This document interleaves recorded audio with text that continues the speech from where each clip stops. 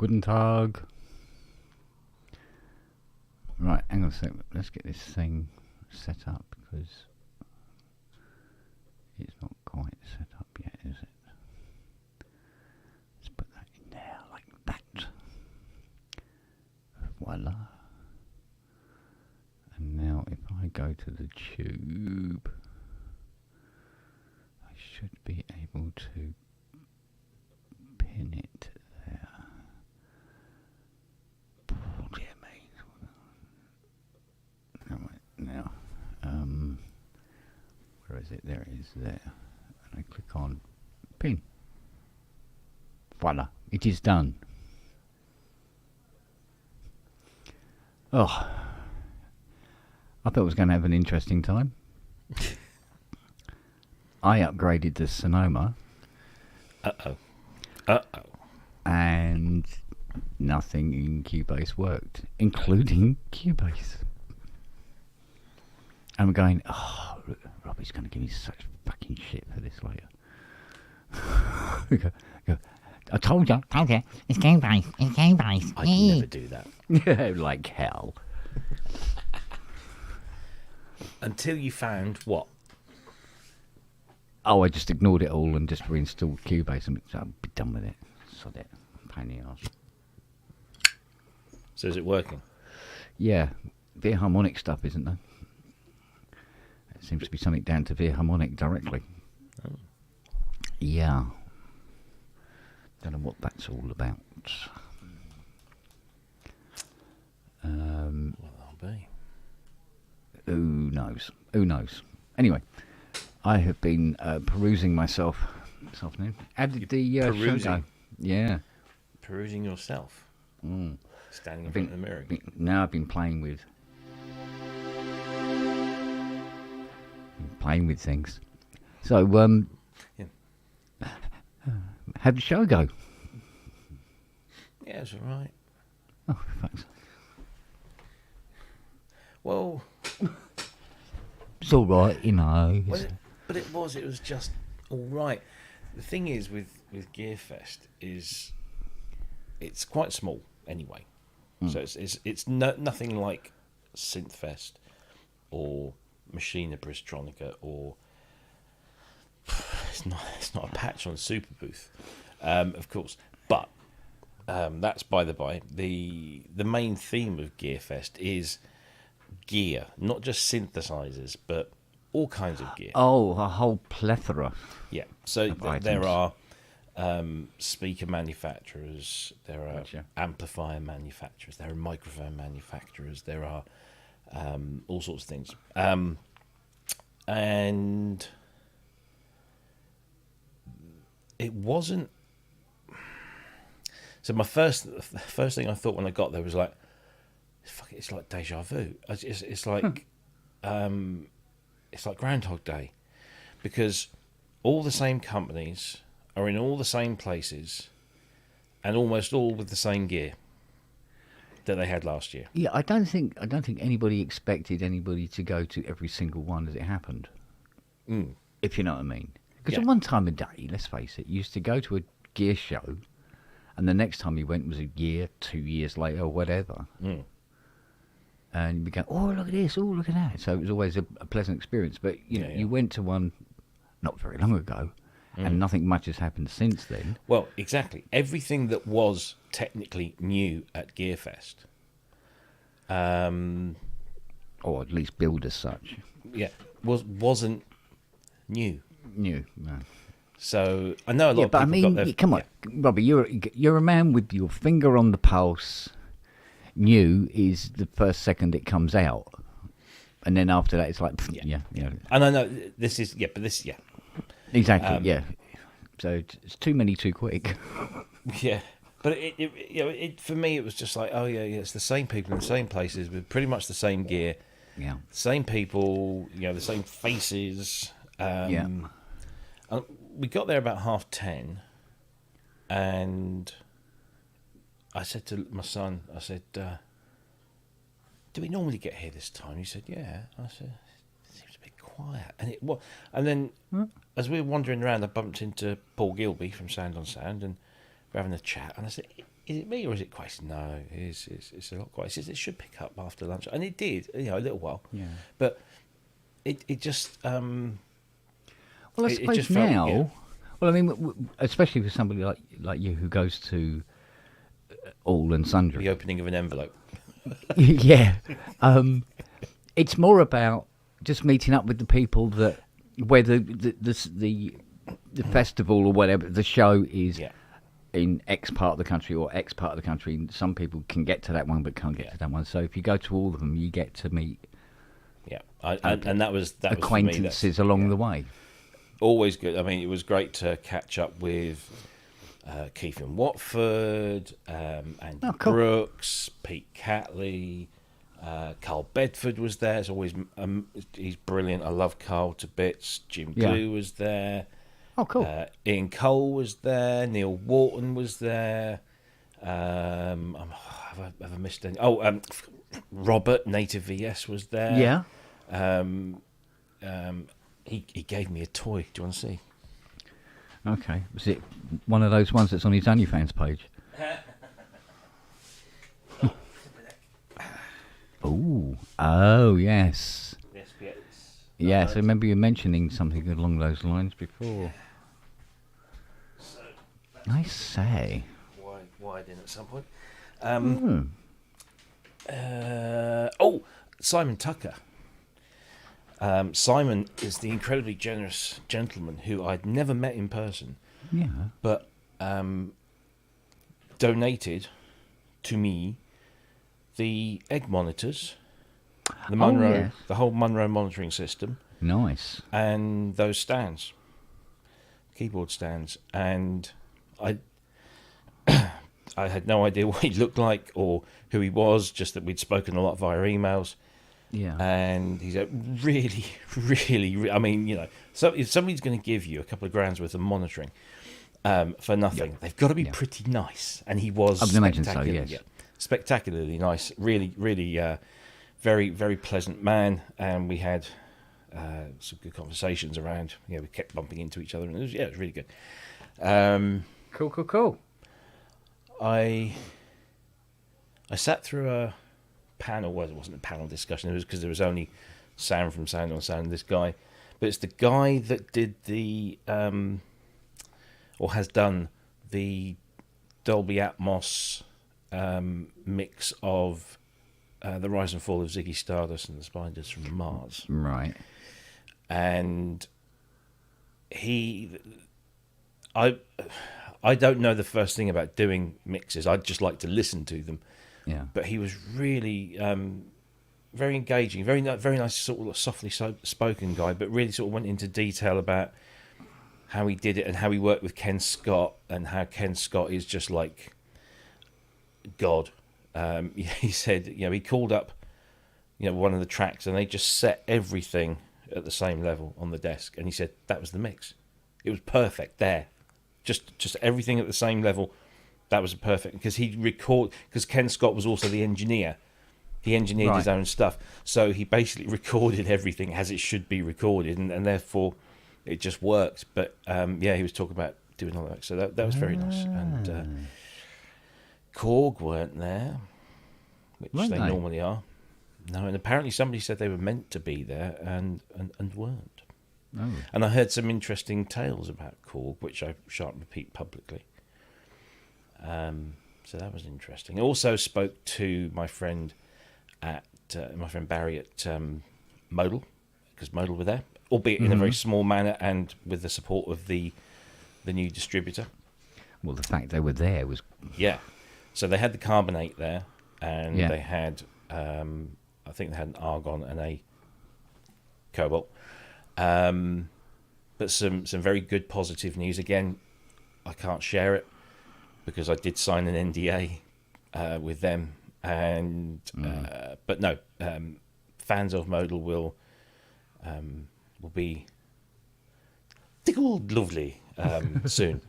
What else? Not a lot really. Yeah. Had a nice little chat with Nick Batt, and he gave me. Well, you're golden bollocks with Nick Batt, aren't you? You're on every other week now. He gave me one of these. These are quite rare now. Oh. Some guy at Super Booth had those made up for him. And he had about 4 or 5 in his bag, and he said, don't tell everyone I've given. So, which you just did. Well, yeah, but I mean, they can't hassle him now for them. Chatted with a little bit with Mylar Melodies and Paul from PWM, the Mantis guy, who actually had. I should have put these online. I tell you, when I think of it, a really surreal moment happened today. Yes. When Andy Synchrotron was doing his show. Oh yes, which I missed. I'm really sorry, Andy. Yeah, I'm sort of like sprawled out on the chaise longue with a nice fresh coffee. All day long. And I spies a packet of those Viennese fingers. Oh yes. Oh. Anyway, so I opened the packet. I'm suddenly adorned with furry creatures. Of course. And Lily walks up my chest and is like, "Here, nose to nose," sort of thing. Going, what is it? What is it? You go, all right. So they had a little bit each, and I go, right, go away. Anyway, so I take a second one. I'm sitting there with my coffee, and he's on the screen. He's on the big Bravia 85, right? Yeah. Got the big speakers on, the amps on, and like, whoa! I fucking annoyed the neighbours this morning. And it's giving it some. Anyway, and he was playing, and then he stopped, and he looked at his iPad, and he was saying hello to people. And I just happened to be there with me coffee, watching this, and I take a Viennese World, and this is so surreal. I take this Viennese World, and I'm holding it and looking at it going, these are lovely biscuits. And as I said that, Andy's gone, "Hello, biscuit," like that. And I went, "Hello, Andy." Like, how serious? It was just weird. And I went, "Why did I do that?" With this little biscuit. "Oh, hello." So, well, it's one of those moments, You were in everybody's. Well, if you weren't in everybody's minds, you were definitely in their faces, in their pants. Yeah. There today. But. Oh, no. God's sake. Yeah. I've been memed. Yeah. And then this is Paul from PWM with a mantis, an actual. Well, not an actual. It's a soft toy. Not an actual, mantis. But a soft toy mantis. Yeah. Look at my finger in the corner there. Look at that. Yeah. So, and they're the only pictures I took, I think, today, because it was just like, yeah, seen that, done that. Well, we have a little issue in the Spong household at the moment. It's called Lily. Well, it's related. What it is they're all getting on great. They're all fine. She's brilliant. She's just got just get in there. Got no fear. I mean, she was swarmed with all these dogs. Some of them 40 times bigger than her. Yeah. And she's they're wagging her tail and, let's play and run around. Right? They're all running around. Except towards the late evening, a certain young lady, a certain Siri, decided that she didn't like being close to Lily. Oh. And not in a I don't want to know her way, in a if I get too close I might get into trouble kind of way. And of course, the more she tried to stay away from Lily, the more Lily would follow her. So she opted to go up the stairs and curl up and go to sleep in the toilet. Oh. On the landing. And I have to coax her out, and she's like... So today I've been deliberately not engaging too much with Lils, and Fiona can, Fiona wants to mess around with her all day anyway, so... And giving this one all the attention and, bigging her up. And very, very... I think it's going to take about a week, at least, for her to realise that she can go up to the puppy, and she can play or whatever without being told off. She seems to think that she's going to get told off, and I think what it was, where there was this one moment where Lily comes along the settee. There's lots of dogs, so she just goes across the coffee table, which, incidentally, is absolutely full of things. Right. No, don't give a shit. Don't give a crap. And then she's come back because she's coming to me. And as she does, she jumps off the coffee table and she lands on Siri's head. Siri sort of like, what the hell? Sort of like, did like a snapping motion at her, which was kind of normal. It's a normal reaction, to be honest. Yeah. And she sort of went, like that sort of thing. And Fiona went, no, Siri, naughty, like that. And I think that's where it started. So she's associated with the puppy being near her is that she's in the wrong if the puppy is near her. Is she behind you now? Yeah. She has been with me, welded to my side, all fucking day. Anya, Sizzy, oi, come here a minute. Come up here. Oh, Dad. Yeah. You are so delicate, aren't you? You are such a delicate little flower, aren't you? Hey? She's had lots and lots of fun. Been together all day long, bless her. And it's just reassurance, and and just getting her to realise that she can play with the puppy. It's perfectly fine. But you know what she's like. She was delicate to start with, anyway. Yeah. So, but Lily started barking. Oh. And she's found her voice, and she likes to play with Noah. And she sort of like gets down and everything and then barks at him, and he barks back. And that's pretty much their game. And they just leap at each other barking. Oh, bless. But her bark is ridiculous. Poor little thing. It's like that tiny little squeaky bark like that. Oh, and I was thinking, in 6 months it probably won't be. No. And she started doing a little singing, little howly sing. I went, oh, here we go.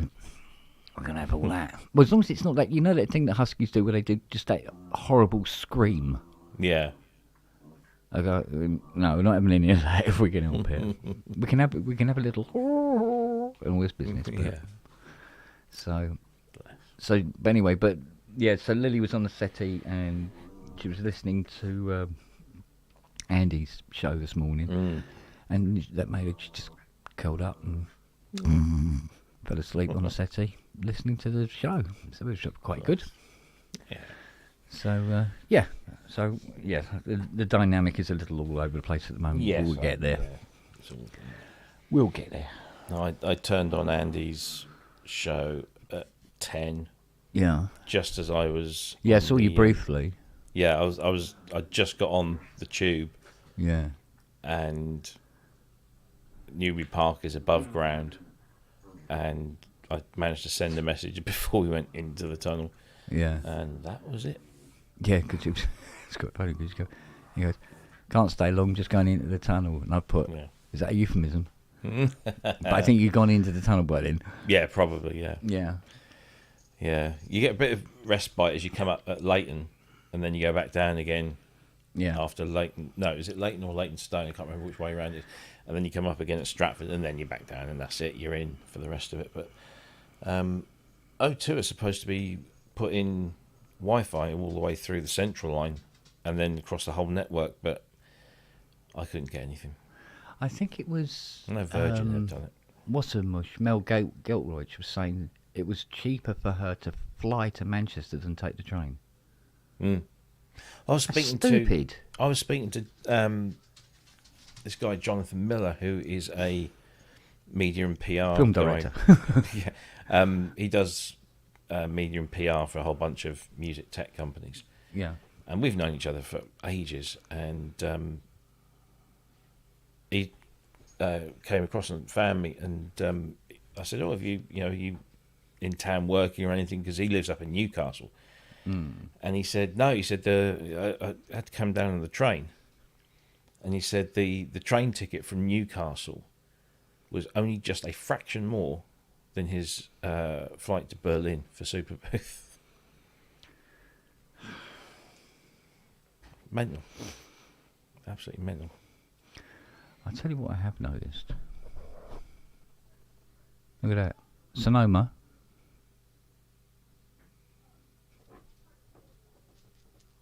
Nothing. You mean? Yeah. Have you got it turned on? Don't know, where is it? So, top right-hand corner, you know, your little... Where all your little things are. Have you got a green camera? Top right-hand corner. Yeah. Click on that. Yeah.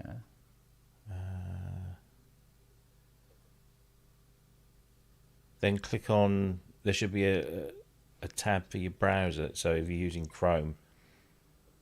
Does it say Chrome underneath it? You should have some buttons that say Portrait, Studio Light and Reactions. No, I haven't. No? No. So if you click on that green camera, do you get a little drop down? Yeah, and it just says Google Chrome, little picture of me. Yeah, and then underneath that... We've got Portrait, Studio Light. Reactions. Yeah. Shows the reactions, but they're all greyed out and nothing else. So is the reactions button green? Because you can turn them on and off. No, they're all grey. Right, so click on them and it will turn them on. There you go. See, they're working. If I click on them, but I don't know. Yeah, no. So now you've turned it on. Desta. Yeah. So just wait for that to finish. Now, right, do your double P sign. Just hold them up a bit.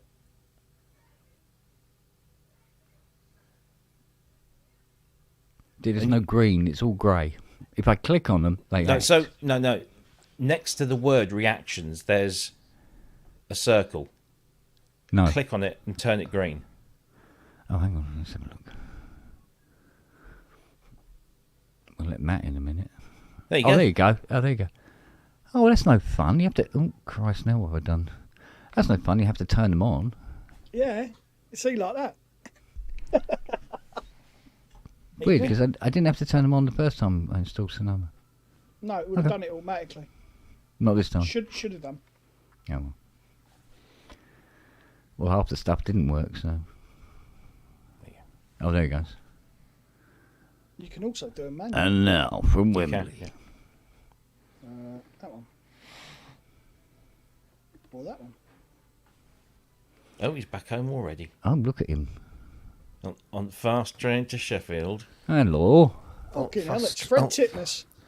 Oh, hello. Hello. On fast like train. I don't know what you're talking about.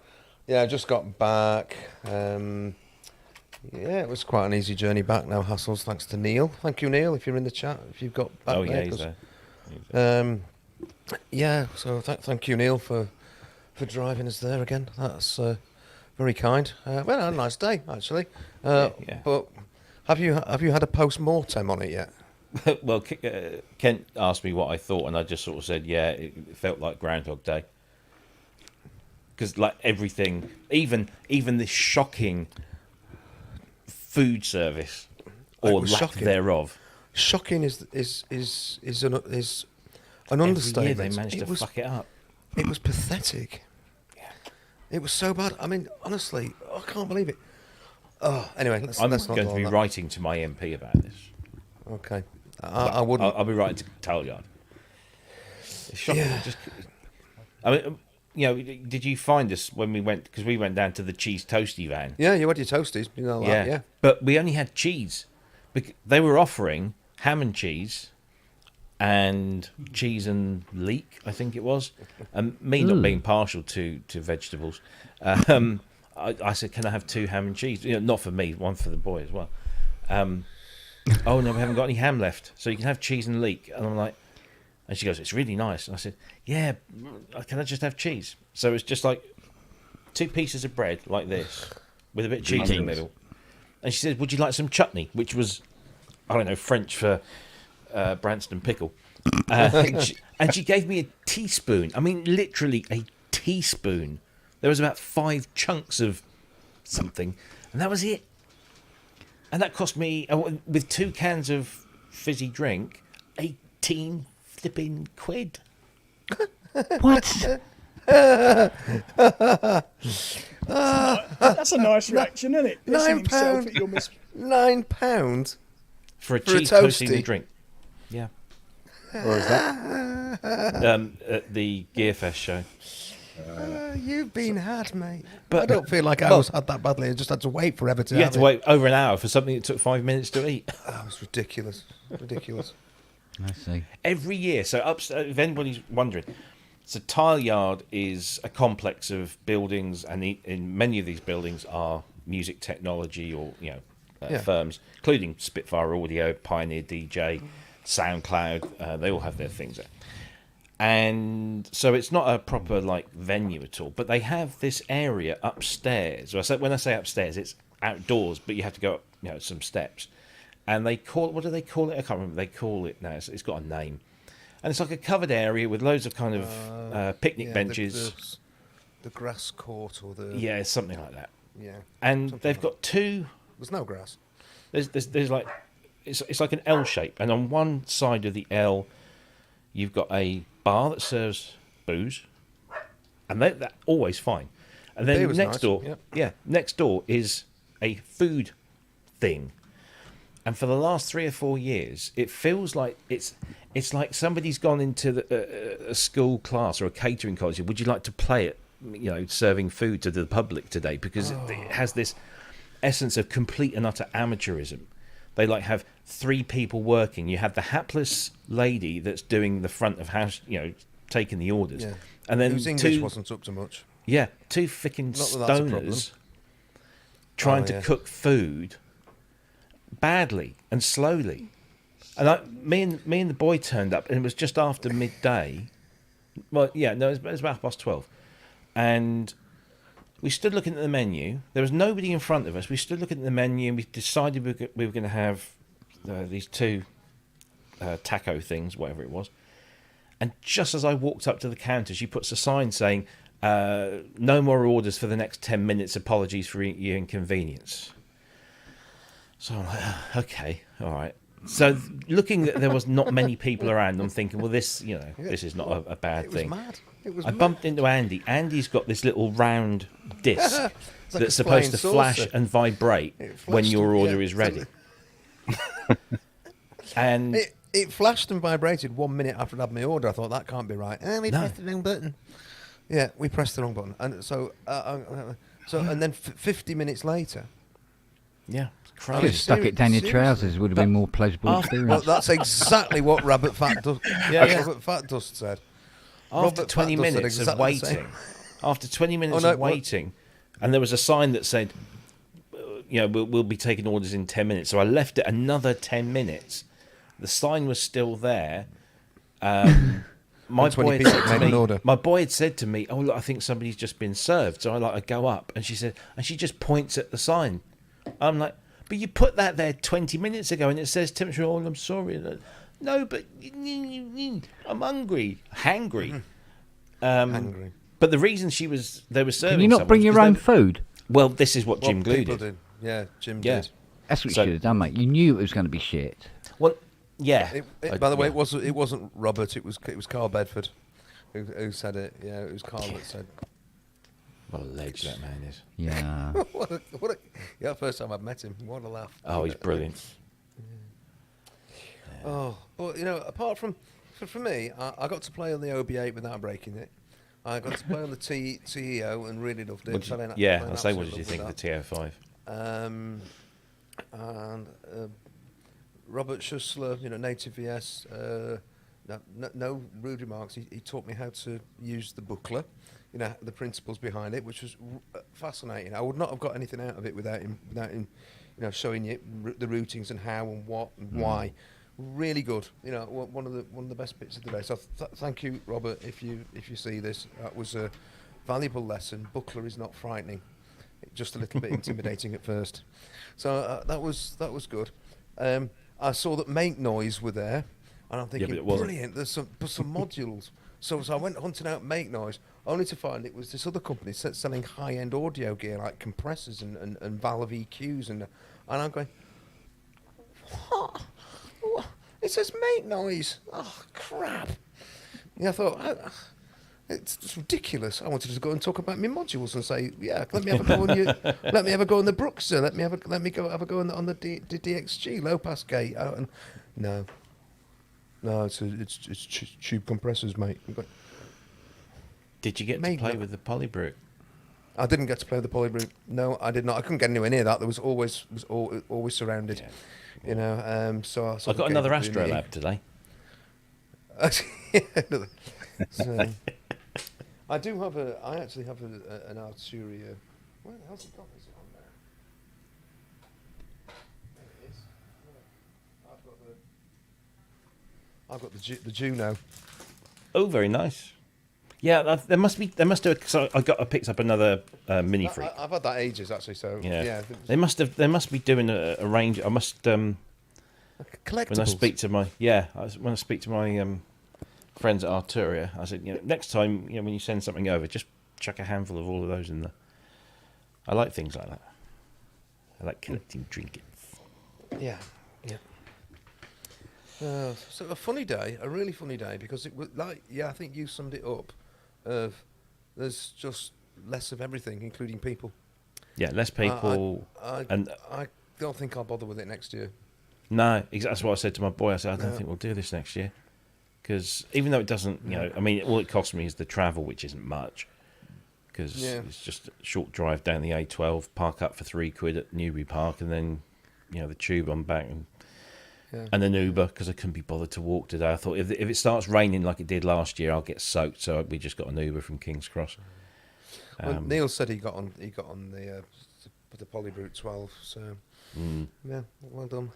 But anyway, again, a lot of these things, the actual nicest bit is just meeting people. It's all down the timing. I went while everyone was queuing for taco. Yeah, I missed that last sentence. You were missed, Graham. You were missed, Graham. Oh yeah, no, he didn't do it this year. We missed you, but I'll be honest and say, no Korg. Like Robbie said, no Korg. That was a lack. But apparently they were supposed to be there. So what happened? I don't know. Well, I heard some not repeatable in public stories that were quite surprising.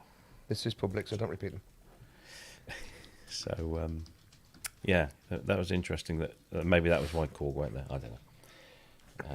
They heard the catering was going to be shit, and they said no, we're not going.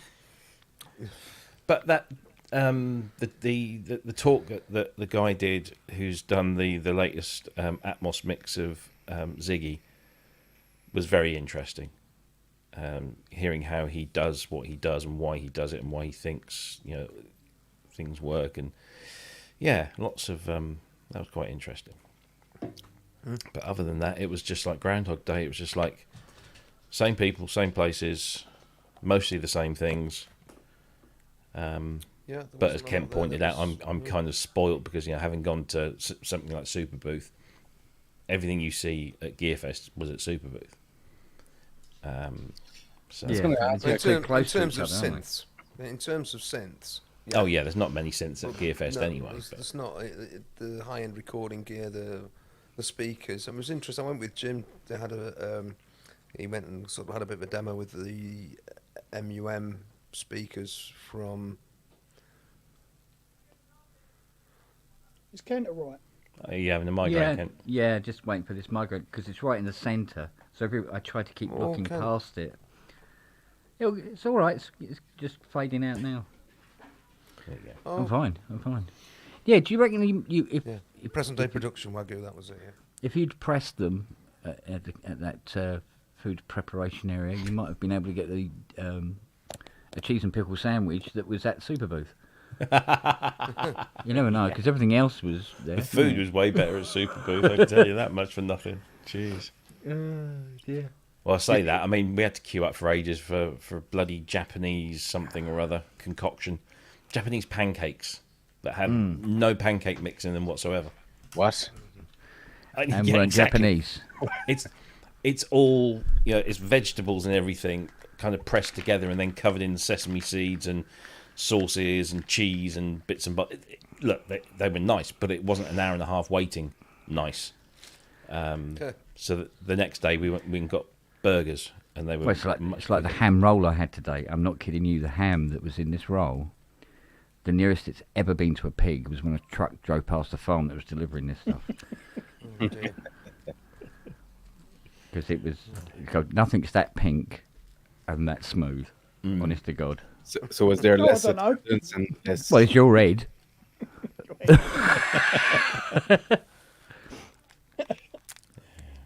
Yeah, Did you was just there tell me, Wagyu? less attendance and less companies there? Or, Yeah, or- both. Yeah, Both. basically. I just don't think it's as high profile enough, and it's too small. So, Yeah. yeah. I'll probably go next year simply just because it's a day out, But I won't. We didn't hang around. I was home by. Is Food. the interest worn off as well for some of these events in some way, or is it shifting to other type of events? Maybe. I think. Possibly. I mean, think Synthfest. I'm absolutely certain Synthfest will be as popular as it always has been. It increases year on year.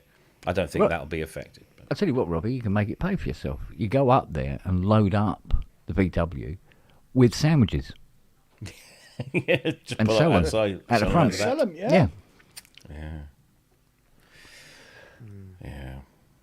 Well, you've seen that in the gaming industry, like some of the big events are closing down one after the other because Yeah.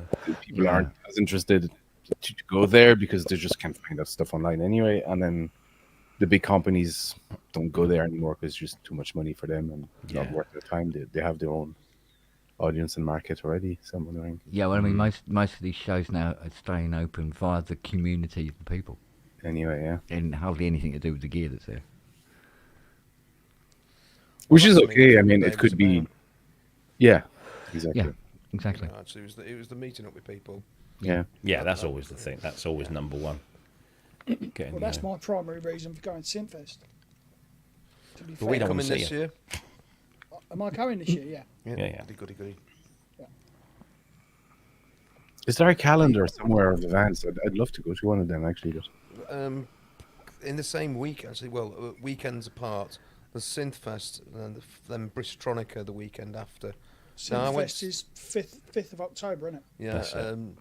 I went to Bristronica impressed. last year and was actually really impressed. It really, it's what, in some ways, it's what I would like Synthfest to be. I know that there are reasons why it's not, but the fact that you've got people there using a lot of the gear that was being shown, live music, as well as talks and seminars, as well as a lot of gear being shown. A lot of it albeit modular, because it's promoted by Elevator Sounds in Bristol, which is basically a modular shop. But it wasn't just that; there were plenty of other things, and I just thought that was a really, really good, well organised event. You know, you certainly didn't have to wait an hour and a half for food. Well, even like the hour I had to wait today. now that's the benchmark, is it?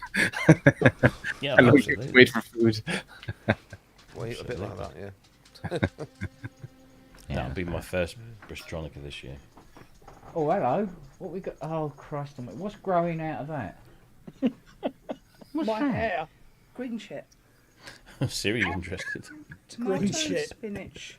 Green fried shit. gnocchi with basil pesto, tuna.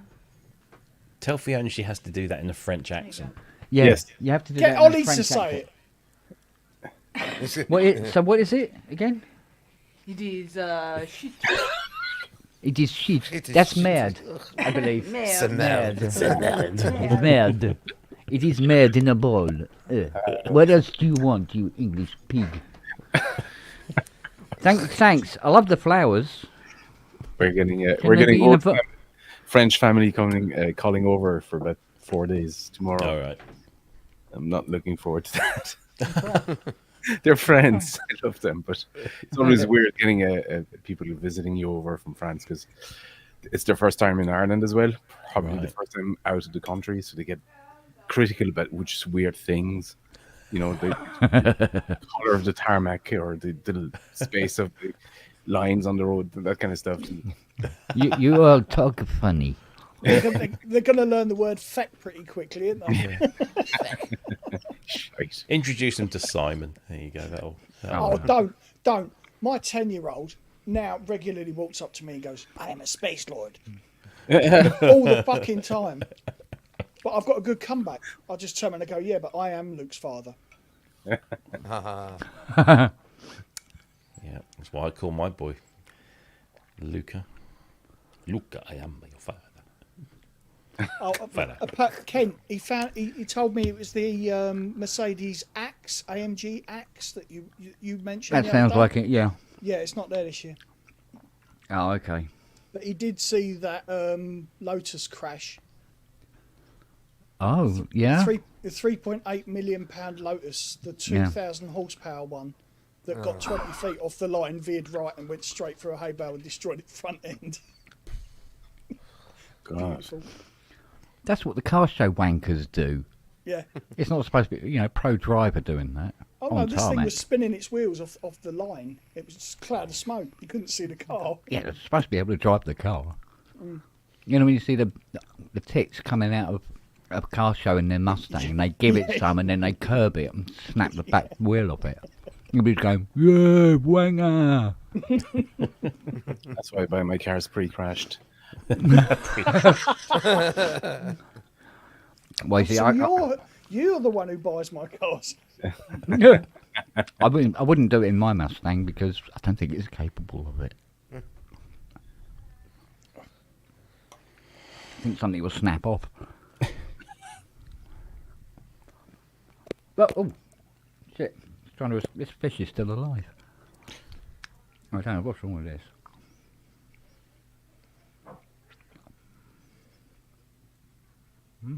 Watching Kent eat.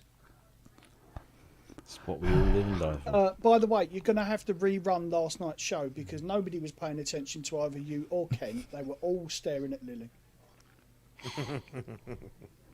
Star of the show. Yeah. Oh, she was. Was that the new dog? Yeah, little husky. Husky. Yeah, I saw the picture. Yeah, I showed it to Jackie. She's oh, can we have one? Haley did the same. Andrew and his missus called me up on Messenger earlier. Oh yeah. Just because she wanted to see the dog. Oh God. Bless. Yeah, she's a little heart melter. She really is. Has she peed on the CS80 yet? Nah. Tell you what, Everything else. she was sitting in her water bowl. Water up to her chest. What are you sitting there for? Little git. Oh. We've been waiting for her to do a poo. Keep taking her out and she won't. She goes, no, I'm keeping it, it's mine. I was like, come on. And we wait, nothing. And then I hear Fiona in the kitchen. Oh, bloody hell. I went, what? She goes, oh, I found out where she's pooed. I mean, go on, I'm all ears. She goes, under the stairs. I went, oh, okay, that's not too bad. You know, they're waterproof floor tiles, it'll wipe. She goes, yeah, but the Roomba found it. Oh. And it's now all over the kitchen Who floor. flung dung? Yeah, and I go, yeah, but more to the point, it's all over the Roomba that I have to clean out now. What's a Roomba? Robot Hoover. Robot Hoover. Oh, right. It can't distinguish between dog hair and dog shit, apparently. Oh dear. Yeah. So, oops. There's an update incoming. Well, I did say to you yesterday, now you've got 2 huskies, you're going to have to get more fucking Roombas, aren't you? and a sled. Waterproof Keith in boots. Watford will lend you one. Yeah. Are you husky already? Yeah, but you know how the Roomba talks to you, like you say, the Hoover bag is full. Please change. This sort of thing. I go, well, there should be something in the app that you can put on, so it goes, please clean my rollers. I've ran through shit. I ran over a duck shit. You can stare all you want, mate. So you've a husky already? Mm. Wow, another one. Because we're a glutton for punishment. Yeah, how do you find those, like, the one already, like, energy-wise? Oh, he's mega laid back. Oh, okay. He's had a very, very hard life, this poor little fella. And he's, it took 18 months to get him to come out of his shell. So, and we're He's a hoping. turtle. Yeah, literally. And the puppy seems to be helping as well now, so that's good. He's running up and down the garden with him. So that's good. But yeah, within about, I think, probably 10 minutes of bringing her in, and introducing her to this lot out in the garden, and then I put her down on the grass. And that was it. Fine, running around, sniffing everybody sniffing her, chasing balls. Once she's got the attention span of a bloody goldfish. You throw a ball, and she goes, yeah. Oh, what's that? Squirrel. Sniff. Forgot about the ball, comes back again. Did I miss something? Yeah, the ball, I threw it for you, remember? What ball? Little cow. What did you say? Oh, I don't know. What was I thinking? How many have you got now? 5. About 17 at last. Yeah, I said to Fiona this morning, I go, you do realise 5 is an uneven number. You got to kill one. Mr. Hilton's going for a barbecue. Yeah, go on. Yeah. Go on, have another rib. He's a big chicken legs. Won't bite you. Well, not anymore. Oh dear, oh dear.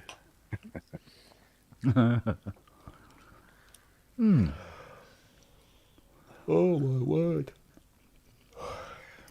Yeah, so it was looking a bit dodgy there. Robin updated to Sonoma. But all well now. Well, it crashed 3 times during the process. But... I missed a show yesterday. Did you cover the Moog? What is it called? Oh, the Moog. Oh, yeah. the Moog blend. I'm sorry. Yeah, the Labyrinth. Yeah, we did. Yeah. Yeah. Bland. Yeah, it's sort of like Moog. Whatever. Yeah, it's a nice thing. It does some cool stuff, but Yeah. you know, So there's a fridge. yeah, it's true. Yeah. All right, mini Moog, I isn't haven't it? watched anything about it, so I don't know about it. It's essentially it's a Oh, for God's sake, woman, there. it's Go a on. synth So far, with Holes in it. 8-step sequences that you can run with kind of probability things going on. So it basically it's kind of hubcap. what they're saying is they're billing it as kind of a cross between East Coast and West Coast, which is a bit tired, that sort of analogy. Now it's a synthesizer that doesn't have a keyboard that does random shit, so therefore they say, oh, it's East Coast versus West Coast. But it's nice. Folding. is it marbles with an FM engine essentially? So does a broken synth.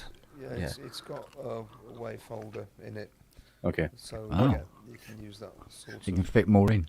So it's, I had to it's- go on one, and it's fun, but I didn't really know what I was doing. But my Gear News editor got something going very, very quickly with it, and very interesting. Oh, it's him again. Hi, Robert. Jesus. It's him again.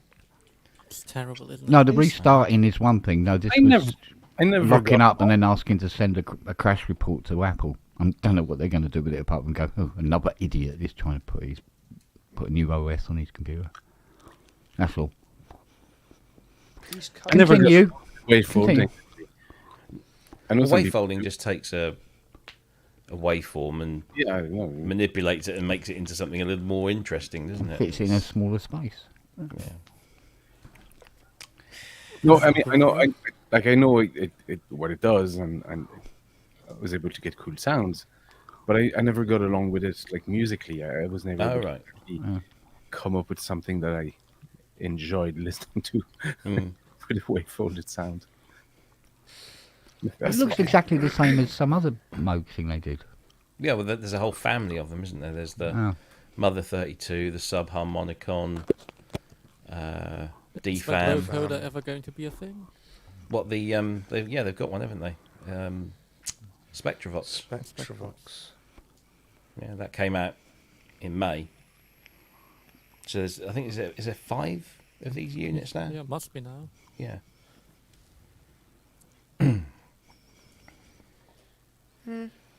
No, it's the next Moog release will be the interesting one. Yeah. That's the one we'll get excited about. That's the one with the The new tailgate, is it? Poly, whatever it is called. I couldn't possibly say. The worst kept secret in synthesizer history. Well, you call it a poly. Moog tend to call them company killers. No, actually, I think this one will do quite the opposite. Yeah? Yeah, Oh, okay. because it's good. It really is very good. No, the Moog 1 was a very formidable clone of an Andromeda.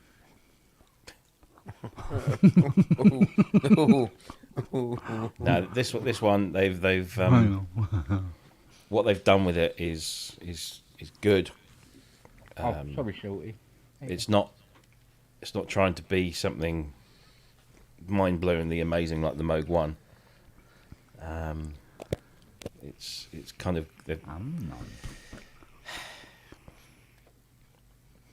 I'll try to think of the word to describe it. Robust.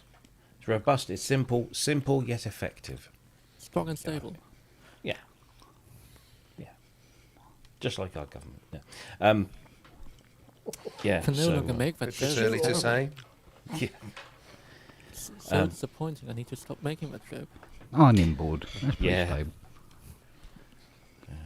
No, I really liked it. So, okay. Keith, we're probably going to have to wait about as long as I had to wait for my lunch today. What? So don't expect one anytime soon. But yeah.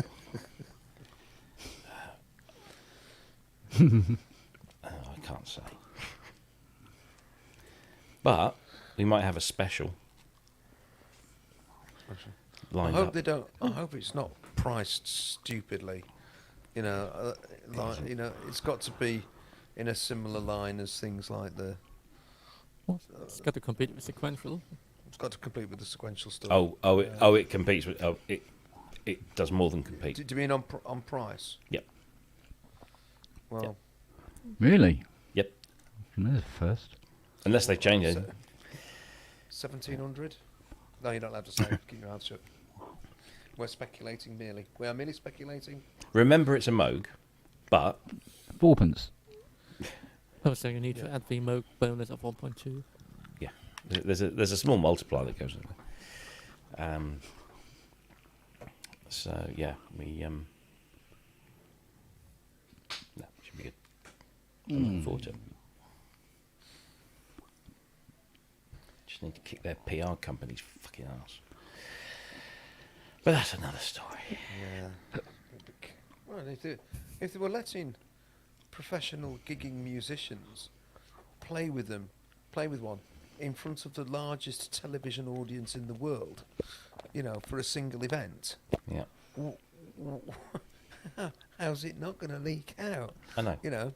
I mean, because there will always be people with eagle eyes going, "Oh, what's that?" Because we all do it.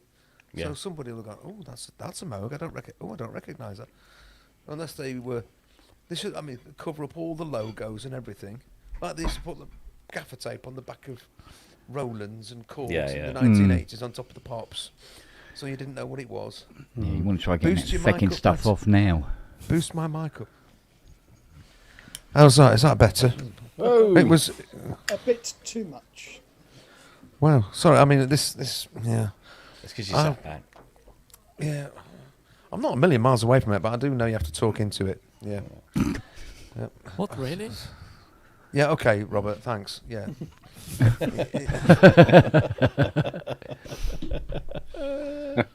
Thanks. Yeah.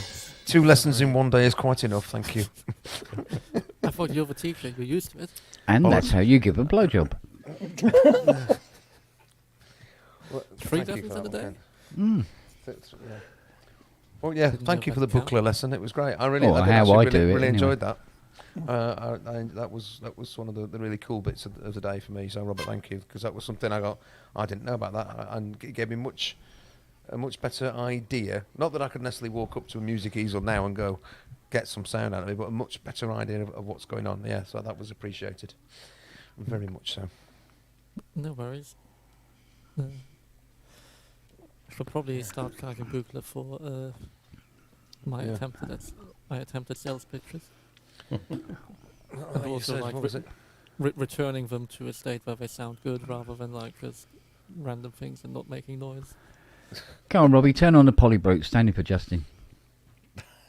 No, you're all right. Oh, okay. Can we not have the opening from Yellow Brick Road? I was showing people how to use the polybrute today, actually. And? Well, Simon was one, and he said stop because I want to buy one, and I can't afford it. But it is. It's such a lovely thing. Oh, it is. Yeah. Yeah. No two ways about it. Yes. If only they could make like a softer version. Just put, have like an OBX8, but with a SAM filter and Profit filter in that form factor with those feature sets. More filters. We want more filters. Well, because I'm not too keen on the oscillators. They're lovely in a mini brute. It's nice and aggressive. But they're very bright and top endy. I just have to admit I like very mellow sounding polysynths. Oh, it can do mellow. It can do mellow. Just because bright open. Those oscillators are what good. filter's supposed to do. You can. Yeah, but you like Some to of use those your high frequencies on it. But some people do want to use a high pass. This is bandpass. What? Or again, not using the Steiner Parker filter to all its capabilities. That's always been a thing with Arturia.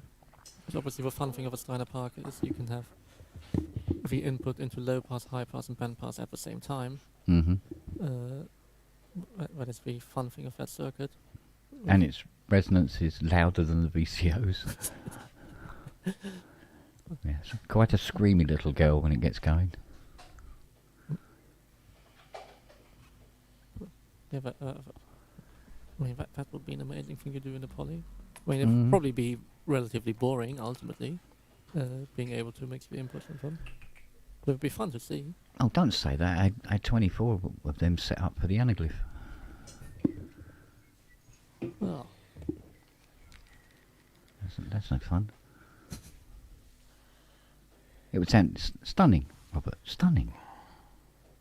Because mixing a bit of high pass in and getting the phase, that notchy sound. Mm-hmm. Then, well, what I like is then, what obviously the Schmidt does really cleverly, is to have a final filter on the output that you can roll off the top end, that your high pass in the slight bit of notch always lets through, so you can roll that off again. Also, one of the modes in the expander, well, some of the filter modes in the expander are like the three pole all pass with a low pass after it, and some of the notch modes have a soft low pass after it to get it a bit down again and not Oh, too that's bright. nice. Siri's been sitting on my expression pedal. It's nice and warm on my foot now. Do you have trouble expressing yourself now? Well, I have trouble trying to fix keyboards sometimes when somebody's fat ass is on the expression pedal and turn the volume right down. And I think it's broken. Didn't I? Moo. It's going, what the hell is wrong with this 80 now? No, I know. Not getting any sound out of it. Madam's sound of bleeding expression pedal.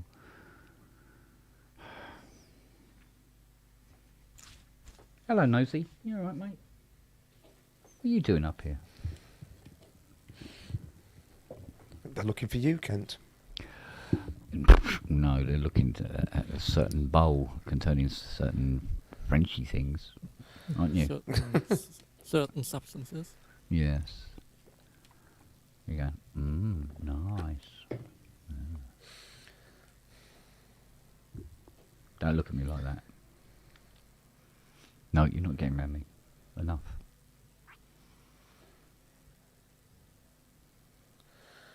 Jasper stands are like cages.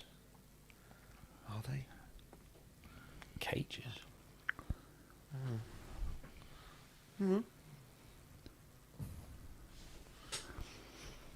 What, John Cages? Lasts about 3 minutes 40. I thought it's 5 minutes something. This has been here a bit longer than that. This has been here a bit longer than that. Sorry for mumbling into this dynamic microphone, which is a bit... I feel really tired now. Yeah. It's all like standing there waiting for a sandwich. It was. It's exhausting. All the emotional energy that was expended for... I mean, if they charge that much, they might as well do it quickly, right? Yeah, no man should do that much crying waiting for a sandwich. How many people came to buy who just walked away? I mean, Jim immediately went, no, I think I'll pass. And just as he was about to pay, he went, nah, forget it, I don't want it. And he'd taken one look at the guy cooking and thought, we're going to be here for hours. Yeah. I said, Jim's it'll be all right, it'll be fine. No, Jim was absolutely 100% right. Good call, Jim. Yeah. Idiot me. I will learn from my mistakes. What? Yes, is that a dynamic mic? It's a dynamic mic through a cloud lifter, through a preamp. I'm never quite sure whether I get the levels right. On the settings bar for whatever this is, StreamYard, it was going right to the top when I was just talking normally. So I thought it was fine. Right. Is that her tail? What? That I can hear. Yeah. No, it's her panting. Oh, it's her panting. I thought it was her tail wagging against something. No, she's panting. Aren't you? You're all hot and bothered. You coming up this side? Is she bothered though? Can we get her back on the mic? Oh, yeah. look. Talking to the mic. Andy, you're not the only one. I can never figure out whether my levels are right or not. Yeah, well, you and Kent and Robbie are using the Shure SM7B, aren't you? Yeah, but it's... Well, Robbie, yours is going through a lifter, isn't it, as well? And Yeah, mine goes through a cloud. Yeah, I'm going through a lifter, yeah. That's a mixer. Well, yeah, I mean, mine then goes into the mixer. I don't know, it was just recommended. It was Matt that recommended this thing, and it seems to be better, but... You don't know what a cloud lifter is? Just basically gives you 20 dB. It's a little blue box. It hasn't been working around here for the last 2 days. Oh, I see. No. What's beautiful? Well, they've now released the SM7B D or 7DB, I think it's called, the SM7DB, because so many people were buying cloud lifters to work their SM7Bs that Shure phoned up Cloud and said, should we just put one of those things in the microphone itself? So now you can buy this SM7DB with the cloud, it has a cloud lifter built in, which you can turn on or off. But the other thing with the SM7s is you can't sometimes have to play with the little filter settings just to kind of get the tone right. But it is one of those microphones doesn't have any of those that you can talk right up to, and it doesn't distort. You know, it gets louder, but it doesn't distort. But these are designed in the same way. I mean, because actually you've got all this bit But the capsule is from the shape of the mic, the capsule is down here, and you've got all of this, so that you deliberately. I mean, this is the Rode Pod mic, and I bought this. Yeah, I bought this simply because Nick Batt was using it. It was what Nick Batt. I was like, how do I make my mind up which microphone to buy from YouTube? It's virtually impossible. You can't. So I just said, right, I'll go with that one. It's good enough for Nick Batt. It's good enough for me. So I bought this one. Yeah, I bought mine because it's what Dom was using. So. He was using one of these, wasn't he? Yeah. Yeah. I'm just using whatever I have lying around. Kind of, yeah. Tin can and string. I've this an audio interface and a mixer, and that's it. Yeah. I mean, this is about as thin as a line of string. Yeah, I know. It's Black Simon. Yeah. In fact, that's the only mic I own. I recorded everything through it. What? It was the mic of choice for Michael Jackson. There you go. So if it's all right for Mike. There's a dichotomy. Easy now. Yeah. Mike's mic. Yeah, that only works in certain situations. That particular phrase, doesn't it? Doesn't it?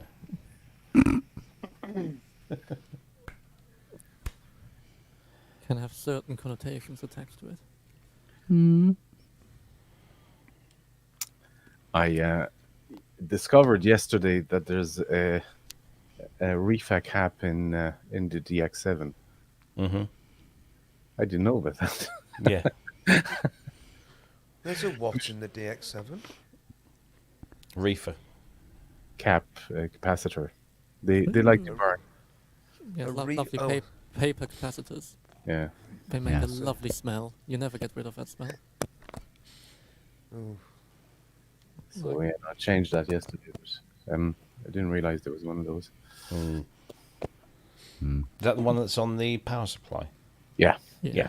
That's the one that catches fire Yeah. when the machine is turned off. Technically need it. I mean, it's just a filtering cap, isn't it? I think so, yeah. I replaced it anyway, but I mean, you can just remove it. It should work. Yeah. It's just in parallel. Yeah. It should work. It should. Yeah, it just tries to suppress some of your ripple and You might get a little background noise come through. I mean, You find them exactly in the same position on CRT monitors, and you can actually move them there because it's just for the supply that it gets converted so many times after that it dissipates anyway. Yeah, What value was it? I can never remember. I think the standard Yamaha one, but all of them is basically the same value. All of the power supplies from the mid-70s onwards to the end of 80s. Was it 220 something? Sounds right. Sounds about right. Yeah. It does sound about right. Yeah, I think I have a 300 in there now. Yeah. No, that'll be all right. They are lovely when they start exploding or catching fire. No, it's the little ones you got to look out for. Lovely little tantalums everywhere. That's favourite. Especially 33 UF at 16 volt. Really? What, the one that shot you in the head the other day? Yeah. Ah. You have to mark, man. God, look at her. What now? Oh, But Dad, you got another dog, and I'm your favourite. Oh, that's been instilled all day today. Innit, Bubba? Eh? What's her face? You're not a fan of the dynamic, are you? No, you're not. But you're after one of those little potato-y things, aren't you? Oh, we sat and watched Randy Feltface writes a book. Or writes a novel. Oh, yeah. Yeah. It's brilliant. Such a good show. And even though because somebody's clipped out the whole buying a bookcase off Gumtree. Case, yeah. And I've watched that countless times, but when you watch it in context, it's even funnier. And we all sat there pissing ourselves last night watching that. It's such great mastery of the character. Yeah. It's a he mastery seems of to everything. give facial expressions without giving facial expressions. Yeah. But you, Face doesn't somehow change. you see it, yeah. them. Yeah, It's somehow the you bit when see he them on goes the face. like this. It's great. And then it's like this on the desk. Yeah. Yeah. It's very, very good. Yeah. Very good indeed. Yeah. Yeah, it's genius. Absolutely. Did you see the latest one about him running for president? I've seen Oh some yes, of it. yes, yeah, yeah, Yeah. yeah. The- Us comedians fix the news. Now we've got to fix politics. Well, I'm hoping he does a DVD of the recent show because that was fucking amazing. Yeah, Good. What? yeah. I'll have to next time he's round. I'll have to get some tickets. Sorry, I'm on mute because I was blowing my nose. What are you talking about? Randy Feltface. Randy Feltface. It is an Australian comedian that uses a puppet instead of himself. Yeah. Throw one link here somewhere, or even Yeah, I think he went. So What was can it? He you went get on it? America's Got Talent and broke into the US. it's game. absolutely amazing. And It's properly Is it good, on intellectual, Yeah. I'll check it out. sort of angry Australian, funny, very. It's just yeah. Oh yeah, it's hilarious. It's Right, I will check that out because it's culturally passed me by. my 'Cause, recommendations come up with a lot of Australian comedy these days. yeah. I'm wondering, at least I know Randy, but is it Aussie Man kickstarted all that kind of stuff? Probably, yeah. Yeah. Jim Jeffries. Or Jim Jeffries or Tim Reckon, yeah. Minchin. Well, yeah, well, Tim, yeah, could say that. You could say that. Well, But his I know that. you know, a lot of his stuff. He was sat at a piano and there was comedy songs, which Yeah. are very good Yeah, comedy songs. But there also was all that stuff in between. This kind of I felt him mention was niche. Aussie Man was very, very sort of broad. Yeah, yeah. Well, the That's funny what I thing like is, I mean, Fiona's either wearing her Aussie Man, this got fucked T-shirt, or your suck on these notes. It's one or the other. Destination. One, I yeah, got destination fuck. That was it. Yeah. I got a Here's Me Face T-shirt, and my Litland's got Here's one me as well. face. Yeah. Brooksy, I've sent you a link on Facebook Messenger for one of them.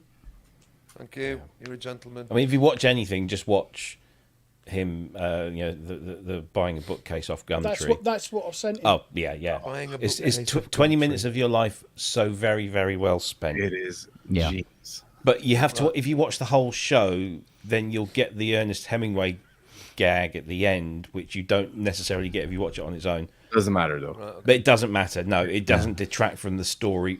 It's just that's the thing. He flits from sort of just like out and out, sweary stuff to very deep intellectual stuff, but all very funny. Yeah. All delivered. Yeah, the timing's impeccable. Of course, the puppetry just lends it that extra sort of thing. And you can watch them sober, drunk, and high. It's just Sometimes all at the same time. Sometimes all three. Yeah. I don't know how, but Well, I'm going to duck out and go and watch this because I feel like I need to now, and I'll be back when I've. I when can't watched wait it to in see 20 what you. minutes. Yeah. You'll love it, Right. mate. You'll love it. Tatty bye. See you in 20 or whatever it is. these are all. How would he get along That's- with Rave Dave? Do you Yeah. know what? I'm going to start charging Randy Feltface a fucking kickback because of the amount of people.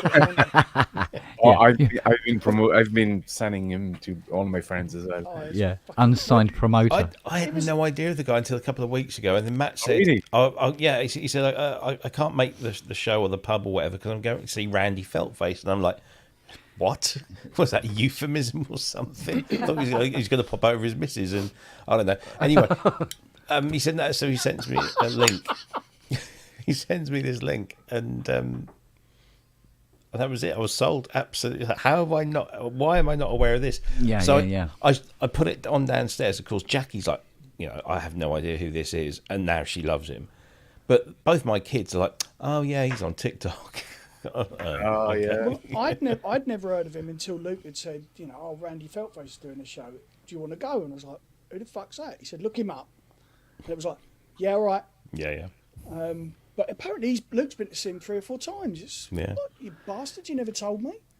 Well, that's the thing about the human existence. You can't know everything. Yeah. First Simon video I did, somebody sent me a link to one of this early sketches. Right. And I was like, oh, yeah, I love it. Yeah. It's just Yeah. Morgan. angry. Moggy. I must admit, seeing Simon for the first time was Oh, it's just brilliant. And it's the way you edit the videos as well. It's all in the edit, yeah. Yeah, it's brilliant. speaking of which, I text my little one, or my little one text me, I messaged her back saying that you were on the show, Ollie, and she sent me a voice message. I am a space lord. Shit. I had to. We're in Brittany in June, and I had to walk into a shop and ask a grown man if he had a pirate costume for a puppet. No. And and he went. what he "Meet had me at the back. was a big teddy bear. It was a big teddy bear. It was a pirate costume, so I had to walk out of the shop. Wow. Just walk around town with a You teddy do bear. most of your purchases at 2:00 in the morning in dark car parks. And There's then an Fiona and idea I for a- went there's around an San Malo for ages, and we couldn't find a pirate sword, so I had to 3D print a pirate sword Not bad. because I have an idea. Brilliant.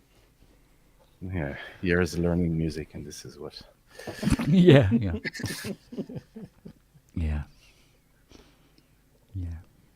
It's like when I was doing that show on Thursday. You'd think, oh look, and you get to see a Prophet 5 Rev 2 in the flesh being put together.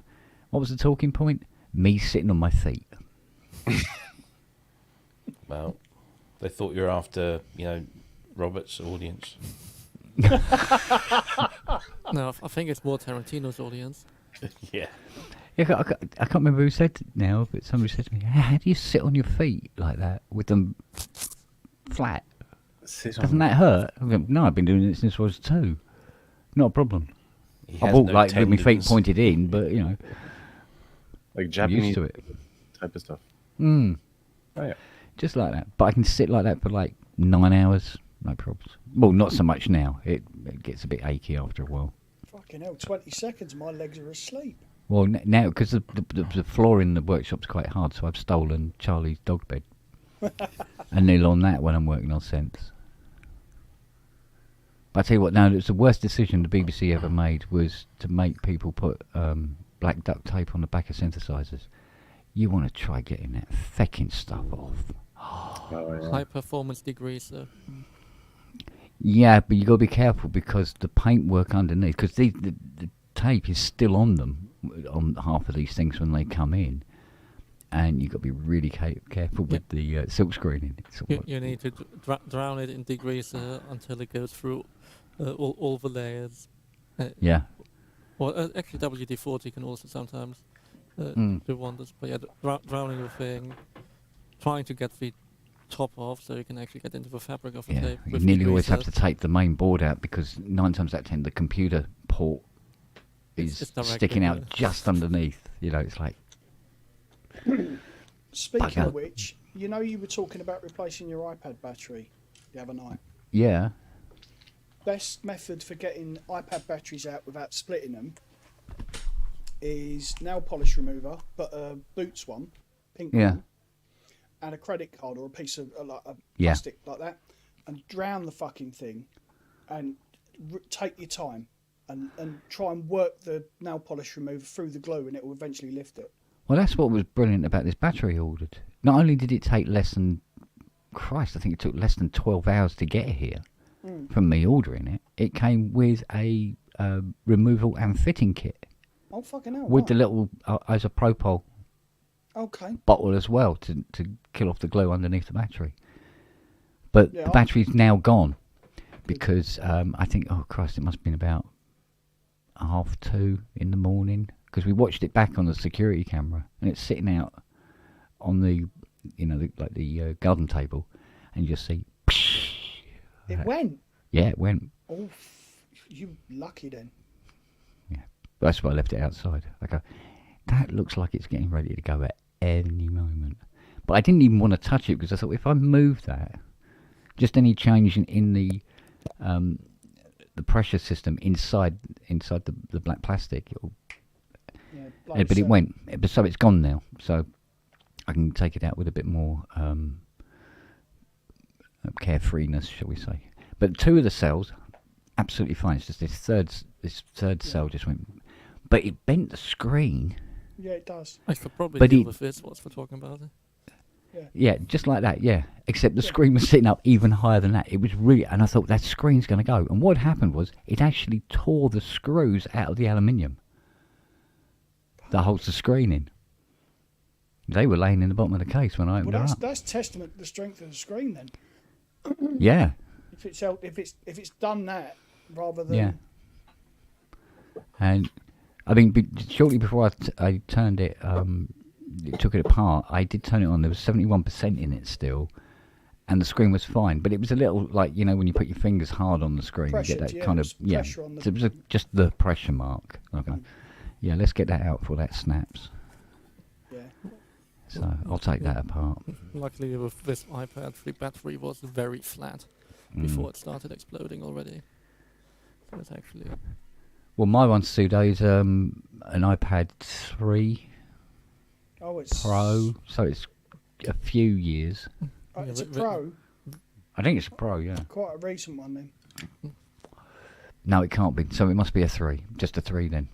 If it's a 3... Oh no, my new one's a Pro. Sorry. 2015, something like that. Yeah, something around that. No, hang on. This is the 4th generation. 2012, 2013. That I think it might actually be a 5th gen. If that means anything. Is it a lightning port or a 30? It's a lightning. It's a lightning port. Right, so that was 3rd gen. Who started? 4th gen. Well, it's a lightning port and a headphone socket, because that's what I miss on my new one. Because one of the things I use the iPad for is to load the factory preset WAV files onto the synth when they're finished. And it's like, where's that fucking USB-C to headphone adapter gone? Because I always put it down somewhere, I can never find it again. So I've always had the 4. Or the red one. Yeah. And use that. So they're all on there, and all the schematics is on there. So it's sort of like the workshop iPad, if you like. Yeah. So.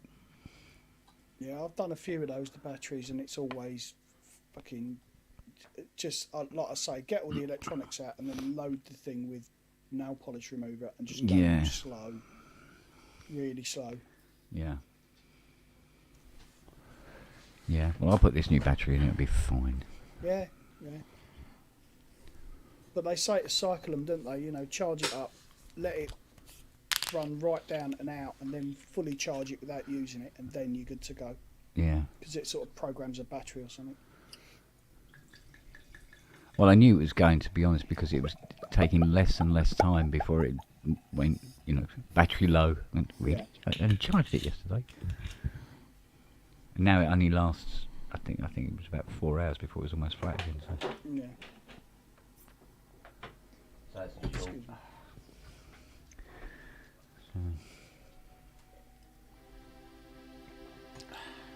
Ooh. What is that? That's a VP330, but it's actually Omnisphere. I keep being told if I want that, I should go for the Exil's Lab? Yeah, they make one.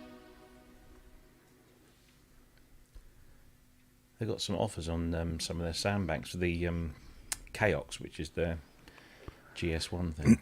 Well, there's been I must admit, the Omnisphere one is probably one of the best. No, not the best. The most. Isn't there one in the virtual string machine? There is, but there's something on it that's doesn't sit well with me. I can't remember what it was. Bless you. And that that what's that other string, hardware string synth? Strifest, was it? Oh, Strike Fet. Strike Fet. I've got one of them over there, and it was like, oh no, that's very obsolete. That is, it's not very Logan 2 at all. No, made from here. Is an interesting but definitely different approach to Yeah. what I would want the strings to sound like. Yeah. I mean, it's nice enough and everything, but it's it's like, and I mean, I've got a VP330 in the cupboard, and of course, it's my VP330, which means it doesn't fucking work because working on my own synthesizers is such a busman's holiday. I can't bring myself to do it. I really can't. Mark 1 with the old chorus? Yeah, it's a Mark 1. Oh yeah, she's a beautiful little girl. Beautiful Lovely little girl. and dark. Yeah. Have a filter on the strings right down. Yeah. A lovely dark Mike Oldfield string sound. Yeah, it's a lovely thing. And upstairs I've got, I say upstairs, the attic, where we keep the bodies, is a... Not 505. It's a Wurlitzer string something. It's beautiful. It's in brushed aluminium and mahogany. It's a beautiful thing. And it has these little push buttons for the string settings. And somewhere there's a Logan String Melody 2. Might be the garage. Yeah. See, I wish I'd known you when I had my Godwin. Because I'd have got you to fix it instead of walking flogging apart, it for mate. 20 quid. I flogged it for. Because I opened it up and looked at it and went, nope. I've got this box, this plastic box with, compartment box, and it's got octave dividers for just about every string synth on the planet. Yeah. That I've accumulated, brand new ones, and some of them are those, the converter ones, where they're modern SMT on converter plugs, so you can plug them into the sockets. I've got them for all the PS, called PS series. Right. Goodwin. I think that'd probably be a 54, 52 probably, which I've got. Mate, so many bloody bits down there. It's ridiculous. I got given it free of charge. They were basically that and DX27 were going in the skip, and don't anybody say that the DX27 deserved it. But I don't think the skip deserved it. But my mate used to play in the band, and he had those were his two synths on stage. Bizarre combination, but anyway. I said, "Oh no, don't skip them." I said, "Let me have them, and if I can't get them to work, then I'll skip them." So I took the DX27 to Panic. Down in Swavesey near Cambridge. And that was a simple fix because somebody put a power supply in that was too hot for it, and it had just burnt traces, and so they just fixed that. Charged me 100 and something quid to do it, but also threw in the power, a new proper power supply for it. But I mentioned the Godwin to them, and they said, "Oh no, I don't think we really know about one of those. No, you'll have to see it like a specialist or something." Because I remember the Godwin, it would power up, and you had strings and you had brass, and was there a voice section on there as well? Yeah, what they called voices. I can't remember now. But only the strings would work, and they would only work on half the keyboard. But if you whack the volume up on the amp, you could hear the brass working, but it was just so faint. And so I thought, maybe there's just some loose connections. I had no idea, right? This was early 2000s. I had Either no that or an idea op about amp is going, bye. And I opened it up, and you know what? It was just like a bird's nest of wires. And I opened it up, I went, nope. Back down again. Yep. And it sat around for a while, and I said, no, I need to flog it. So some bloke, I put it up on, I can't remember where I put it up on. Anyway, some bloke in Norwich bought it, took it away, said, "Yeah, I'm gonna have a go fixing it up." And I was like, "Good luck, mate." Turns out he couldn't fix it, and he sold it to Gordon Reed. Gordon Reed had it fixed, and now it's part of VSM, GeForce's VSM. So I kind of got my Godwin back, but in a roundabout way. But I wish, because it was a lovely thing. It was a lovely, it looked nice and impressive, big. It was one of those things that built into its flight case. But it's fucking heavy. I've just remembered what is the best VP330 string library to get hold of. It's Steve Howe's one. That was brilliant. Yep, got that. Because he also did all the different samples where you had the choral mix on it as well. So you could have it more choral with strings or less choral with strings and stuff like that. Still got that in... All choral and all strings. Try and remember. VP330, there we go. I've got the contact version of it. I haven't looked. To be honest, I haven't looked at that one yet. Yeah, he gave me the contact one, but I'm sure I had that as Akai. Because everything pretty much started off as an Akai sample with him. Is Blade Runner there, or there? I think it might.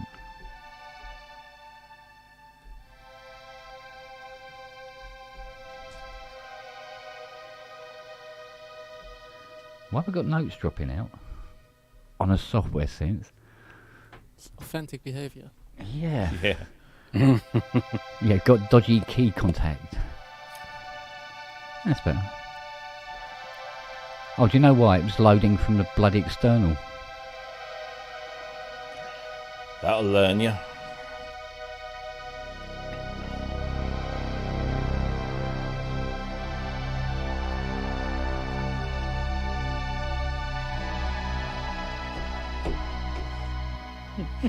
You're the wrong shape.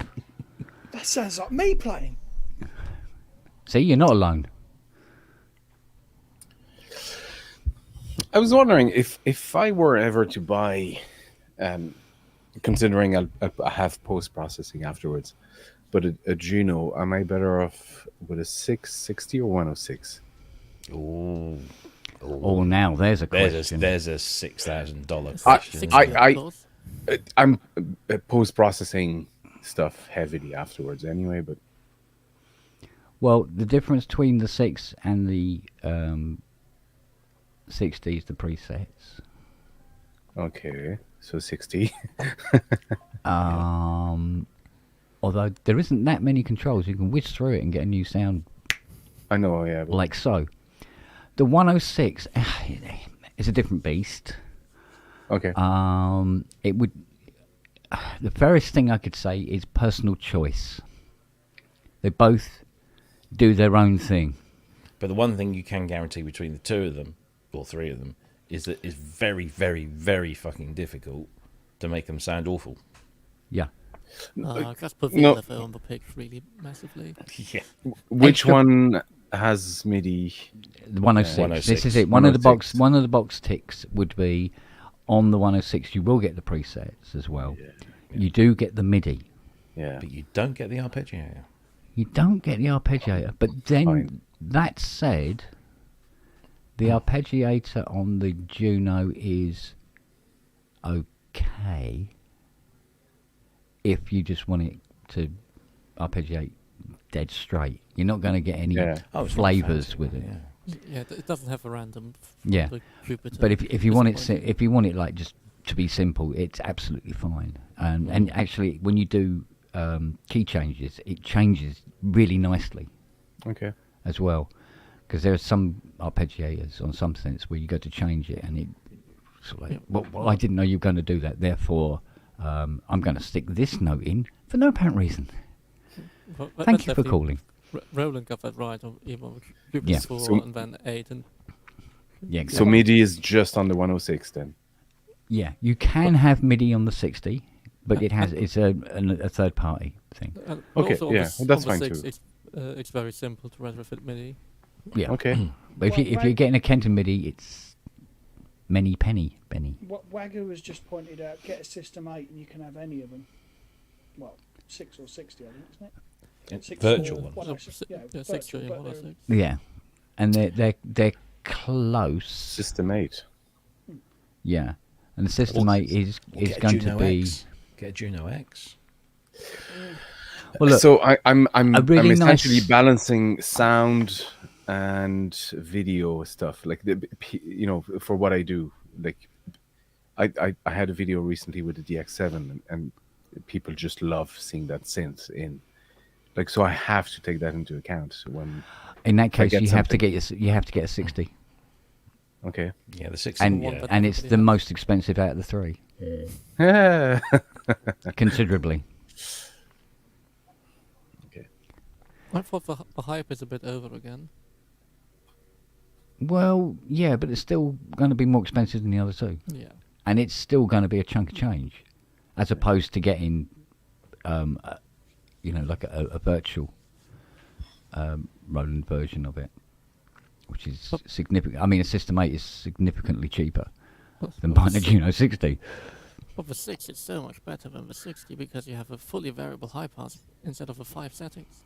It makes such a big difference. Yeah, that's true. That is true, and that is a bugger slider to get hold of when they go. Over Ah, the They've got Yeah. the 106 as well, where it's just the high pass is like, is it 4 settings on the 106? Isn't it? is it off 1, 2, 3, 4 or something like that? Something Or is like that. Or 1, 2, 1, Rob's got to go and check. Off 1, 2, and 3. Yeah, 2, plus 4. and it's a nightmare slider to get hold of. It really is. Oh, I see the System 8. What you mean? Yeah. No. I need the actual thing Yeah. for some of the stuff I do. Yeah. If you're looking for viewers with huge erections, Juno 60. Yeah, That's what. But yes, that is. yeah. Every time it has to be the 60. That's the girl. Okay. Jesus, how much on eBay? Yeah, I know. Hold on. What the In it. actual- Simon's going to have to go and do night work. Which one has? Why do you think he bought the pirate outfit? Yeah, that's niche. Really niche. Yeah, that's about the price range. I thought like 2 to 3 grand. Yeah. There's which one is a Japanese version that has speakers on each side as well? No, that's the HS. Oh, that's the 106, the HS. Yeah. HS60. HS60 Yeah. or Juno 106S. Yeah. Avoid. These are much cheaper. I've Avoid. noticed. Yes, but I know somebody in Ireland Right. who's got an HS60 Okay. in Newry. Avoid them though. In where? Yeah. Newry. Newry. Yeah. He's got. Did you see- I take the piss out of him because he kept going, oh yeah, I've got an HS60. It's a Juno with speakers. I said, it looks like a fucking Bontempi. Yeah, it does. It, Yeah, does it. It yeah. looks like it's sort of like a Behringer clone of a Casio that went slightly askew. Yes, but if you have a totaled 106, just take top panel of that. Wagyu, no viewer is going to get a turgid stalk from HS60 though. Turgid stalk. He should. Oh God. He should write porn novels. I think he already does. Maybe he shouldn't. Oh, maybe he should know. Yeah. Yes. Maybe His he will turgid stalk scared me into the wardrobe. Oh yeah, the 106 is 50 Shades of Wagyu. Oh shit! the 106 is considerably cheaper. Yes, but doesn't have as much wow factor as the 60. Spend your money. Spend your money. I see what you mean though. Yeah, look but nice. no, yeah. The more money you spend, the harder the stiffy, essentially. Or just get a Juno 6. Yeah. I mean, the video that I did of demonstrating the CS80 is absolutely cum drenched every day. You've never seen anything like it. Is that Steve's? That's Steve's.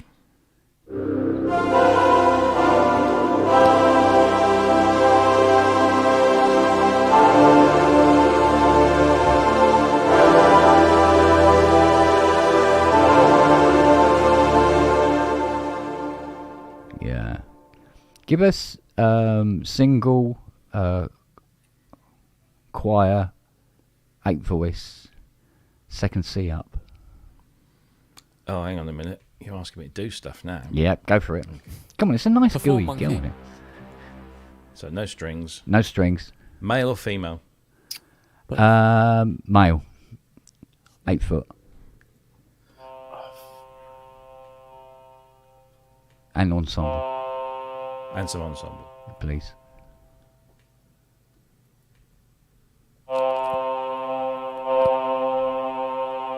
Yeah. Fucking nailed it. That sounds like a real thing. And then put the string there in.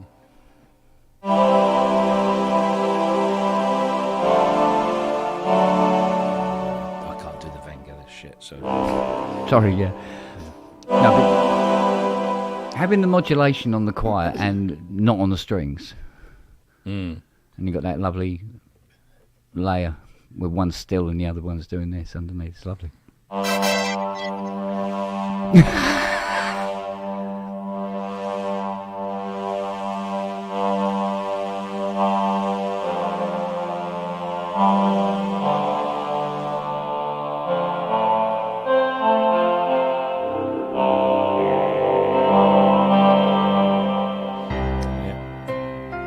It's nice.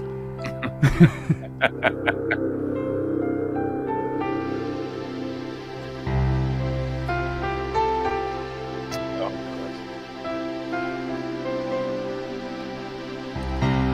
got a preset for that. Yeah. Oh shit! Come back. Kent, which one would be easier to maintain than 6 or? They're all equally difficult to maintain in their own way.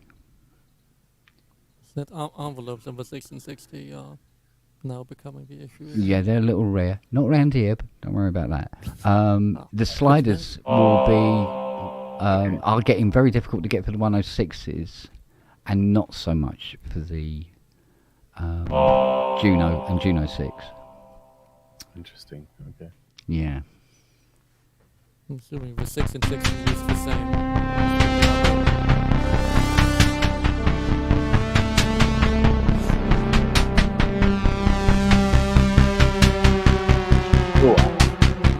Now that is a weird combo. Come on in. Vangelis mashup.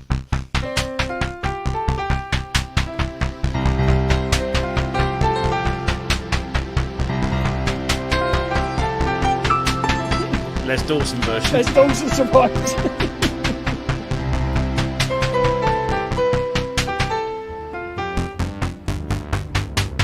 Playing all the right notes, but not in the right order.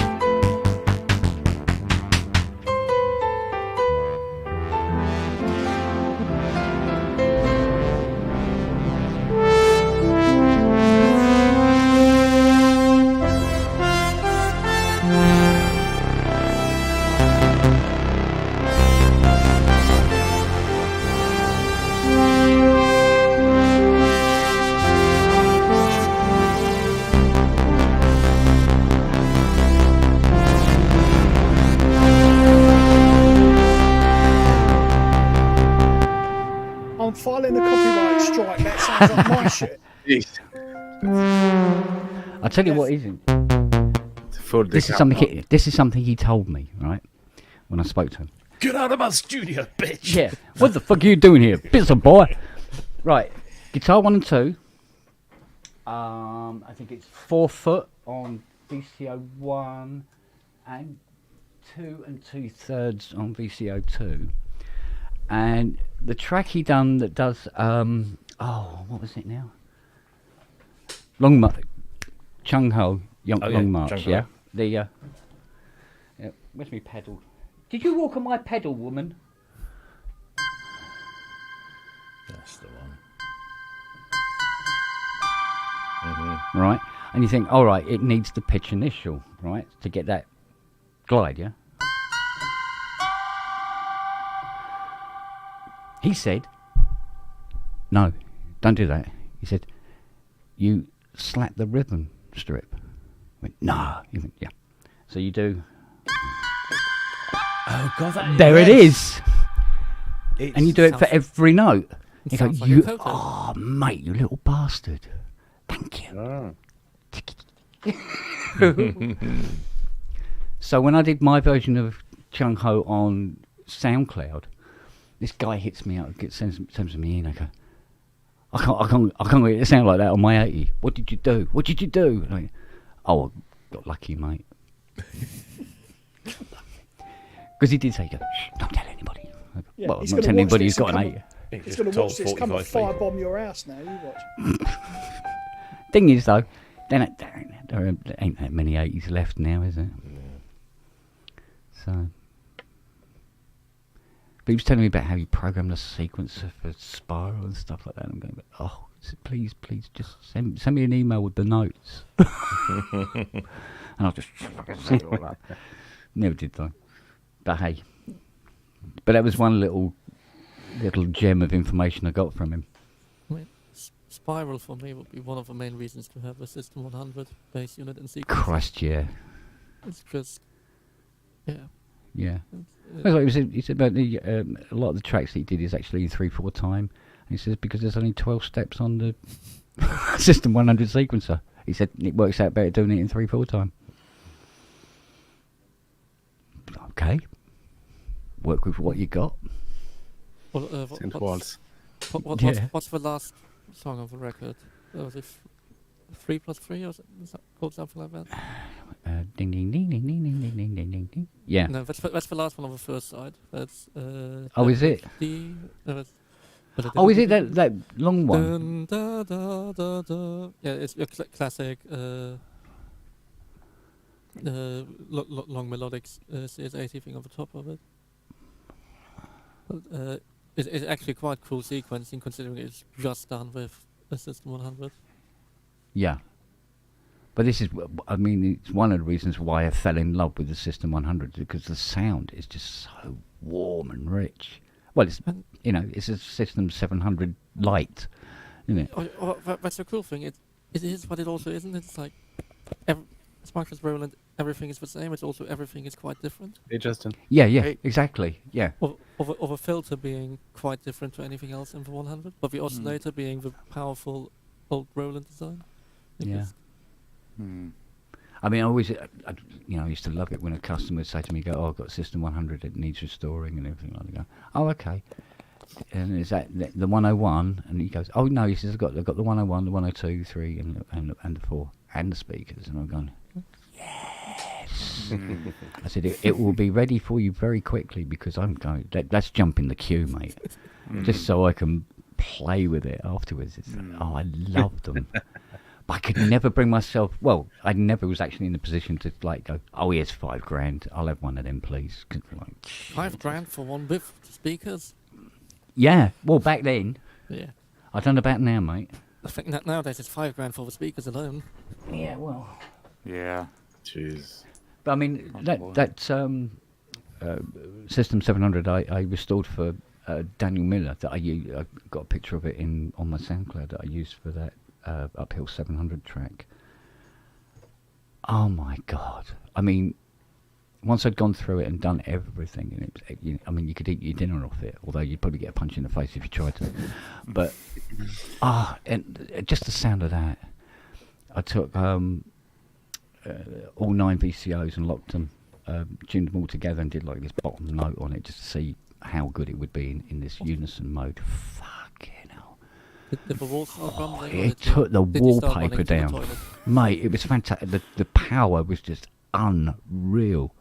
Yeah. It was like, wow. It was for fantastic. me, it's just the beauty and how it's constructed with all the sockets recessed on the second metal plate. And the sockets behind the panel. Yeah. Mechanically, it's the most. Oh, it is. It is a beautifully built piece of kit. Every socket screwed down to the back panel, and then the front panel, it just about logs in. There's no wiggle room. And there's little metal spacers on the panel between the fascia panel and the module panel, and that space gives you the room for the the for the sockets. Yeah, to sit back. Yeah, and everything's and then all the screws, all the knobs are screwed on and everything. It's just beautiful.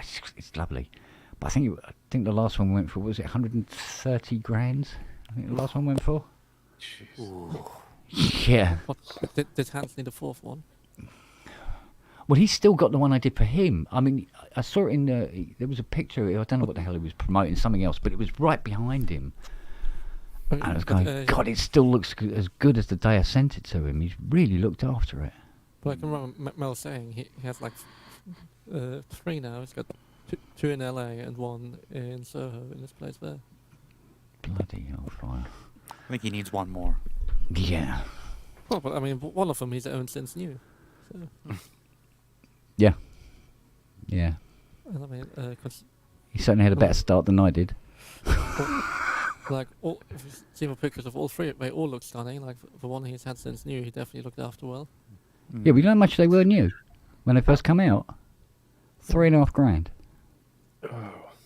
But then you could buy a whole road of semi-detached houses for 3.5 grand back then. That's the only problem. Yeah, it's all relative. For 120 of one now, good luck buying any real estate. Well, yeah. But they're the sort of things that, regardless of how much they are, they sell. There will be somebody who will go, yes, please, I will have that, thank you. Some items like that, isn't there? Yeah. Same for the Moog 3C. If there's a 3C comes up, somebody will buy that, no matter what. So. But there you go. CS80. Yeah. I still haven't watched Dune. Have you not? Yeah, I don't know why. I have it here, and I've been reluctant to watch it.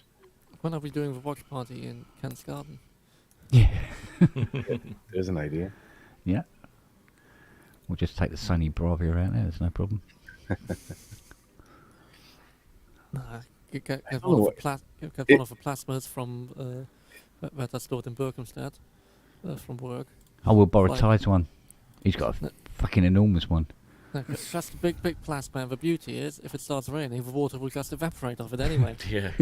He could show Peppa Pig on the White Cliffs of Dover with his one, I think. Fucking hell.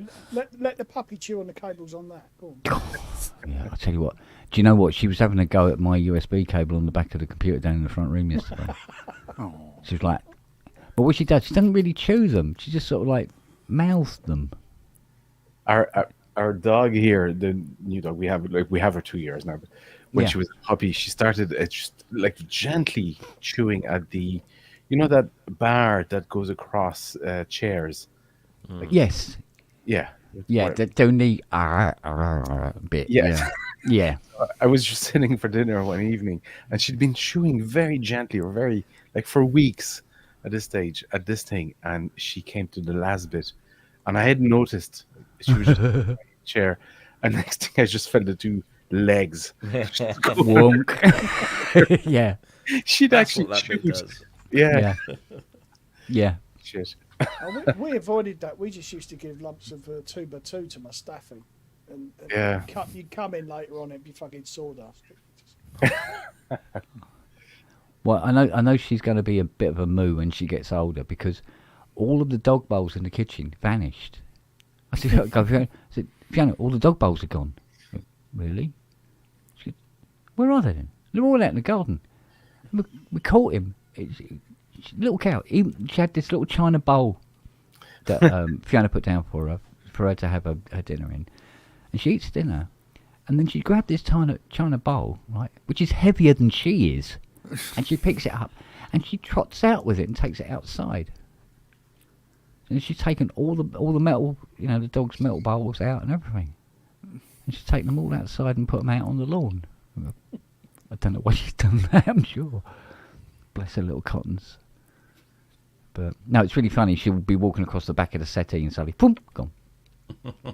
And you can't get behind the settee. You go, come out. And you just hear scrabbling around her. Come out. And eventually she'll poke her head out the end of the settee eventually. Yeah, but you know what's going to happen. She's going to get to a point where she's that size where she'll go boom, but she'll be like that. Yeah. Well, you know where the coffee table is. You know where the settee is Yeah, and where yeah, the yeah. coffee table is. And there's this gap, about that much of a gap. And she walks along and suddenly there's no settee there. And it's her chin hits the coffee table and that's what stops her from disappearing down the crack. Little moo. But no, she's good laugh. Though. How's Charlie taken to her? Oh, Charlie's like fascinated. He's been out, they've been playing and chasing each other. And he'll come up and he'll sort of like loom right over this tiny, tiny little ball of fluff. And she's there going, jumping up at him and he's leaping away. Wagging. No, absolutely loving it. Siri, not so much. Poor old Sis. You right down there, girl? Nelly will be teaching her to drop the ball in the ball launcher next. She'll be, knowing Nelly, she'll put her in the ball launcher. Just a little moo. So, yeah, no, she's a lovely little thing. She really is. But she comes, I mean, when I came downstairs this morning, and she was on the settee with Fiona, and she saw me like that. And she runs round, jumps off the settee, and runs over to me, and then just up like this, right? And she's that tall, fully stretched Bless her. from the ground. She's like that. Look, she stares right at you as well. So she's so gorgeous. But now those little front teeth though. Oh dear. Yeah. Reminds me of those injections I had. Kid's going to change his name to Caesar Milan. The dog whisperer. Me. There we go. How you doing, Justin? Doing all right. Just got back from an 80th birthday dinner. Not my birthday. You go, that's too many birthdays a year, mate. Yes. It would be 2 a year for me. Yeah. No, went to an Italian place, and I think I had like 25% of my meal there and brought the rest, like the other 75% of it home. Big helpings. It was just, oh yeah. Oh, nice. Just simple cheese ravioli with some marinara, but it was all like freshly done. Really, really good. Oh, nice. But like I said, there's like 75% of my meal like sitting up in my fridge right now. That's No way. It's I'm one of gonna my finish it. it's one of my memories from going to America. I was over about 7 or 8 times, but it was the size of the portions you were Yeah, the served in portion restaurants. control out there is nuts, isn't it? Oh yeah. Compared And to everywhere else. it'd be the nicest food I've ever had. Like everything, and the best and worst and everything in between. But like I've had the nicest food I've ever had. But it was just the size of the portions was just way too much. Yeah, I couldn't finish my. Especially Italian plates. restaurants, they have giant portions. Yeah. Yeah. How's it go? How much do you want? Yes. Exactly. For some people, they should put speed bumps, next to the buffet or something. No, even breakfast places around here have huge portions. Yeah. My downstairs neighbor who just turned 80. It was his dinner we were going to. He'll want to go out to breakfast with me on occasion, and we go to one place where I usually either get French toast or I get pancakes or flapjacks for you guys. The pancake is about, I don't know, about the size of a vinyl record and like about an inch thick. And it's like even getting one of them, I can only finish like a third of it. That's called an omelet. Yeah. It is. Wow. So now I know, the other thing too is I know, like, not every restaurant is the same around here. Some of them, they're more manageable than others. Like when I was in Jersey a couple weeks ago, my friend's house had an IHOP across the street. So I think my last day there, we decided to go over there, and their portions really aren't that bad. Like their normal stack of pancakes is 5, but they're not that big. They're like maybe 6 inch around, 7 inches around. So I just get the 3, and I'm totally fine. I don't feel full afterwards. So usually it's like I'll get, a pancake and 2 eggs, 3 eggs scrambled, or I'll get a couple slices of French toast. But We anyway, have a pizza place near me that makes a 24-inch pizza. yeah, that's too big. Jesus Christ. Yeah, About the size of a kick drum. they have custom boxes for it and everything. So, I've my best memory of it eating in America was we stopped on the side of the road in a side of the road diner type of place. It was obviously a popular stop for truck drivers. So we just sat on the counter and Fiona got whatever she wanted to get, and I wasn't that hungry, so I thought I'd get a salad or something like that. And the lady behind the counter goes, "You're a man, you'll have a burger," and that's how, that's that. Like, and just the way she said it and the size of her, I was like, "Yeah, okay, fine, I'll have a burger." yeah, you get salad change in a place like that. So,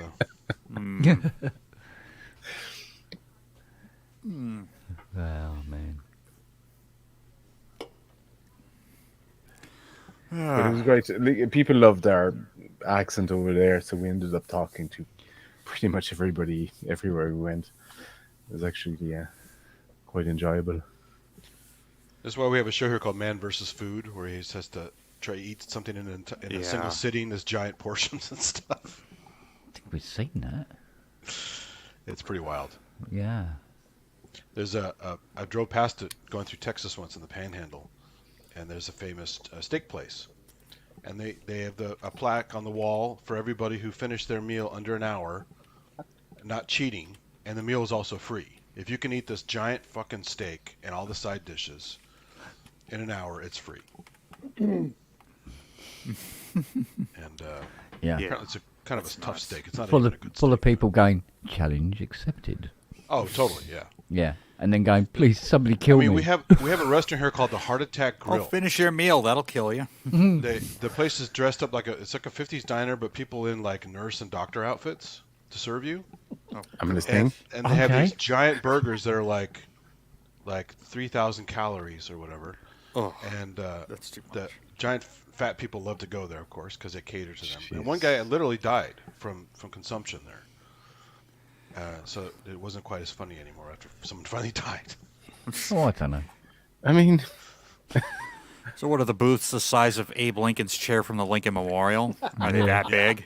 Exactly, yeah. welcome to You go into a place Dodgeable like Bar. you go into a place like that, you sit next to everybody. But I walked by they have a branch in Las Vegas. I walked by there and go, man, that place is still around. I can't believe they didn't get sued. So They What, for can't do- malpractice? Can't do. All the people that eat there are dead. yeah, Yeah, he Yeah, went there's a whole away, he would have cemetery liked. right next door with one of the gravestones. Yeah. Died of too big of a calorie intake, or Welcome to Dodge a Bullet Festival. Got the grave and there's a big lump there still. leftovers are buried underneath, like in the coffin. For the leftovers of a headstone. some pretty dark shit for sure. Yeah, absolutely. I won't say what's just gone through my head then. Oh, this isn't PSN. Go for it. Where do you think they're getting the meat from? And that just went through your head. How else do you Okay. think pies are made? Well, if it's a Chinese restaurant, you don't want to know. It's like that ham I had today. Well, considering they sneaked horse meat into American burgers for so long, I don't think people can tell the difference anyway. So Yeah. Hey, wait a minute, they spelled ham wrong. Finder's crispy pancakes. Yeah. I mean, there's nothing wrong with Tesco's finest horse burger. Well, yeah, exactly. Yeah, absolutely. I believe the lasagna I had last week won the Grand National. That's No, what I happened to think Sherlock. it lost. Yeah. But that's the reason why you had it. has the Kentucky Derby seal of approval on it? New Shergar burgers. Yeah. we're gonna see. Burgars. Yeah, approved by Lord Lucan. Oh man! So this Italian place I went to, they've got 2 different portions of lasagna. The cheese lasagna they call the brick. The meat-filled lasagna they call the cinder block. Eat that, go to the bathroom, it will feel like a cinder block coming out of you. Oh yeah, the cheese one will get blocked up in there. Yeah, for sure. Oh yeah. It's like that berry meal I had. Goes in like liquid clay, comes out like a 32-piece earthenware tea set. I had one of those. Oh, my poo was white for ages. Yeah. Oh, Jesus Christ. I think I just shat a cup. But it didn't Set the wasn't blaze so on Can we bad. get away You're all from that? set. Can we get away from that subject? I've done enough of that this week. Oh yeah, true enough. Sorry, babe. Oh, oops. Yeah, sorry. A little poo-poo on my part. No mind for bringing up the lasagna dishes. Sorry. So, Kent, you're probably sick of talking about it, but where did you get this dog and how old is it? She's 10 weeks. Oh. She's Tesco's. from Croydon, innit? Oh. Yeah. What are you going to do about it? Right now, quite- South London. Yeah, because when Fiona come back, she goes, gypsies. I went, okay. She goes, yeah. She goes, I can tell because they only gave me 1 tin of dog food. But I went, oh, okay. Yeah, but she hasn't had her jabs yet, so we obviously got to watch that yeah. for now. I think she's going in Monday. Nice. But yeah, she's a little sweetheart. Yeah, She's it's a a little beautiful sweetheart. dog, Yeah. But, Fiona said, she goes, well, I'll go and have a look. I said, go and have a close look, because one of the things was, well, we fell in love with her in the photo, but the stunning thing about the advert was that she was listed as 700 quid. And I said, all right, that can be your birthday present. I said, she goes, 700 quid, that's a lot. And they said, scroll down a little further and go, well, look, there's another one there. She's 10 weeks old as well, and she's £1,800. She goes, but they look almost the same. I said, yeah, this is very, very cheap. I get the feeling this might be farm. Yeah. Possible puppy farm. Or, it's more of a business sort of thing. Travellers. Yeah. Yeah. I said, but she looks gorgeous. Let's get her. And so, but, check her out. Check mum and dad out and all that. So she went and checked mum and dad out, and she said, no, they're fine. She said, they're all right. They were decent people. I said, well, yeah, no, fine. That's fine. There's no reason why they shouldn't be. I said, but as long as the dog's looking all right, it's got a leg in each corner, all that sort of stuff, and we're laughing. And she goes, oh, yeah, gorgeous, gorgeous, gorgeous. So, and, yeah, so, yeah, she hasn't had injections yet. She's chipped. But What She's does Charlie chipped think of already. it? yeah, she's chipped. Yeah. Oh, Charlie wow. freaking out? Okay. Yeah, so that was something. So so Fiona filled out all the paperwork and everything with the vets this morning, sent that in, and she's got an appointment to go in, and she's going to have a full health check, whatever injections she needs, blah blah blah blah, and all the rest of it, and just everything that's required. And that'd be cool. It should be sorted then. What kind of chip he's asking is your head? Yeah, I think it's one of those new Apple Mac M chips, actually, because she's pretty zippy, and then forgets what she's doing halfway through. Suddenly stops and goes left for no apparent reason. So, actually, this is working now, isn't it? It is still working. Yay! Yay. We are now Sonomed. God. And there was only two, was it? Yeah, there was only two things that didn't work properly. Just careful not to blow up Hans. Well, I was half expecting to come on the stream tonight and Hans's foot had disappeared because the puppy had been at it. No, showed no interest whatsoever. Not a Give it film time. score kind of dog, I don't Give think. it time. And Yeah. when the real hands count around, Yeah. Maybe she might be into Depeche Mode, you never know.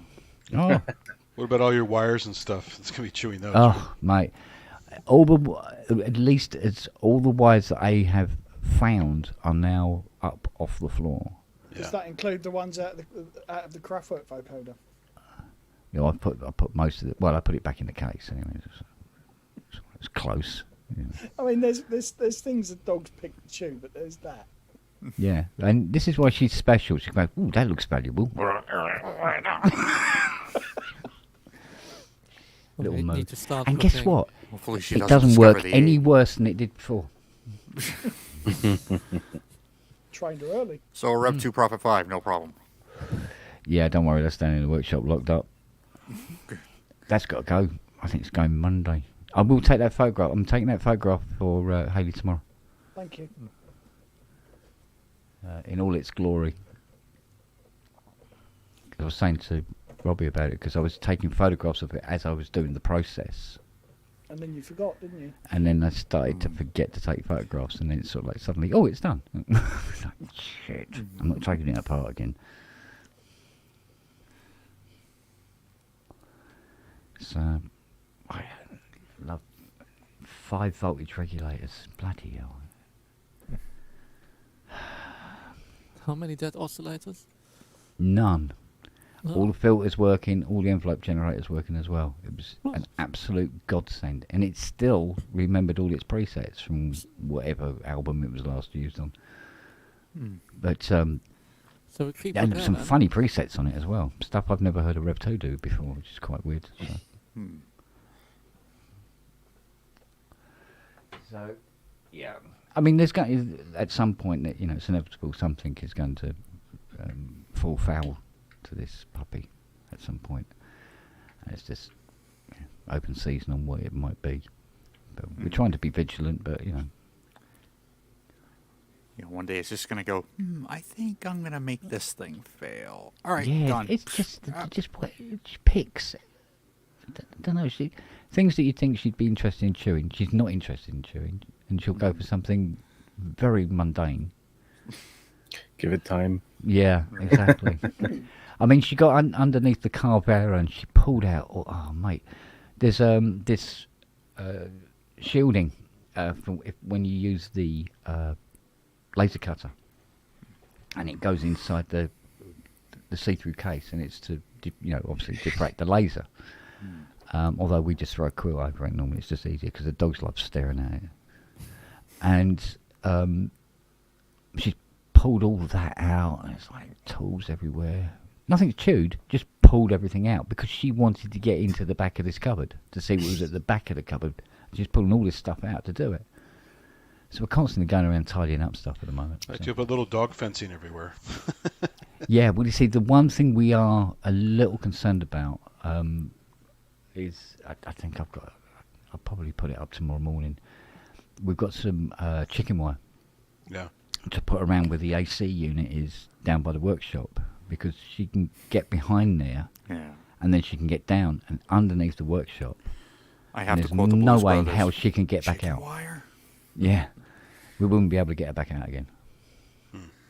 So we'd have to drill a hole in the floor of the workshop to grab her. So that's getting wired off in the morning. I mean, technically she can't go under there now, but we can't have all that stuff across the AC unit. That's the only thing. So, yeah, so we're just puppyfying the place to the best of our abilities. Wait until you start putting every cable in shower hose. Yeah, I mean, we didn't foresee the thing with the little accident with the Roomba, but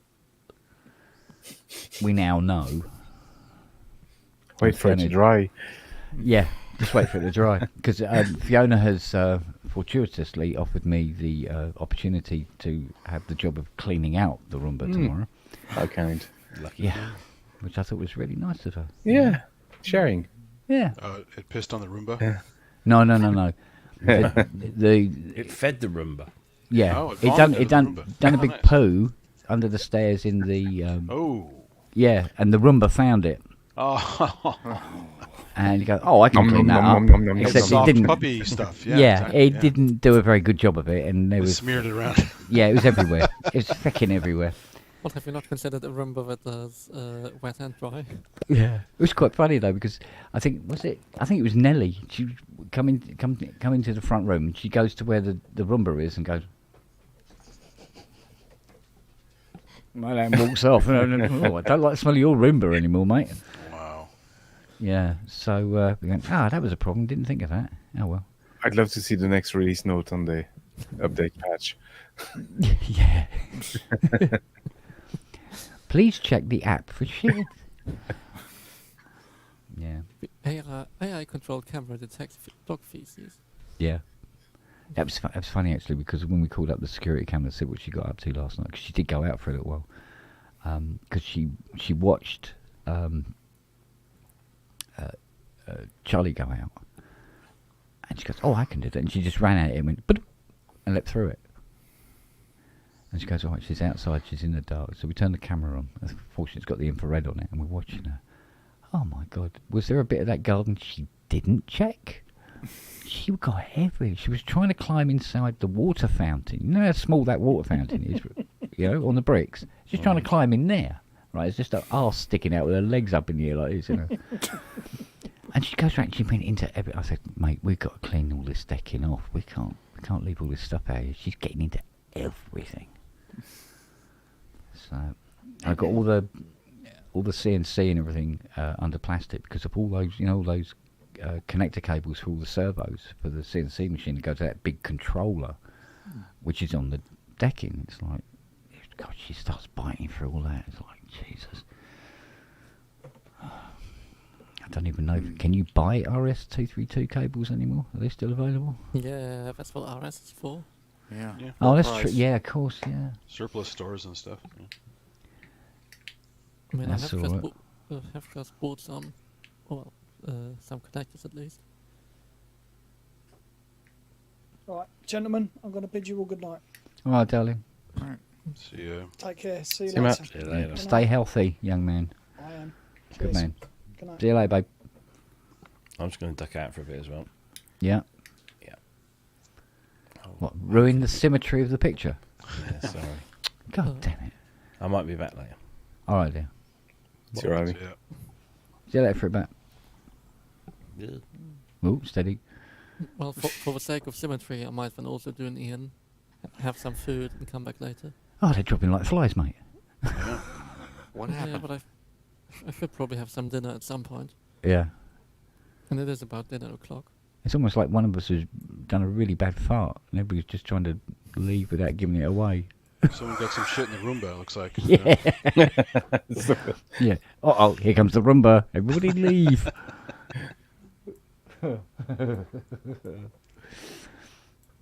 But anyway, I should All right, Rob. Take care, See you buddy. later. Yeah, still. See you later, mate. have fun. Bye.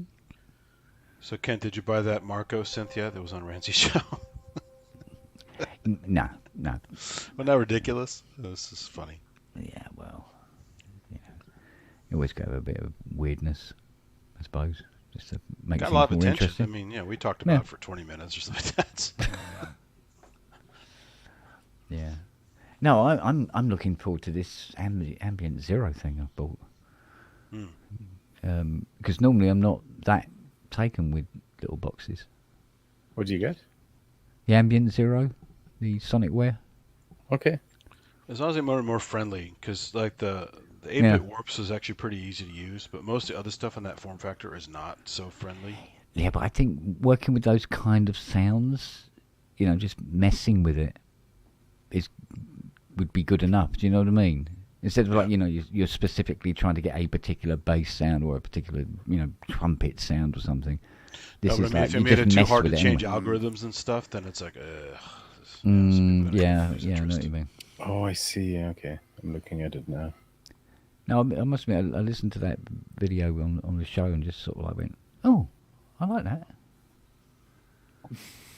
So, because you can mess around with it so much. I mean, we've got some nice stuff in Omnisphere and stuff like that, but it's set. There's set parameters to it. How much is that look going for? I think it was 230 Yeah, That's all right. with power supply. It wasn't. So, ever see if there's a little video of the sound of it? I was quite taken with it. I must admit, I quite liked it. There's a definite craving for that price range, though, isn't there? Like, Oh God, yeah, absolutely. Yeah. Well, it's for a lot of people, not everybody, obviously, but it's that sort of price range where you go, yeah, fuck it, yeah. yeah, it won't hurt too much, you know. Yeah, The missus will roll her eyes, but that'll be about it. And you can resell it for close to that probably Yeah. afterwards. Yeah, I think it's a nice price range. Like Yeah. 300, I think is a. There's not enough kind of gear in that sort of price range.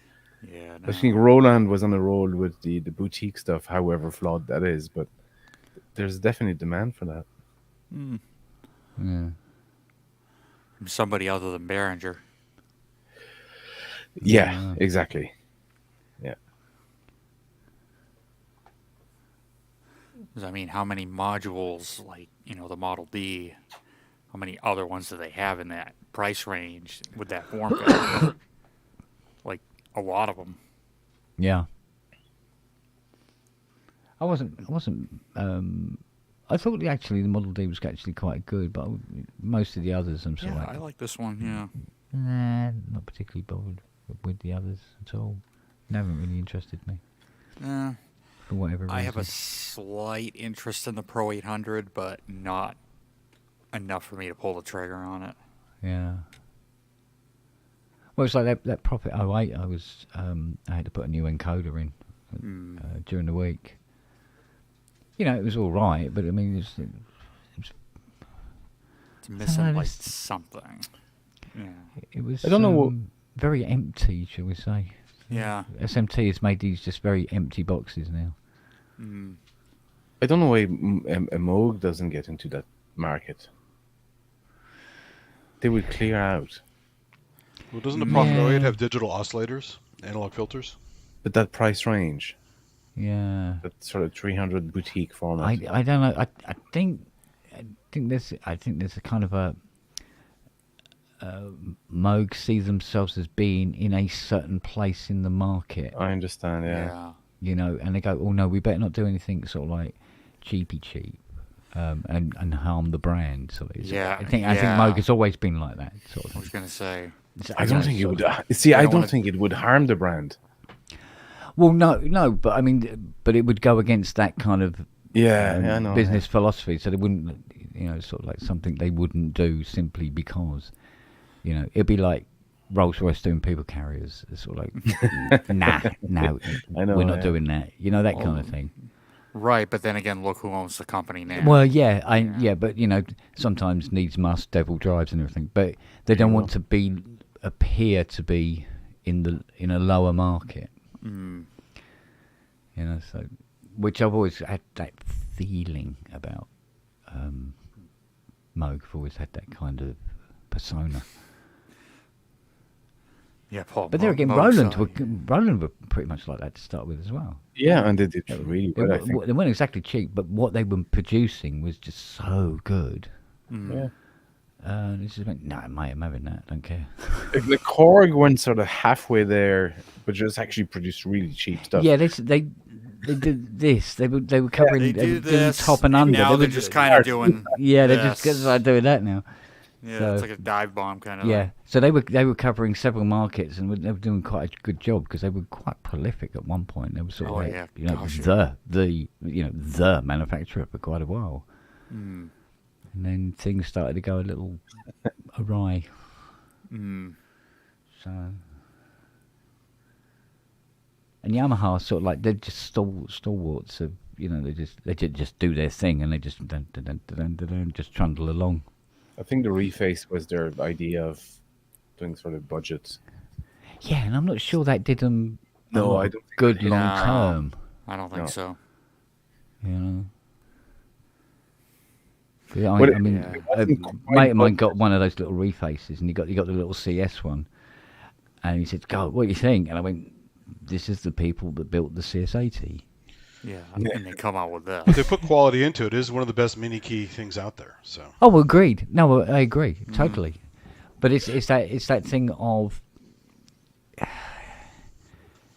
you know, this it's something that Korg likes to do. There is another company who likes to do it as well, and I can't, off the top of my head, I can't remember who it was. But Korg used to like this to do this thing where they do a flagship, Yeah.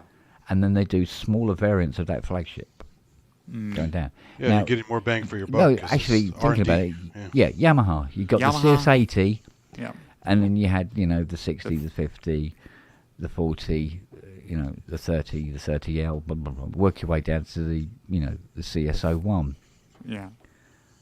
Which was still the same VCO chip and everything like that. That's in the 80. Mm. And, you know, got this range. It's sort of like, well, depending on how much you spend, depends on how much Well, sound and Roland's, facility you yeah. get. Well, Roland's doing that now with the Phantoms. Yeah, exactly. Yeah, And then and you it's have- quite a good business model to follow. Mm. But you know? I do think like something like the CS01, if Yamaha decided to release like a DSP, whatever, like smaller format version of it, I think it would do quite well nowadays. Yeah, There is a craving for that sort of smaller format, limited synth, but you know what you're getting, and now with post processing, I mean, you can get so much out of it yeah, for hobbyist studio musicians, you know. yeah. Oh yeah, absolutely. Yeah, but I mean, this hankering back though to, you know, the gear from the late 70s, early 80s sort of thing I think it messed up the market. Do you reckon? Yeah. Yeah.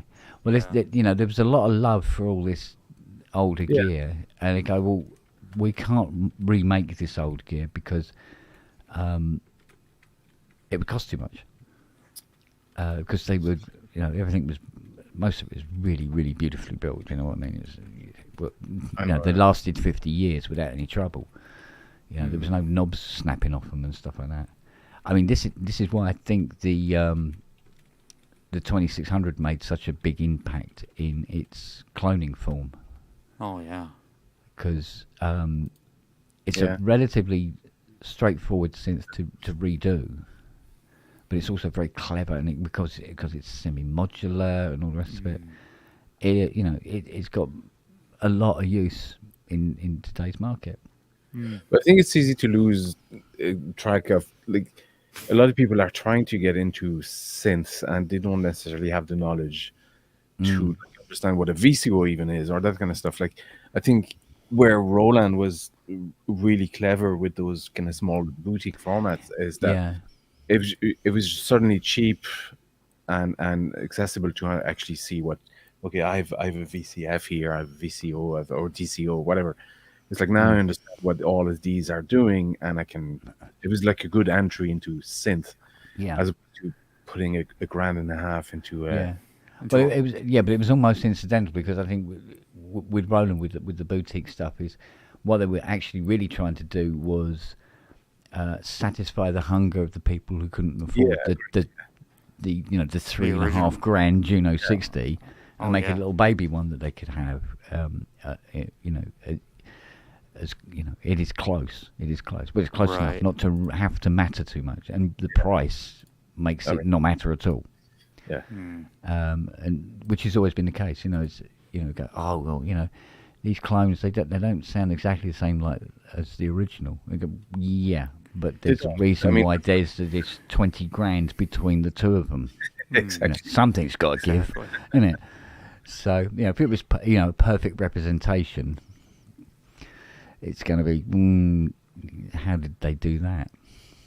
So, and I'm sure it's doable, and stuff will come out where it is as good as, if not better, in many respects. It's like what's that? The Rev 4 Prophet 5, for instance. You go, does it sound like a Rev 2? No, but the thing is, you can run it as a Rev 2, you can run it as a Rev 3, velocity after touch. Velocity at least. I think there is mono after touch, I believe. Don't quote me. Yeah. I think The MIDI, the USB, all this sort of stuff. And you go, shit, yeah, all day, mate. It doesn't have a power supply that can actually warm a small continent, you know. And It's much lighter. The keyboard's so much better. Who the hell wants Cat Whisker today? Really? No, thank you. Hey guys, I gotta do some errands. I'll catch you later. All right, done. See you, ya. Mum. And for a few hundred more, you get 5 extra voices in a modern day Prophet 10. Yeah. Whereas a Prophet 10 is going to cost you, fucking hell, probably about way too 12. much money. Yeah, be about 12. And it's sort of like, and it's very toss of a temperamental coin of how long it lasts before it needs work done to it. Although they, the Rev 3s, 3.3s and the 10s were the more reliable out of the 3 versions. But not absolutely wonderful, to say the least. Actually, quick question: is there any repros of? Yeah, it does have aftertouch. It's mono, but it has aftertouch. Oh, okay. Yeah. Yeah. Sorry, go on. No, is there any repros of the M1 Korg through the button matrix? Because mine broke again. Oh, Christ. It's broken in 3 places at this stage. It's just What the actual plasticky? Yeah, you know domes? the way they're all linked together, and it's Yeah. Oh yeah. You probably get that on like Centaur or something. Yeah. Won't be massively expensive. It won't be cheap, but it won't be I think the massively plastic expensive. is just that gone. Yeah. It's that weird smoked plastic as well, isn't it? Yeah. Like I stapled it, with kind of soldering iron and staples and that kind of stuff to just keep it together. It's just at this stage, it needs, I think, a replacement. Yeah. Not that I use it much, but it's just annoying me now. I've broken buttons. Well, they were very susceptible to snapping. Anyway, unfortunately, yeah. So, and they're using those long stem tack switches, aren't they? I think I can't remember now. I think they use that massive. I mean, no. Do you know what? I can never. I don't think they're that big, but the amount of times I've got, I think they've got the long stem ones, and you order 'Cause I the get long stem, and you bigger open it ones. up, and it's like, fuck me, it's the short ones, because I had to get super long to make these guys like marble Yeah. stuff, and my the buttons stock I had wasn't long enough to actually so they're not that tall on it, but I can't remember what size they are now. Yeah. Yeah, I can never remember. Okay. I should have made a note of these when I was taking them apart, Go, oh no, it's the long stem ones, or it's the short flat ones, or the slightly tall. There was another model that looked the same, but it was just slightly taller tack switch on the top of it. So if you had the short normal ones, you push the button and nothing would happen. So you go, oh shit, I've got to take them all out again, and put the slightly bigger ones in so to get a. The M1 is especially annoying because everything you got to take it all apart to access the front panel. The buttons, the ones that used to come in that had broken buttons, it would always be the same couple of buttons. It would be single and combi. Sometimes play. The two on the display for the up and down, no. Never. The one that's broken on mine is the number one now. And on the numerical, yeah. And it's the piano sound. That's the only thing you want out of a chord. Yeah. And it's such a pain because that's done in a group like that. Because you could go, if it was done in say pairs, like a lot of like the ones down the other side of the display, done in pairs, At least, yeah. If that was all done in pairs, you go, oh yeah, I'll only have to buy the 2. Yeah. No, I've got to buy fucking a bunch of them. Yeah, pain the butt. Actually, there is an idea, 3D print of sorts. They don't have to be actually transparent, those ones, do they? They don't have the LEDs behind them. It's bound to be somebody have a 3D print of that. Yeah, it's quite possible. Or not, and make one. Actually, yeah. So, looking on Centaur, M1 buttons come in a set of 2 and a set of 4. Yeah, I think it's 4 on the numeric keypad, isn't it? Yeah. And they're out of stock. Looks like $20. Yeah, figures are out of stock. Screw that. But they're out of stock. Yeah. So Do you know what? I doesn't think really matter. I'll tackle a 3D model of that. Yeah. Well, I'll tell you what. During the week, I'll have a sniff around. I might have some knocking about. It's all right. I'll manage it. It was just in case you knew somewhere. Yeah. Yeah, the days of nipping down the Spar and buying a bag of them are gone, aren't they? Those days are long gone, my friend. I've never used that feckin' thing for anything either. That's my only requirement when I get something new, like a new piece of gear. Like, can I use it for at least like an next 2 or 3 video? Oh, Yeah. And I haven't used this thing for anything at all ever. I just wanted it. Oh, yeah. Yeah, I remember I bought mine brand new when they first came out. It was 2,200. Yeah. God, Jesus. I was in a band when the keyboard player had one and actually brought it to the session one day, and we were like, "Oh my God, what is this thing?" Yeah. It's like back in college, And I've wanted one ever since. Yeah. No, the mistake I made was I went into the music shop. Shows you how long ago it was. It was on the shelf, brand new, just in, and there was a group of people around it, giving it, doing the old piano, ding, ding, ding, ding. Nobody was doing the whole dancey thing. Yeah. That hasn't happened yet, sort of thing. And then plinky, plinky, plink, and all the rest of it. And I got at it, and then I had to look at it and everything like that. And then I made the mistake of pushing the combi button and playing Universe. And I went, oh. Check, please. Yeah. And it just took me, I just went, oh. I mean, if you can consider the sense that leading up to that I'd been playing, this thing was like, oh my God. It's like a breath of fresh air. Yeah, it was just I'm huge. very conscious that it sounds horrendous nowadays, but it's just like back then. Yeah, I know. Yeah, Oh my but I heard this sound and suddenly I thought that I was writing about 30 tracks in my head just hearing this one chord play away. Going, oh my God! So, well, That such bass, is the way of things. that open fret bass, fretless bass. Yeah.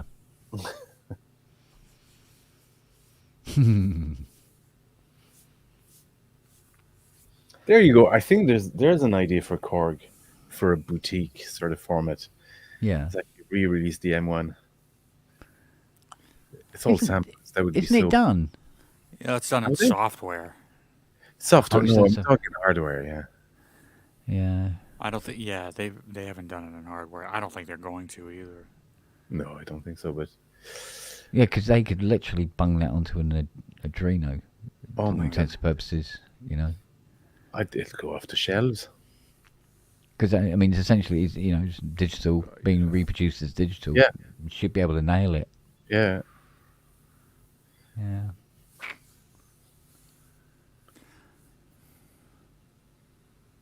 Oh, I don't know. Yeah, I mean, gosh, throw it in the housing for like a mini log or even smaller than that. Yeah. I mean, I get one of those, stick it on here. I like a synth that does one thing, Yeah. And do it really well. or just does that. You probably wouldn't Yeah. want a Hydra then. Yeah. Yeah, it does no, but, many things well. Oh, but gosh, there yeah. you go. Like I have no interest in something that powerful. Like I do like sort of single use Yeah. items Yeah. that No, I can relate to turn that. to and So there's two schools of thought. All right, what is this synth good at as far as sounds? What is this synth good at as far as genres? Like, if you take the sound part out of it and you put the genre part in, this is really good at ambient stuff. Yeah.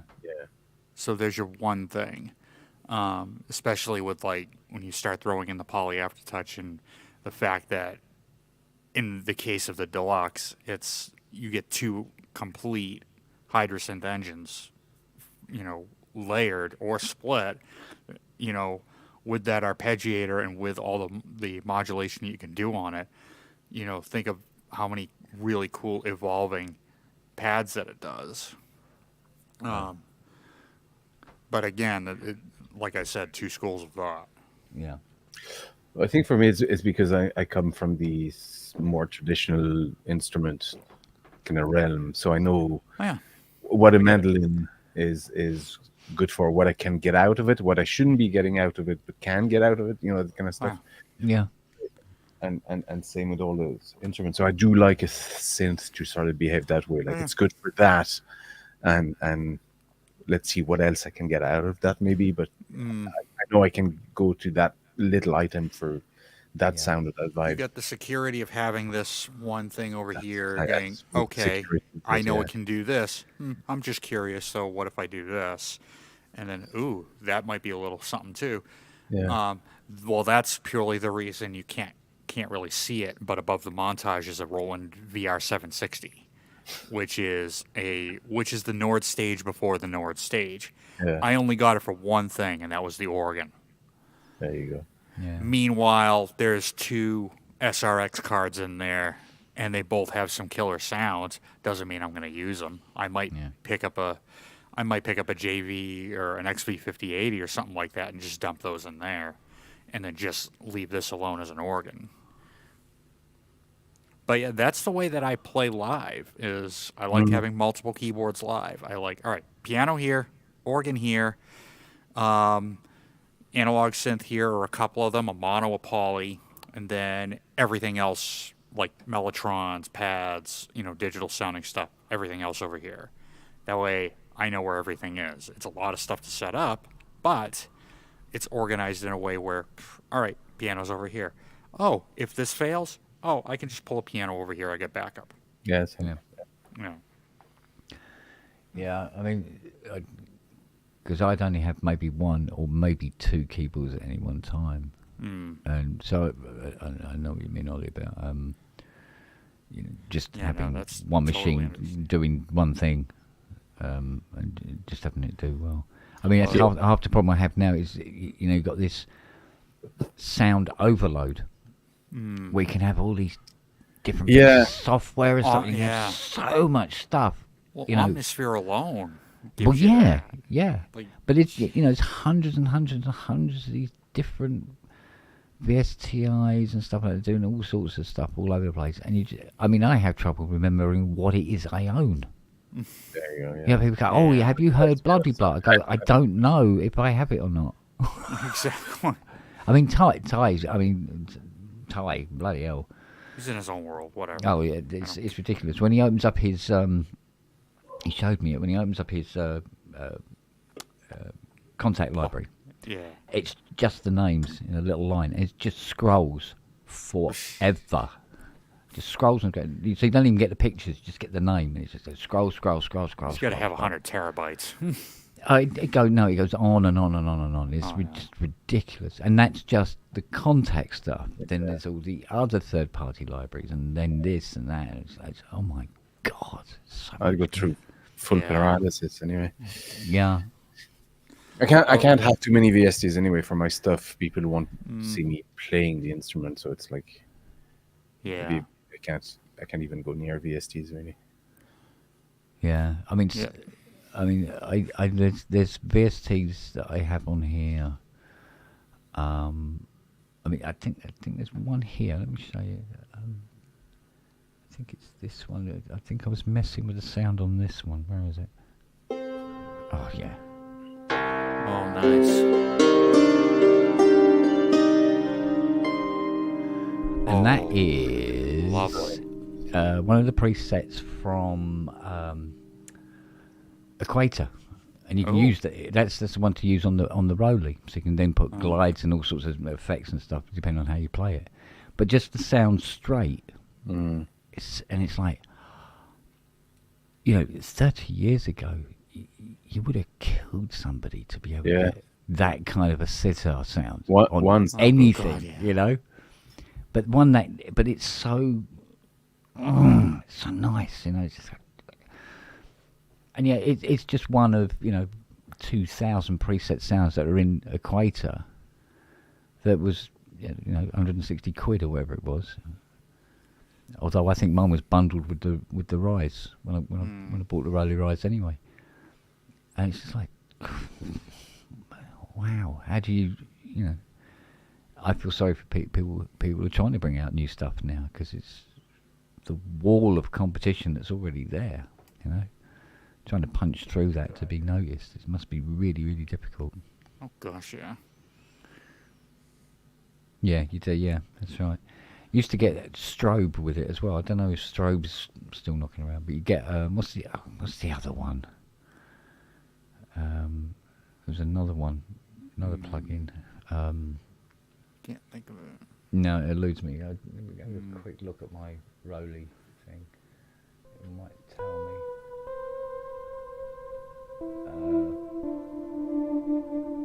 Oh, that sounds like preset 13. Yes. I just brought those extra oscillators up like. Yeah, bring them up an 2 octave, and octaves. it's Actually, what you want to do is bring one down one, so you go across all three. You get a lovely sound from that. Let's see if I can see it on here. I'm not seeing it. No, it's not in my list. Yeah, lovely sound that. That's beautiful, yeah.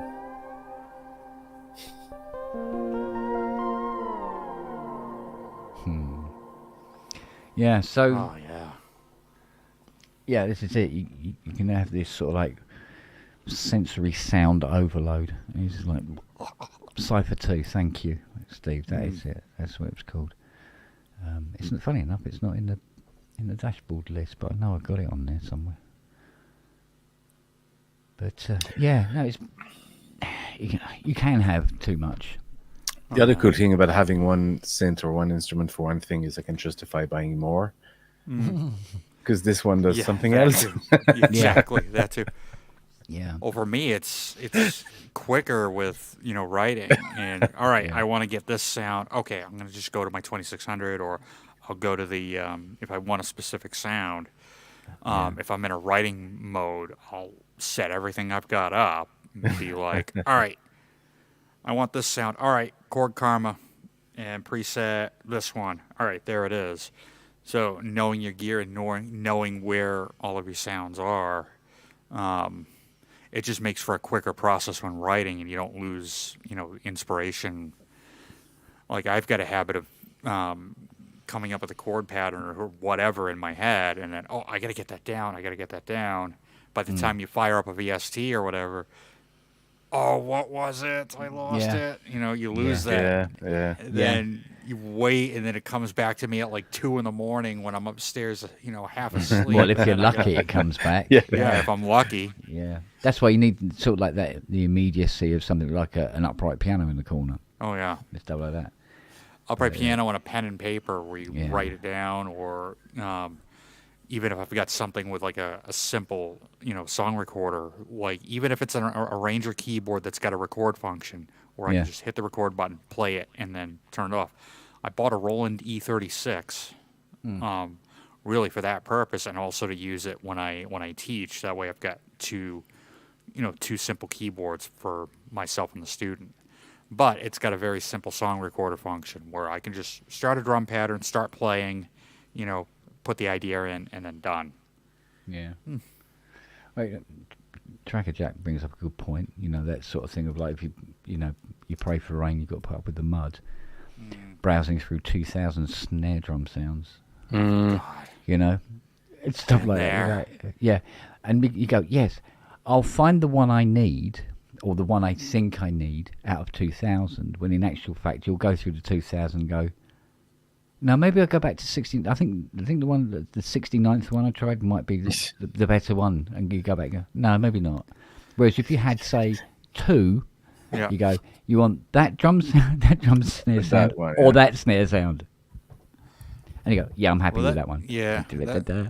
That's where if I've got the option to set it as a favorite and just view my favorites, like on the M8X and like on here, then I'll do that and be like, all right, I don't know if I like this one, and it'll be quicker to A/B, the 2 that you had in mind. or plowing through outdated trance sounds. But you see, the one thing that the computers did for me was it took away my one good excuse to get another keyboard. Because it'd be something like, I think with my old ex-girlfriend, I bought the ESQ. Yeah. And I sort of like, and then this That's got a box great turns up at the sequencer. door, and she goes, Yeah. "What's this?" I went, "Oh, it's a Mirage." I was the other way round. I think actually, I had the Mirage.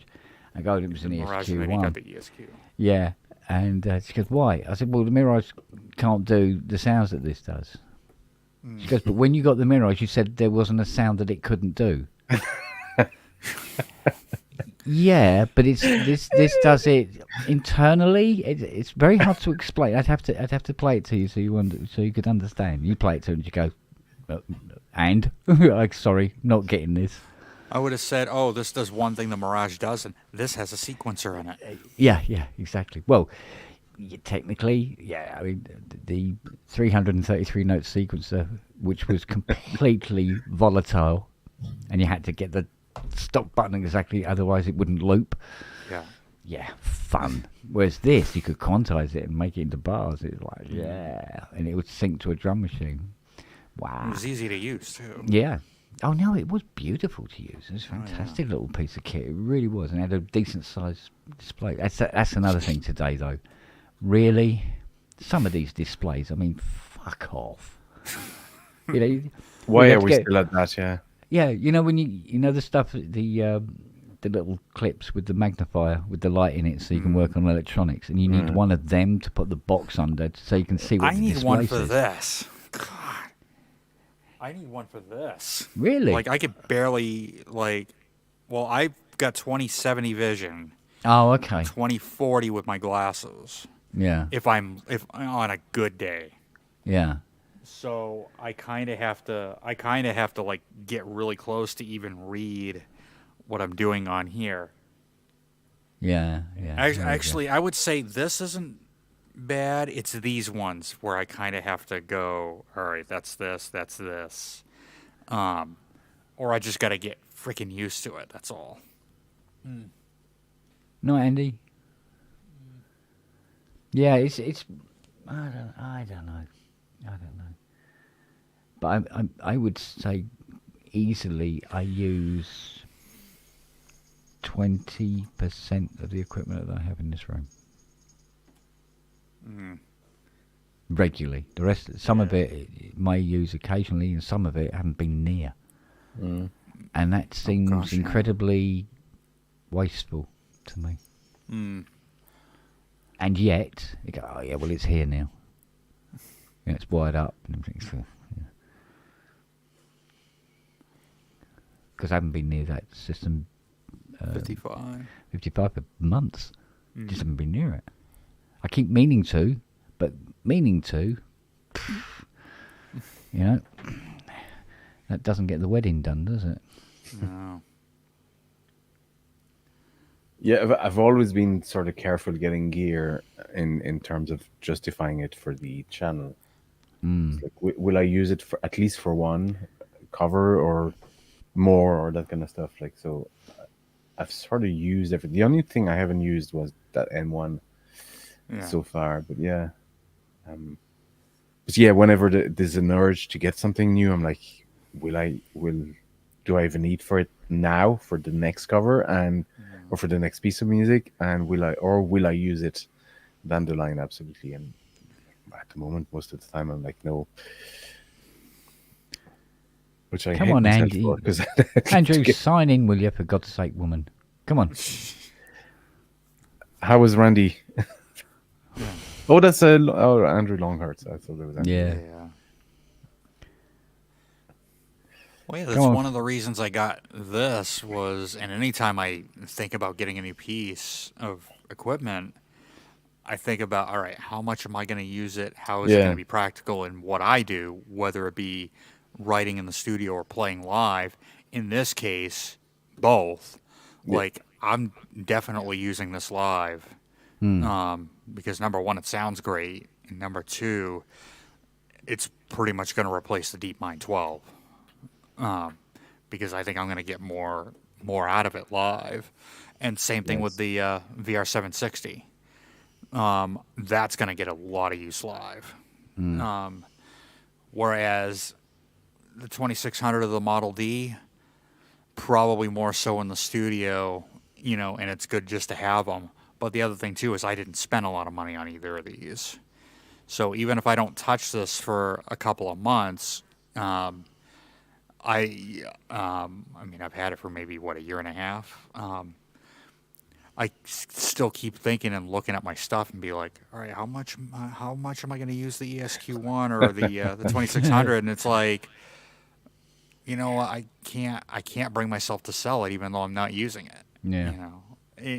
At the present time, because I might one day be inspired to pull it out. Yeah.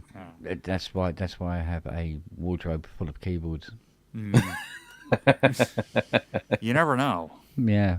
So, but it was interesting. I was listening to a track that I'd come across that I'd done a few years ago now, and I went, "What keyboard is that?" And I'm listening and going, "Oh, it's my Yamaha ES." Oh, the Motif. Yeah, Motif ES. Yeah. Isn't it? That's quite a nice little sound. I wish I hadn't sold that. And I go, no, wait a minute, it's in the cupboard upstairs in the studio. Shit, I didn't. No, I didn't sell that one. You need a bigger I'll place. do that. I'll be Yeah, it's listening to ridiculous. something. What did I use for that pad? Oh, that was the Trinity. Wish I hadn't. Oh, wait, I did sell it. Yeah.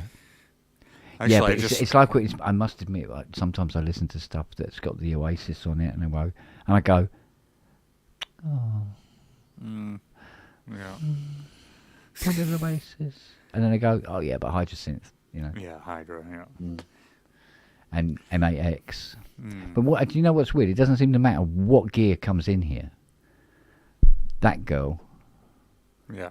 with its limited sound, I mean, in comparison, it has a very limited range of sounds. Sure. But it just really does it well. Oh yeah. So it's not about There you go. Yeah, exactly. It's that Yeah. thing about. I mean, how many sounds can you get on a Wurlitzer 200A? But you get a One Wurlitzer with 200A. variations of it. Exactly, and it's just what you play, how you Unless play you, it. unless you run it through a bunch of effects and stuff. Yeah, but even then, it's still in essence. It's still a 200A. Yeah. So if it doesn't give you too much to work with, you Right. work with what it does. Absolutely, and if it's an instrument like that, like a 200A or a Rhodes, a really good Rhodes Mark I, Yeah. it does the one thing, but it's Yeah. also got a vibe about it when you play it. Yeah. It has a feel to it that's, it However, exudes something, and it makes when me it play actu- a certain way. But when it actually comes to adopting the philosophy, it's a long, dusty, boring road to go down that you just go, nah, I'll stay where I am. Even though you say, yeah, if it does one sound and then that's enough. So I should be doing that with other gear, but you don't. Because it's there, you want to see if you can use it all. And sometimes I think it just gets in the way and stops you from getting anything done. I think so, yeah. Yeah. Analysis, You know? paralysis, yeah. That classic, calling up a VSTI and scrolling through, 20,000 bloody patches and there's so many, you're not quite sure what it is you're going to look for. You're waiting for inspiration, and it just might not happen. And 4 hours later, you go, well, I might as well go to bed now. That was 4 hours of my life I'll never get back. Yeah, I'm scrolling through, hearing it go,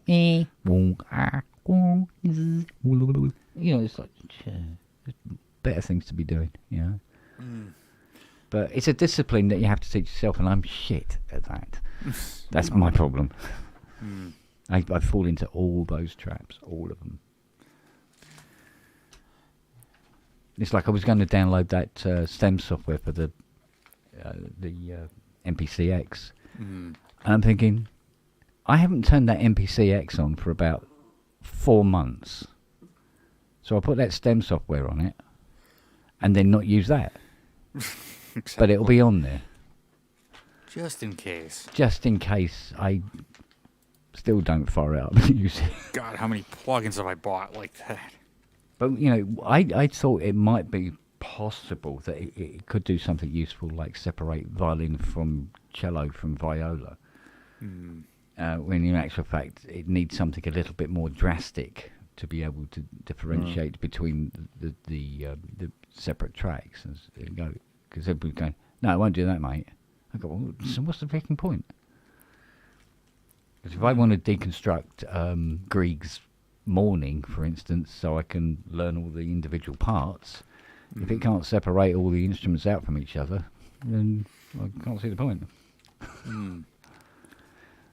So apparently it's a very specific task Oh yeah. that this STEM software is apparently not capable of doing.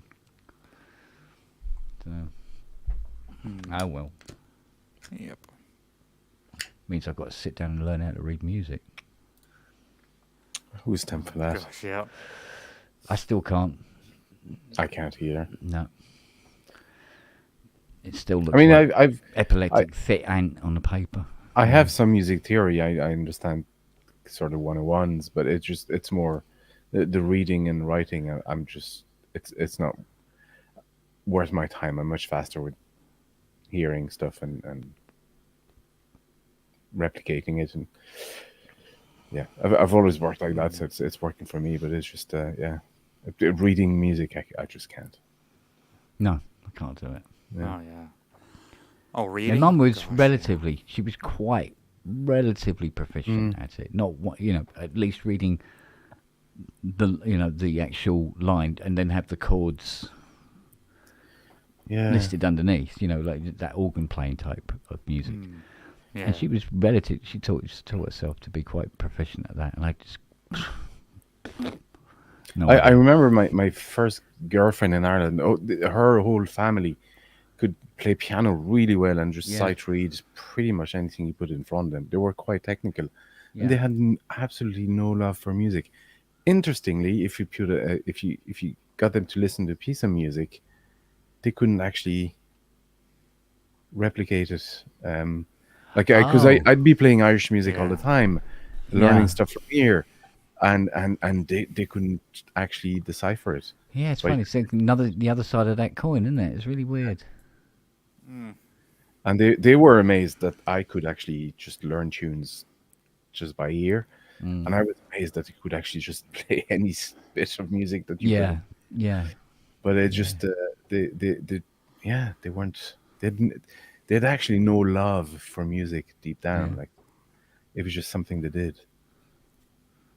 Yeah, it's like what dawned on me today.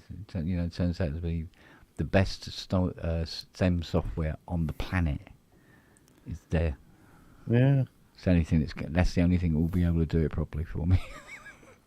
I'll go. All right, I'll have to use that again.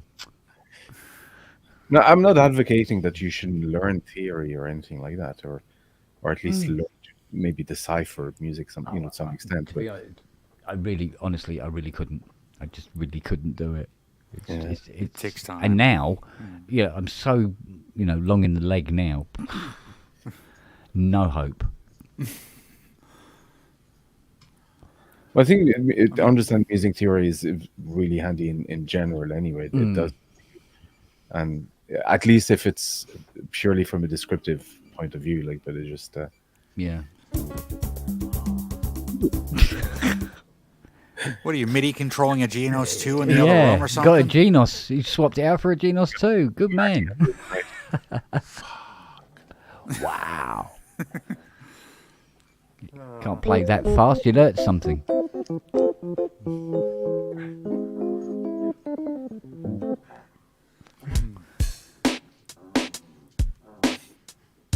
Now swap out that snare. Yeah, exactly. Tracker Jack's got a couple of thousand for you to check out. I am so wankered. Good Hi, man. Ollie. How are you? Andrew, how are you doing? Oh, What have you been on? Everything. lots. Lots. Yeah. Lots. Something liquidy, and there was a lot of it. That'll do. Not anymore. I'm not drinking anymore, so Well, you when I stopped do, today. What do you mean? well, apart from today, when alcohol appeared, disappeared, but I'm not having any more alcohol. I'm The Fiona School of Drinking. Yeah. Oh. No, I won't do that. So look, listen, you've all been very lovely tonight. I have been watching some of this. But I've been putting off opening this fucker up. Oh. What, you want you use this as your video? What? No, I'm not going to. But I've got an ELZ1 play, and I'm going to do a full thing. And here's the thing. Go on. I've got back here Yes. bags full of gear. I've got tripods. I've got lots of different cameras. Yeah. I've got an overhead thing here that I was planning to use to do overheads, and I've got this is all serious shit. Yeah. I've done fuck all with it because I've been so busy. So the thing is, I was planning to do this down here. Yeah. With this and a 6K that with, Said the guy who owns a video studio. Yeah, I know, but I'm not in my video studio now. So I'm in this, which has no room, and I'm always, as we all are, looking for perfection, and it's not going to happen. So I'm just kind of resigning myself to tomorrow, probably getting that fucker out and just showing everything from the wrapping to right the way through to here it is making some noise. Unfortunately, it will be shot me with an iPhone in the bathroom. Well, no, it'll be me. It will be me making the noise with it. So there's the other thing. So I thought, I know I can record this, which means getting good sound out of said thing. So that means recording it digitally using a DAW or something. Indeed. And as soon as I thought, all I've got to do is turn on the DAW, Cubase. I told Kent about this, and suddenly I'm into a day's worth of shite because there's been updates all over the place, and just turning on Cubase just to record an instrument from outside that's already connected where the drivers should be there suddenly goes mad, and I've got to update everything and none of it's talking to each other, and I spent all of Friday just trying to record some shit that's already set up in the studio back in my office, and I just kind of lost the will to live, so I'm very drunk now. I love those moments. Like usually, or inevitably, Fiona will walk in and I just give her the look going, not now. Not now. Yeah. Not now. It's just the software. Like, it's never just software. It's lots of software, and none of it's talking to each other. Some of it's from France, Italy, Russia, China, America, and none of it's talking, and they've all got to have diplomatic relations, and they've all got these working committees, and then you have to have the working parties below them. That's just the driver's bit of it. Yeah. And then you've got to press play and record, and none of that talks to any of this shit either. It's all fine. I'm a professional. After that rant, she brings me a drink. I understand. Have you tried firing up Cubase and selecting the bottom selection for boot up, which turns off all of the connections that it had with everything that's installed, and then you fire it up and then ask it to look for everything? Look, I fixed it. Did you try that? I fixed it. Oh, okay. The problem was a series of things that had suddenly got out of date all at the same time, but they weren't really out of date. But everything thought they were. So Windows updated, the drivers for Focusrite updated, Cubase updated, the montage updated, Blackmagic updated, or everything updated at the same time, and none of it talked to each other. And the worst thing was, all I did initially was boot up Cubase, which said, because for some reason everything else I do has do not ever update me. Never update me. I'll choose if I want to update. But Cubase I'd left to automatically update. Yeah. And as soon as it did that, all the mappings for the audio broke. And when I looked at it in Cubase, all of the mappings for audio looked like they were still the same, but none of them was working. And all you have to do is find the one setting which nowhere tells you about, which says, just click. Yeah. In this case, Focusrite USB again as the main driver, and everything will start appearing. And then you just have to select it. And when it says, no, this will exclusively restrict you to, just say yes. But I didn't, I'd forgotten all of that. And it's just, Cubase has the worst audio interface in the planet. It's a brilliant piece of software, but the way it interrogates audio I/O is freaking awful. So that stopped me from doing all of that. And well, I am running Sonoma. Oh. At last. And it only crashed 3 times. Huh? And I had to reinstall Cubase. But now it's fine. Things appear to work, put it that way. I do love that sound. You got the perfect thing to go with that.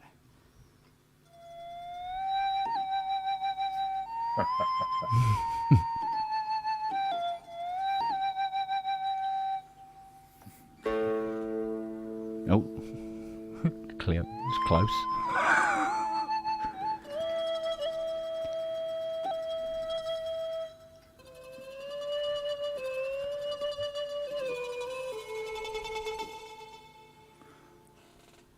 I got nothing. Oh, it's going ambiance.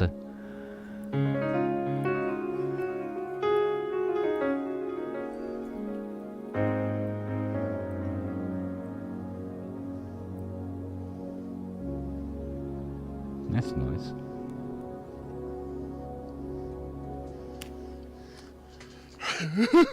I didn't hear Bum Note. Good man. Good man. Gosh. No idea what that... I think that was L, followed by M Tormented Ninth, and Kevin. Yeah. Those are the 3 chords I used there. 1/8, flute only. How dare you?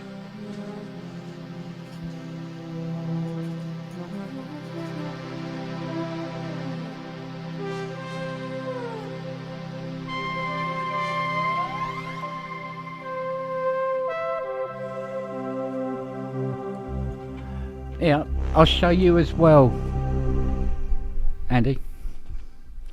Andrew Disser, let me show you this as well. Showed everybody else about the trick that Vangelis taught me when I spoke to him. Sorry, does it involve kebab? No. Okay. Right. You can hear this for yourself. Here we go. Right. That's it. Make sure I can play it properly. Right. Jung Ho, Long March. Long March. Long March, right. When you do the thingy, right. Good girl. Right. Doesn't sound right. So you put on the pitch initial. And go, that's it. But it's not. No? No. And he said to me, no, what you do is you use the ribbon controller.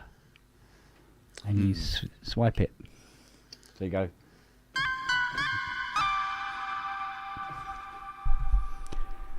To which I said, thank you, oh God, oh Lord. That's very much like Durrani and Save a Prayer, where John was doing the pitch bend.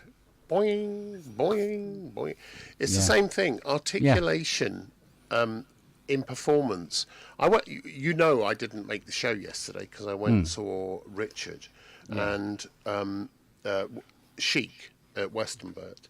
And there's one of the songs there is a whole bunch of string sections, string things that happen. In fact, there's 4 in a very short period of time. There's a tremolato, there's a string fall, there's a strike, like a pizzicato thing, and Mercato. Yeah. And they're all played in a very short time. And Richard has them on both a pedal, so he's pedaling down, and velocity. But there's 4 different ones, and they happen in very short order. And he told me about, he sampled them from the master tapes to play these. And the thing is, no one in the audience will ever know that he's doing these 4 different things. But I listened to it last night live, and I was blown away by how clever that was and how much it added to it, and that only if it wasn't there would you know. You go, what? That's not right. He made it happen. So these kind of articulations really matter, and they matter when you're playing, not when you're performing. Not, so many of us do these things and never turn out a single thing to be heard by the rest of the world. We're telling everyone, I'll be releasing my album next year. But we don't. And in the meanwhile, the very few that actually do release, it's about that performance, and it's about being able to repeat that live.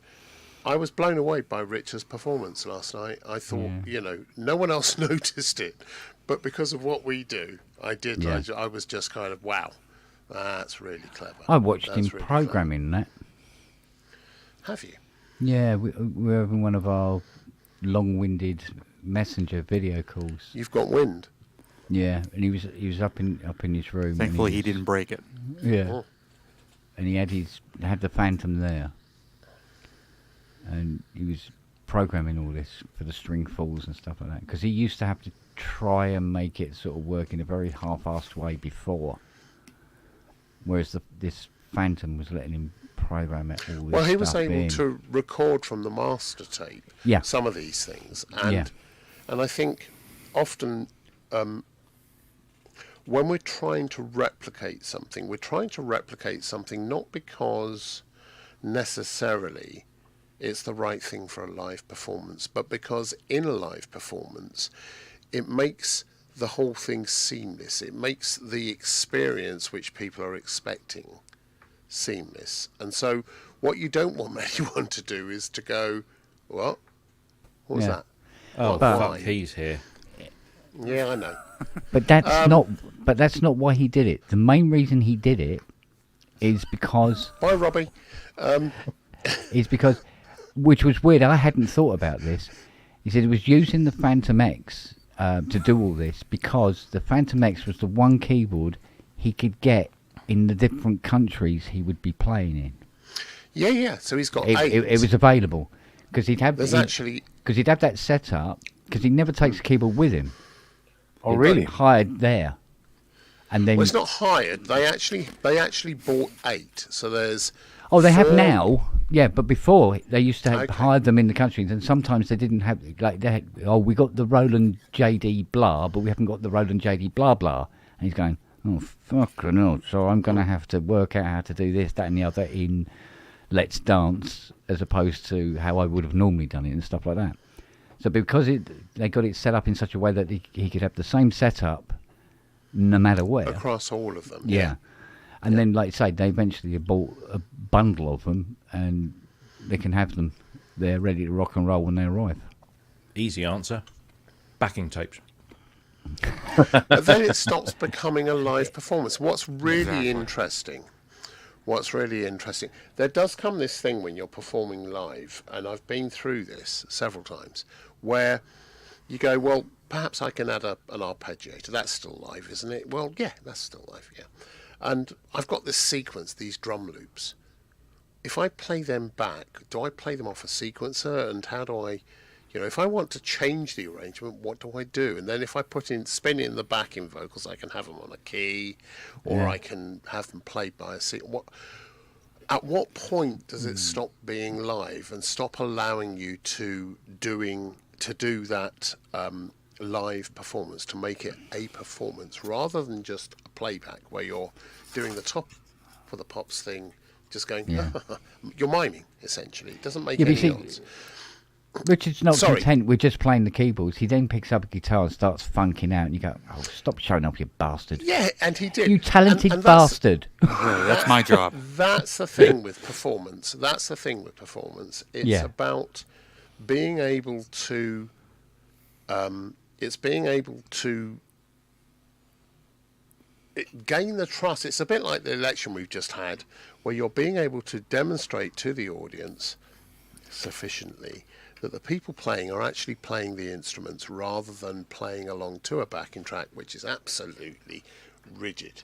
And the one thing that really gets things working, or it makes you sort of go, whoa, is when you see people reacting to the audience and extending. Hang on a minute, let's just wind that back. Let's do this again.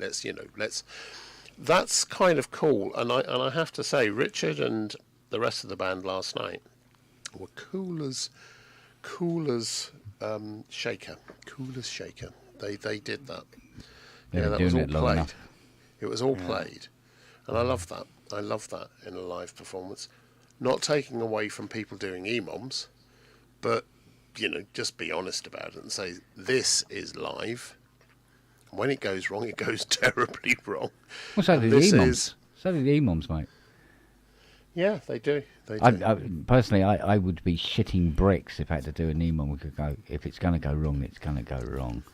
And knowing me, it's going to go wrong. At some point, something's not going to cut in at the right time, or I forgot to select that page or whatever, and I go to hit the button to get something, and it's not there. It's something else altogether.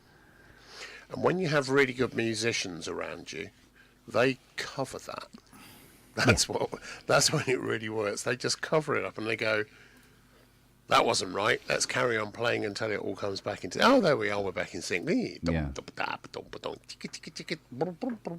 Well, the pro musician finds ways of getting around it. Pro musicians. You're not talking about Robbie, are you? What are you eating now? Yeah. Come on. Oh. What flavour? Salty semen. Salty semen.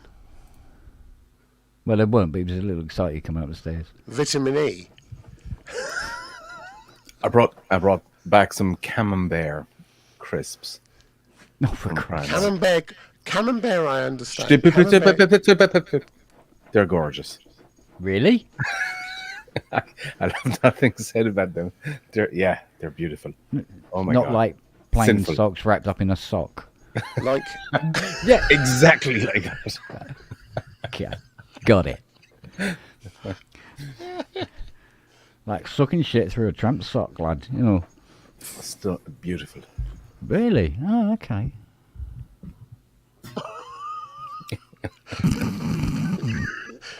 Justin, how much do you relate to sucking camembert through a damp sock? 0%.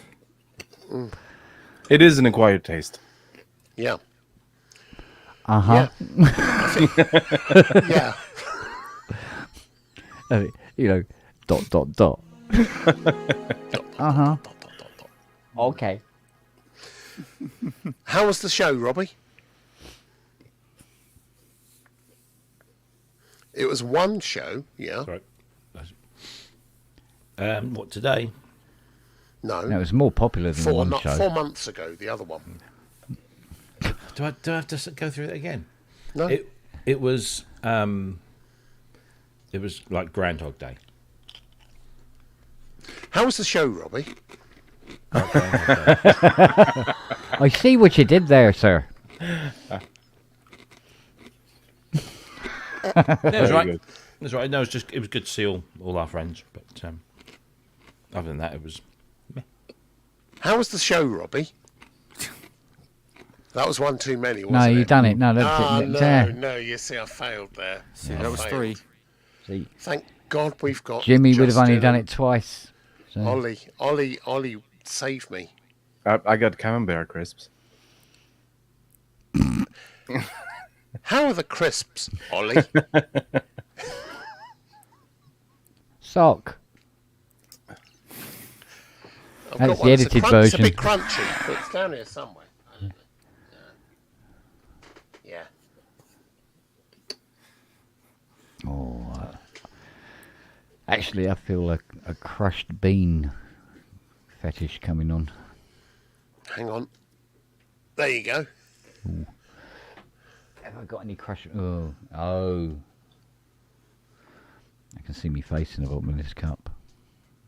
It's not what I want to see at all. Right, I'm going to do myself a coffee.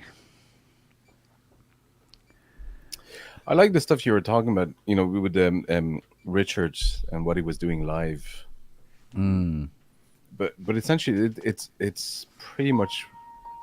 I mean, the same thing with any sort of musician. I mean, so much of playing live is all those hidden things that nobody sees or hear. But if they're not there, somebody somewhere will go, they weren't as good as the previous time, or you know. As much as anything else, I think it's about how the rest of the band reacts if they're not there. Because you kind of expect certain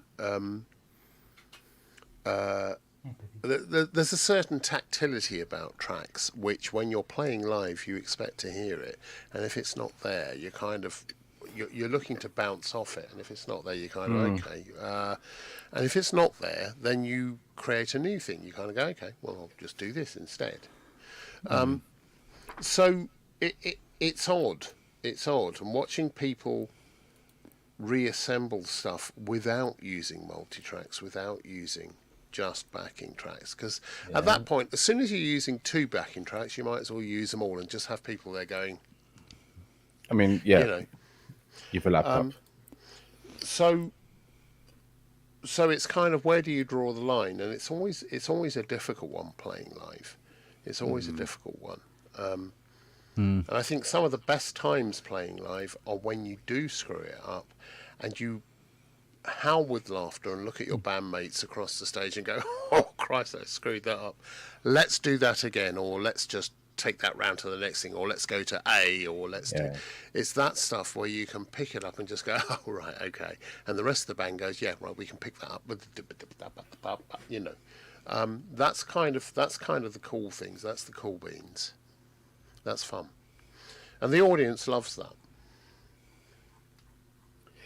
Yeah, I mean, my background before I even started the YouTube thing was essentially just only playing live, like it was just a gig musician.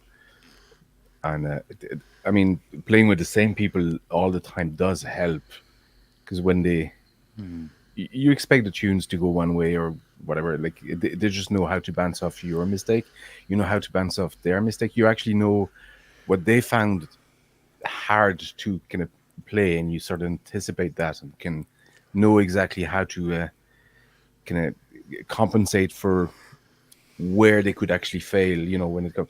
Like there's a rush to that as a live musician that you just I don't get anymore as a sort of solo studio musician. But it's just and you can play with that. Don't you remember? You can play with that. So someone gets something wrong, you play with it, and you give people shit. But it's lovely shit, because you know they're going to get it together, and you're going to get it together. You'll work it, but you kind of go, oh, look at him. But singers can get away with it, can't they? Who can? Well, look, singers. Take some of the early Kate Bush performances. She's on stage singing her track that she played, but there's nobody on the stage except her. And no instruments, and she's just dancing and singing and stuff like that. That's fine. I think it's a foreign person can do that, yeah. But that's still a playback. At that point, there's no interaction. But if a band does that, to a backing track of a singer, well, some do, I suppose. Gabriel and lots of other people. Gabriel's notorious for live saying, hi Robert, let's we're going to do this, I'm going to change this to here. Let's take it up a key or down a key or do something. And the band just go, well, yeah, all right. And they just go along with it. And I think that's, I mean, it's a different thing from DJing and whatever. It's you know, each of us has our own style of doing things, but that's it's a wonderful thing to be a part of when you're part of a band where you know that people will rip the piss out of you, but somehow you'll cover it and you'll move on and it will still be cool. And it's really difficult doing that if you're tied to a backing track. Well, it's a different exercise. But then you have people like The Who use backing tracks very early on for Barbara O'Reilly and Won't Get Fooled Again. And it still worked, like, you know, even though you knew they were just performing to the whole thing was set out, the arrangement was set, they still managed to make it work. So it's kind of, you're constantly treading that sort of narrow thing, that narrow path between what's real and what's not. I remember a lot of my friends in the early 2000s when Riverdance was a thing. So I never laugh as much as you want, but it was such a big show. Like a lot of the Irish musicians. Is it not a thing anymore? I don't know. Actually. Not as big a thing as it I'm was. out of the scene, to be honest, though. But a lot of us, I never did, but a lot of the people I used to play with would be booked to go on a European tour or a US tour or whatever, with one of the Riverdance show. But one of the things they had the most problem adapting to was that sort of backing track approach, where there was a bass sort of backing track that they had to play over, and it was so fixed that they couldn't actually deviate from it. So if they had made a mistake, they just had to correct it like right away. That's most of them would be so good that they never made a mistake, but it did happen. But the that moment where you make a like wrong note or you break a string or something like that, the show has to continue. There's nobody else to back you up on. They found it really, really tough, that sort of rigid format of you've a bass backing track that you have to play to. Oh my god. Lily. Oh. Lily. Do you know what's really funny, apart from Lily, who's not funny, she's just gorgeous? Beautiful. I think there comes a point for all of us, Ollie, where we kind of jump onto this thing, Riverdance, so passe. ABBA, so passe. Of course. The Beatles, so over them. And they kind of come around, and then we realise as musicians and whatever that suddenly, God, these are complicated. God, these are good. This was really, really clever musicianship and or performance, and it's the performance bit that's really interesting. Riverdance every single night was slightly different. It was slightly different. Same with ABBA. Every time you hear it, people will think I'm a complete knobhead, but I kind of came to ABBA later and went, God, they're good. God, that composition and mixing and crafting of those songs was, just the tonality and the different sounds they used, the way they pulled those together was astonishing. And you may or may not like it. It doesn't matter whether or not you like it. The performance was astonishing. Same with Riverdance. So we kind of poo-poo these things. We kind of go at our peril, because at some point people will find out. So just use your ears and just go, yeah, you know what? I don't care what you think. I think this is great. I mean, if you hear, I heard them live, Riverdance. I was invited many times. It takes your breath away when you're there in the audience and you hear all those feet hitting the floor. The feet and the bar run. Oh my God! Wackling away. I mean, it's the burger. Astonishing. It's astonishing. It is astonishing. So yeah. Ignore these things at your peril. And there's no right way of doing this, and there's no wrong way. It's kind of do it, and people will tell you whether it's right or wrong. your audience will say, yeah, you know what, that was groovy and cool. And if you've got a Genos 2, it's probably not going to be.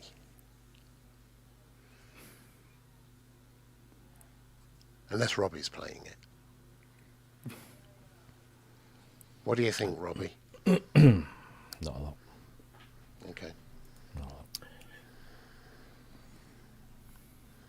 So it's That's me useful, banned from the next 4 episodes. I was just about to say, so many. If you can get tens of thousands of people to go to a gig where a DJ is essentially miming to a pre-recorded mix and they're just twiddling the knobs because they have to do it because it's the only way that you can sync up all the lights and the effects and the explosions and the pyro And the mouse head. and it's a well-known fact. Yeah, it's a well-known fact that vast amounts of DJ most sets of are the all... lighting you can actually you can get a BPM output from for The- Pioneer stuff But it's so much easier when you can just sync it up to a backing track. into certain lighting tests now. Dead Mouse says that in his. I remember watching his masterclass. Remember the master class website, whatever Yeah. thing. But I remember watching that the one he done, and he actually says it at some point. He goes, "Look, I'm playing off a laptop here, so the only amount of interactivity I have is the visuals. Like that's where I just come in." So, but even those are sort of pre-rendered. I just press the button at the right time. There's a guy on Twitter. I think he's called the Secret DJ, and he's a professional DJ, and he busts a whole ton of myths. And there's this thing going on where there's some pictures of Norman Cook, going like this, and none of the shit is plugged in. No. And not even Norman Cook would deny it because he said this is just commonplace because when you're in a multi-sensory venue where they're setting off pyros and lasers and all this and everything has to go exactly when this drops or when that drops, you can't afford to not be doing that pre-recorded. Sure.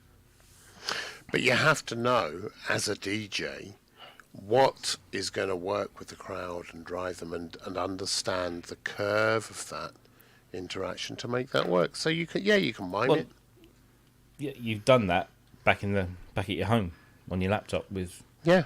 And you just put it all together, and the audience will. They know what works with the majority of the audiences. That's what they put together. I get so many calls from people saying, "Come and do your DJ set again." For my wedding, there was only 2 of us, and then we only had 3 people, and they kind of liked. Well, 2 of them. Well, one of them liked. Well, no one liked it, but you were the only person we could afford. Did we pay you the 20 quid? And they didn't. Robert, why didn't you pay me the 20 quid? I don't like paying. It had puppy love. But that story took a turn. Yeah. Yeah, didn't it? Yeah. Wow. Yeah, Robert didn't pay me for Puppy Love by Jimmy Osmond. And I thought that was the ideal track. I mean, Played 30 Crazy times. Horses is my preferred Osmond track. Gets them on the floor every time. Gosh, that really killed the whole convo, didn't it? So, Ollie, what's your favourite DJ track for a wedding? I don't go to weddings, actually. So I what's your avoid them favourite? like the plague. What's your favourite single track then? I'm so alone. I've managed to avoid weddings for the longest time. We've my nephews, 2 of my nephews are getting married next year, so we have to go to 2 weddings, and we're absolutely dreading it. We hate weddings. Funeral track, Paul Holmes. Oh, There is that thing, isn't it, where people approach it because you're sort of either tangentially or otherwise involved in the music industry, and they say, "Look, I've got this event, Ray. I've got this event going on. Would you mind doing some music for it? Because I hear you're a bit good at this stuff. I've got 35 quid." And you go, "Well, I'm busy that day." But it's kind of leave it to someone that does that all the time. You know who's the DJ at my wedding? Go on. Me. Must be Seriously. terrible. Curiously, at mine too, it was you. I wasn't. No, you. it was me. It was me. Yeah. I thought I can't think of anyone that would play the stuff that I wanted playing at my wedding, or that me and my wife. So I thought, Fair fuck enough. it, Yeah. fuck it. So that was it. I took a break because one of my friends came up from London, and he did like 45-minute set, so I had a break so I could, see my wife. But yeah, You saw her? Yeah, briefly. Blimey. Well, that's a good way to do exactly what you want at your wedding. Yeah, exactly. Well, that was the thing. I mean, I did I've been married before, and it'd all been kind of taken away, from me. Oh, been there, done that. Come on. Yeah, exactly. So I thought, no, this time we're doing it the way we want to do it. Yeah. We had our wedding reception in the local Chinese restaurant, but all you can eat buffet, and then back to the village hall Nice. for a bit of a shindig. Second weddings are the best ones. Oh yeah, I recommend everyone has a second wedding. Yeah, yeah. You're allowed one mistake, and then you move on and have the right one after that. That's it. Well, first ones don't really count anyway. Yeah, I keep telling myself that, but the nightmares persist. Jeez. I was very lucky with that. I married Ollie and Robert, both. Beg your pardon? In the same Yeah, family. yeah, I know. I've sorry, guys, I Could have was said that. Brenda at your wedding, Ollie, and Robert, I was Robert at yours. It was very odd. And yet again, another turn. Yeah, yeah.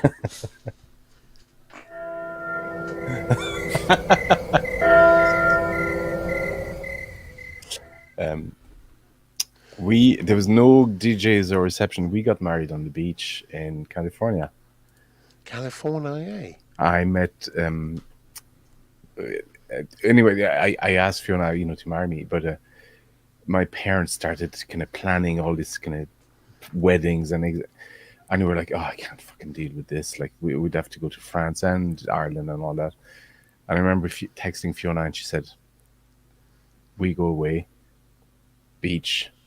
We get married on the beach." And I was like, "Are you serious?" She's like, "Yeah, that's serious." So we get a friend of mine in California to actually get a day license to be an officer or whatever it's called over there, and just marry us. Yeah. Marry us on the beach. We had a picnic. We went for a swim. It was fantastic. That was it. It was just us. Yeah. My first wedding, we got married because neither one of us was religious, so we didn't want to do any of the church stuff. We didn't really fancy a registry office. And my first wife's parents had a timeshare in Florida. And what they would do is they would go there every year, but they would take their kids would take it in turns to go with them. And it just so happened that was the year that we were due to go with them. So we thought, well, let's get married in Florida. And so there I was in a lilac. This was 1990 something, in a lilac suit, standing on the shore of a lake in Kissimmee, With Bob, your husband. with the missus and her parents, and that was it. And some old coot who he was like the head of security or something at the resort, but he had a license to marry people. So Fair enough. no, it was fucking awful. Oh, really? It was really fucking awful because Oh, there's me and her parents, and that's that. I And love it. no, it gets worse. It gets worse. Go. So we the service happens. Whatever it was. We go back in. We sit around a little table and have a light lunch, and then we went back to the villa, and my now in-laws said we should leave you alone for a few hours, and they went off for a few hours, and then they came back, and we went to. Which, if you don't know what Medieval Nights is this really fucking awful recreation of medieval England with jousting and eating with your fingers, and that was in Florida. In fucking Florida. So it was like 150 degrees. It was just like fuck. Gotta tell you then. And it's how it started. Liz and I have both been married before, and neither of us were going to get married again. It was we both had one marriage, and it wasn't our fault for either of us. And I was living in the centre of Stroud, a small sort of market town in Gloucestershire, and there was a 12th century church in the centre which hadn't been used for a wedding forever, and we were sitting at the back of the church, having walked up and down a few times, having a fag. And I'd proposed to her about 2 weeks before.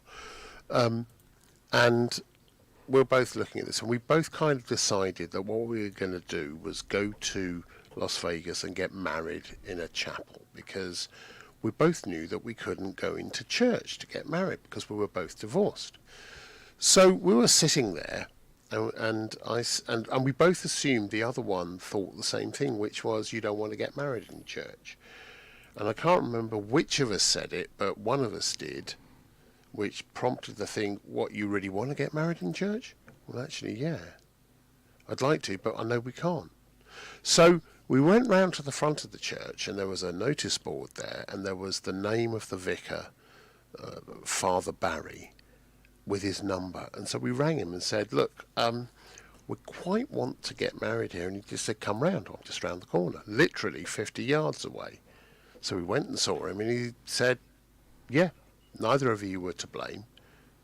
We'd be happy to marry you here. So we went through this whole thing of, fuck, now we've got to get married.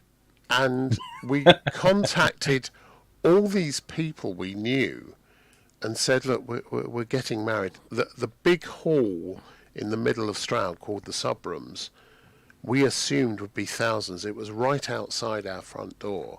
And they had a council thing which said, for marriages, which no one had used, 750 quid for the whole thing, which is a massive, massive hall, big dance floor and bars and all sorts of other rooms and a forecourt, 750 quid. So we paid it. Well, we paid it in instalments because we were poor. And then we're looking around, and one of our friends that I was working with did magic tricks and cards and all sorts of things, and got into a balloon. And he said, yeah, I'll do that for you. And then a band we knew really well said, we'll come and play for you. And then we're looking for the catering, and we suddenly realised we've got 95 people to cater for. And Liz was just dialing people and going, can you, and it was coming in at thousands of pounds. And she rang this one woman up one Saturday afternoon, and the woman said, I'm so sorry, I've got my hands covered in flour. I'll be right with you. And we went, oh, that's interesting, covered in flour. And we spoke to her and talked about it. She said, do you want a cake as well? And we said, yes. And she said, what about drinks? We said, well, we've got those coming from France. We found someone that would bring drinks in from France. So she arranged to do the whole of the wedding for 95 people, canapes, then the breakfast, then an evening do for 250 people with a cake, and it cost us 2,650. And I happened to be working for or with the local Stroud Samba band. And they said, well, we'll escort you from the church, which is in the centre of town, down to this place. So we had to go out then and see all the stall holders and the shop owners and say, look, guys, we've got this thing happening. Can you just give us some space? So it all kind of came together, and we did the wedding, and we paraded down with a samba band leading us, and it wasn't planned, it just sort of happened, and we ended up in the square, and we did the breakfast, and we had the dinner, and we had a big evening, and it was just brilliant, and it cost us so much less than £10,000, including the dress hire, the dress, and the honeymoon. So much less than 10,000. People thought we spent about £40,000 on this thing, and it was just goodwill from everyone. Thanks. And it was the most brilliant thing. And I can't tell you, I thought, but the day we got married, my wife had persuaded me she was going to be dressed in red, because we weren't going to be doing that. You know, she was going to come down the aisle dressed in red. Was she going to come down to Lady in Red by Krista Berg? Yeah, and I remember sitting at the front, and I stood up and was waiting for her, and she was walked in by her father, and I turned around, and I just, out the corner of my eye, glanced, and she had this shimmering white, slightly pink, lots of sparkles outfit, and I remember I couldn't breathe. I was so entranced by her, and my sister had to touch my cheek. And I sort of came, and I breathed, and we got married, and it was the best day of my life. Yeah. I loved that. We were very blessed.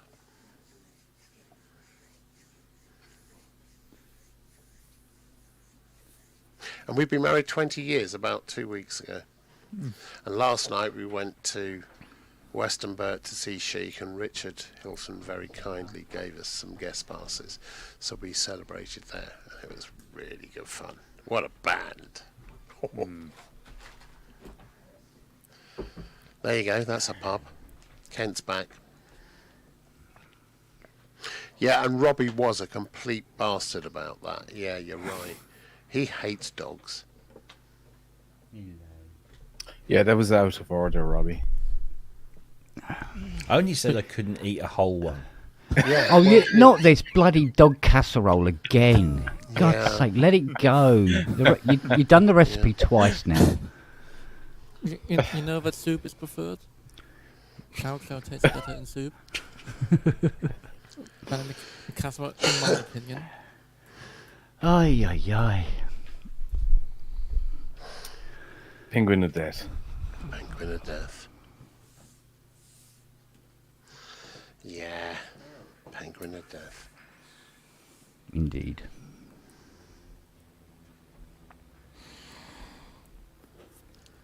Oh, flipping heck. Do they?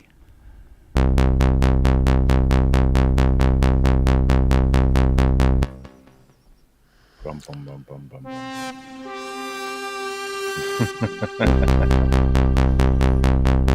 Oh, I was going to go.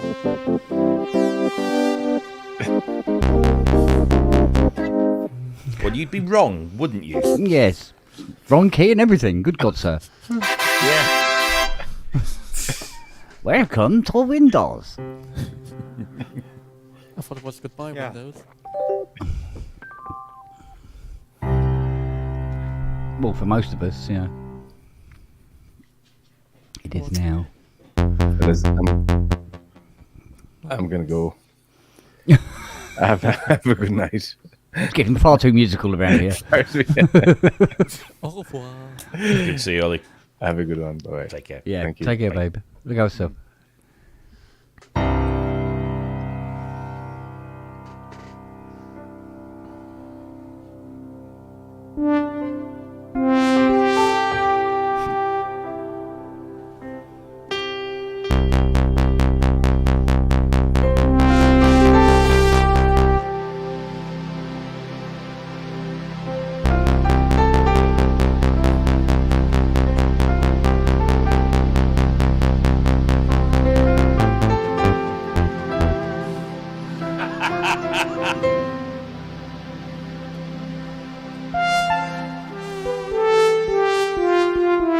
I'm doing this with the keyboard so front and rear. I can't see what I'm doing.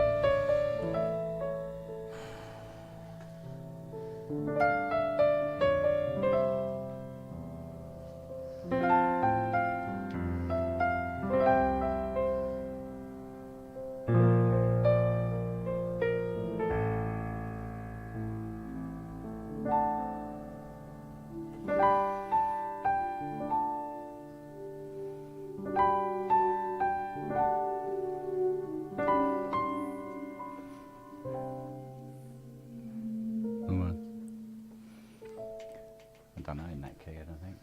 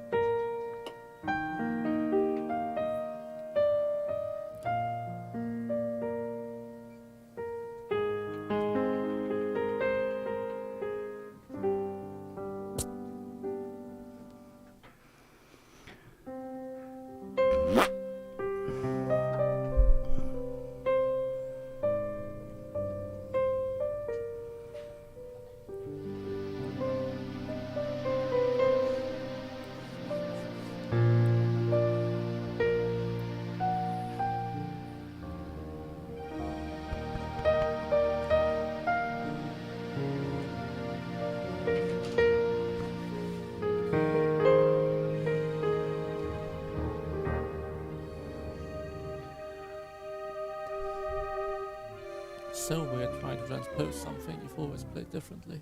Yeah. Ah, itchy for tang. Siri, you're going to have to go downstairs eventually sometime. Aren't you? Okay, Siri, go downstairs. She won't. Hey Siri. Oh shit. Hey, yeah. Hey, Siri, what's the capital of Abyssinia? No, it's not as good as the real one. It's nothing like a freshly printed Mm. magazine. And this is nothing like a freshly printed magazine. Smell of it.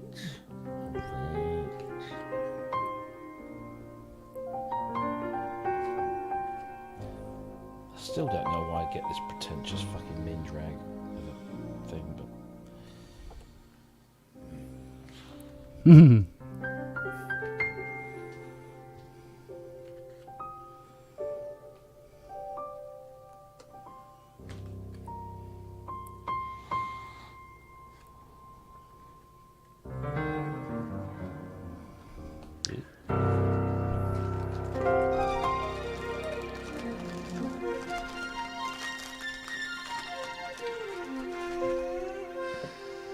Oh, that's a bit soft, that one. There you go.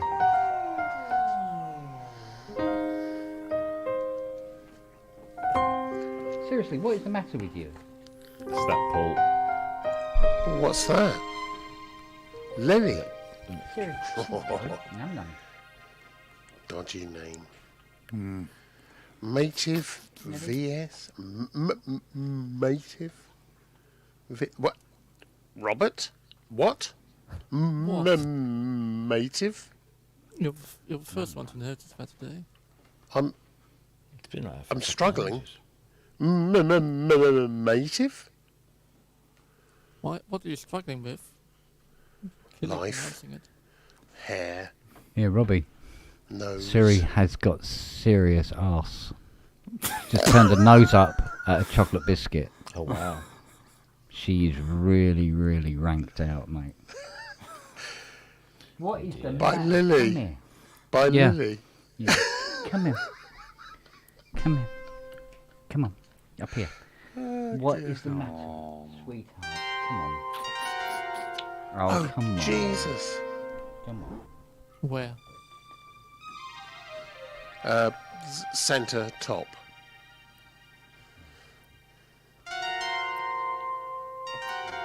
No, it's 8 of VS. 8 of VS. Okay. Serious bottom turning up. No, that's not like you at all, girl.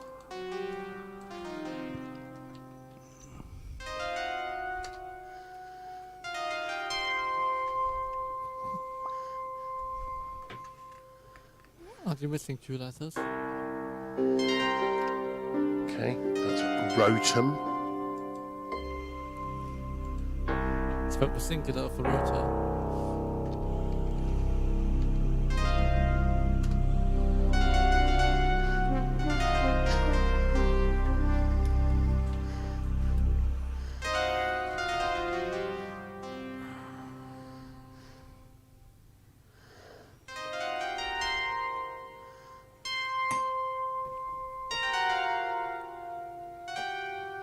Football tomorrow. Is it? Oh no, how terrible that I'll have to be in a concert during that time. I'll have to enjoy something more important. Rugby than life. tomorrow.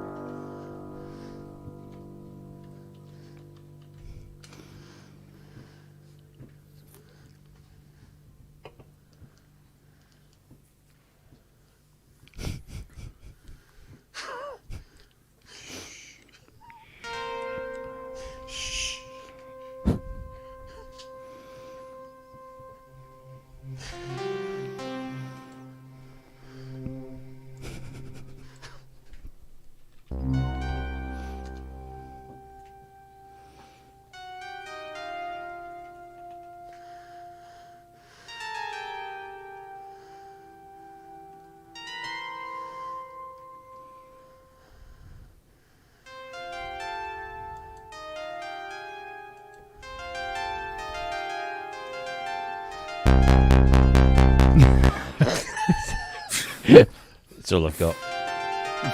Yeah, it works, mate. Don't worry about it.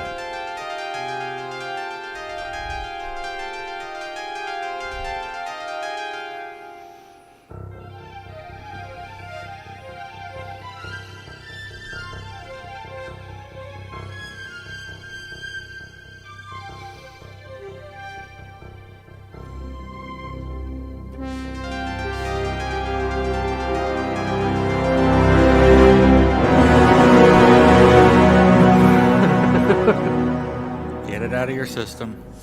Better go to the bathroom.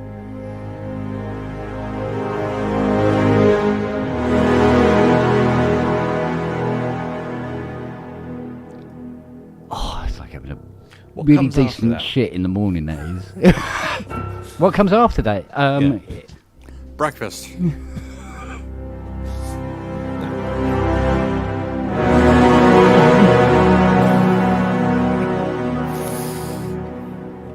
And then just to be different,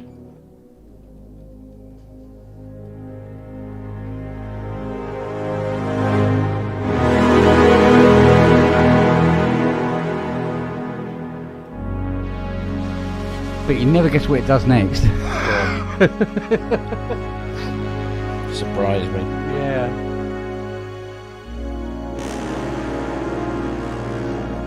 It's not. Oh, is it? It might be, actually, now you come to mention it.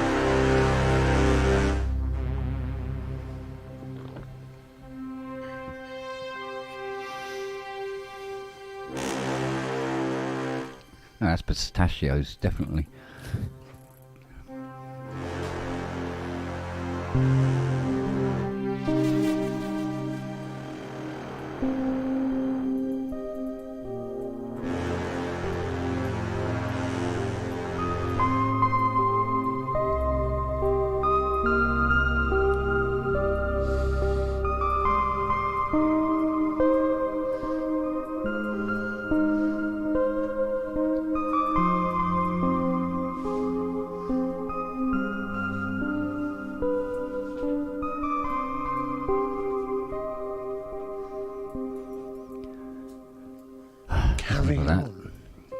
Carry on.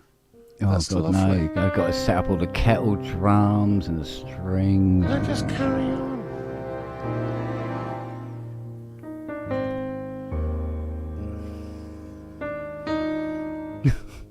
Yeah, Ans, you play it. Oh, I think he knows it. What now? No, that's right. Oh, okay. Hit the wrong button. Not again.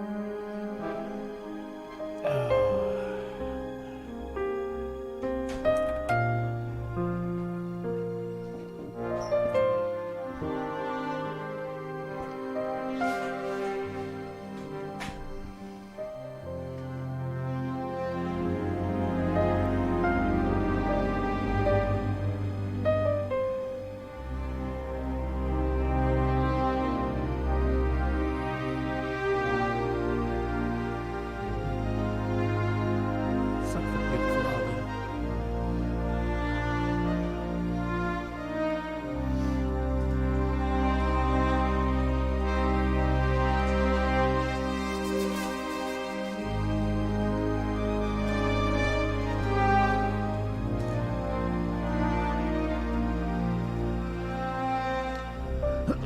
She's finally gone downstairs. She must have been busting, the silly girl. Right, what you were doing, Robbie, but faster. Yeah.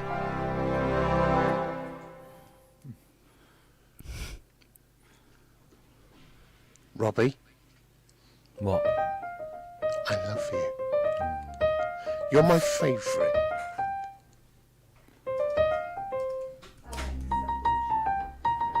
That was very dismissive for a profession of love. Oh.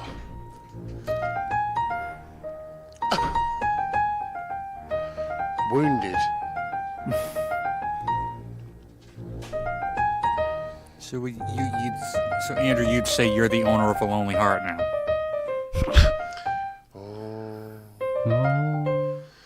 Ding, ding, ding.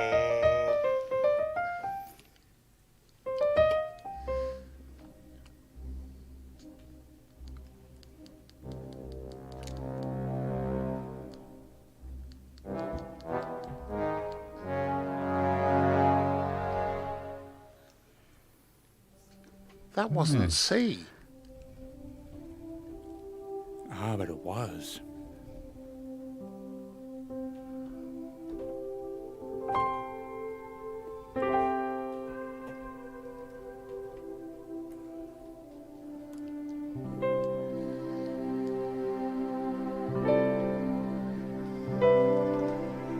You can take a freedom, but you cannot take a Kellogg's cornflakes. I don't know where that comes from.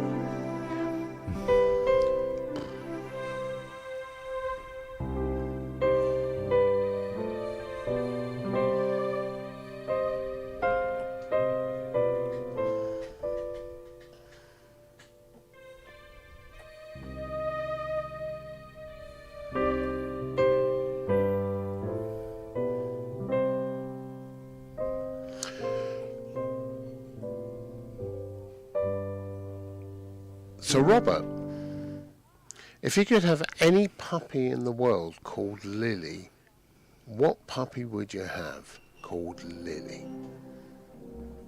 I don't think I would have a puppy. Not even one called Lily? No. Why would you eat a puppy? Yeah, you're They're dead more to me. tender when they're young. They tend to fall off the bone a lot easier. That's why you make soup. Doesn't matter too much. Robbie, you've got a misprinted DX11 t-shirt there.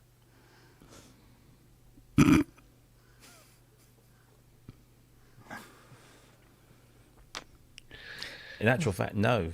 That was a Because low the blow. DX11, being in the second phase of Yamaha's FM synthesizers, did not have that style of DX. So it can't be. We had the rounded DX. You know, Robbie, you should have That's said a severe that. misprint. You should have said that, but with a voice like that, you know. Yeah, actually, I think you'll find. Our survey says.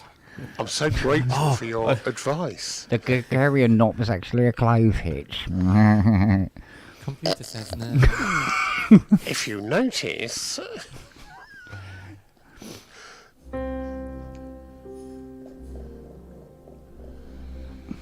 Right. I need more wine. I want Yes, to go is to it- Florida. Or is it a badly spelled OXO t-shirt?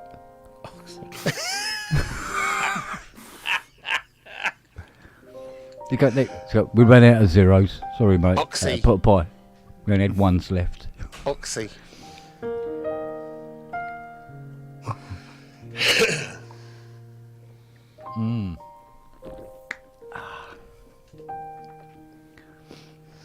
I keep reaching for my glass and it's empty. Really? And I was drinking before I came It's like that with here. my dick for the last 10 years. I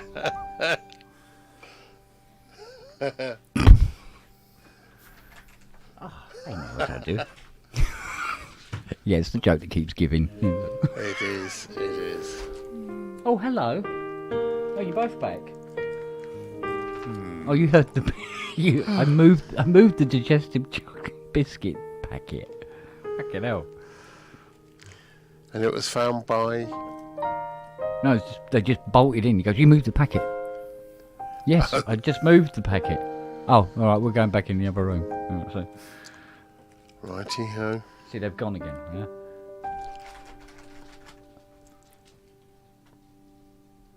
yeah? Eyes appear. Did you just rattle that packet again? Oh, you didn't. Okay. They did. They were... What? Where they were? What? You sure? You sure did? Wait. What? I thought I heard it. Did... What? Oh no, you didn't. It's all right. I think we can go back to what we were doing. Yeah.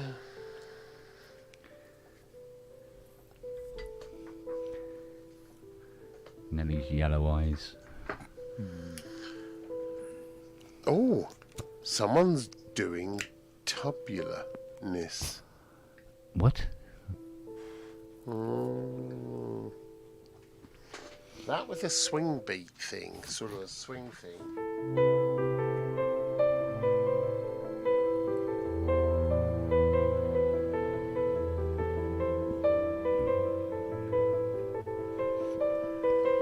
Oh, pardon me.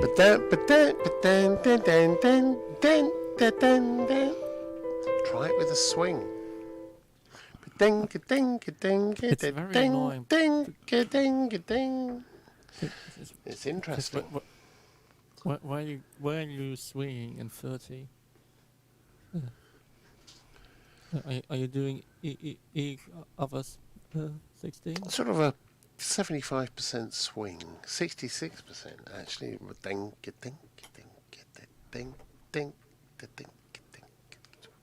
I prefer 54. It takes it into a really odd time signature. Yeah.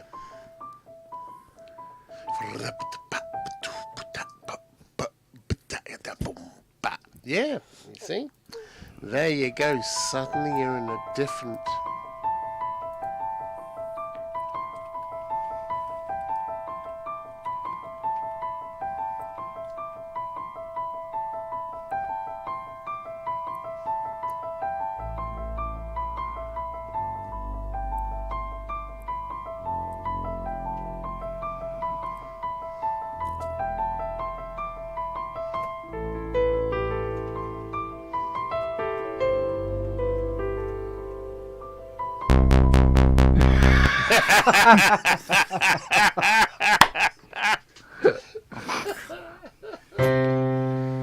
With the kids in America. Oh, wow.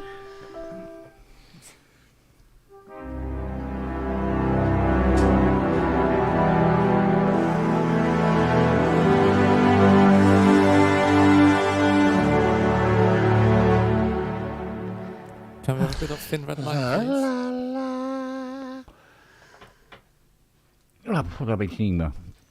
I would have thought actually that one is slightly, slightly down a bit. There you go. That's better. Good girl.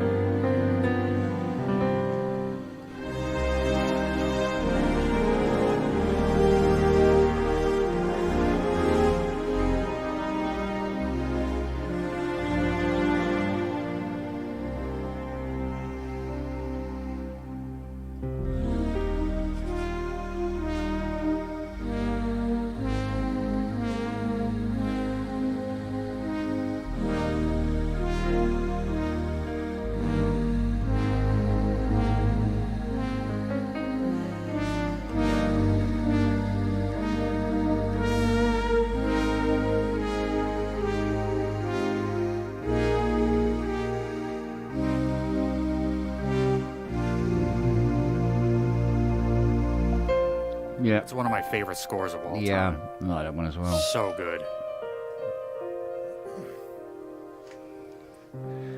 It's a good one.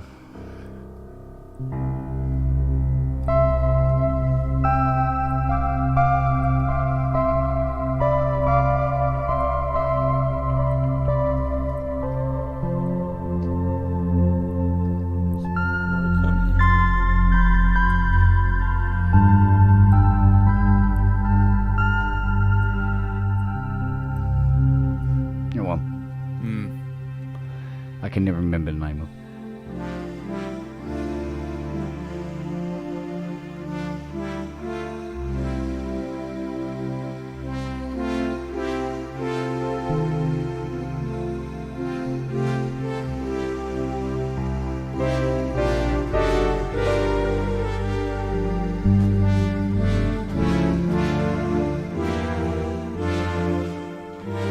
And I forgot the rest of it. We're doing credits. Another great score. Yes.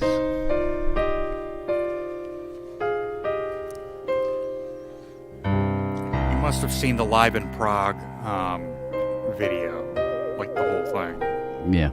Yeah, brilliant version of that on there.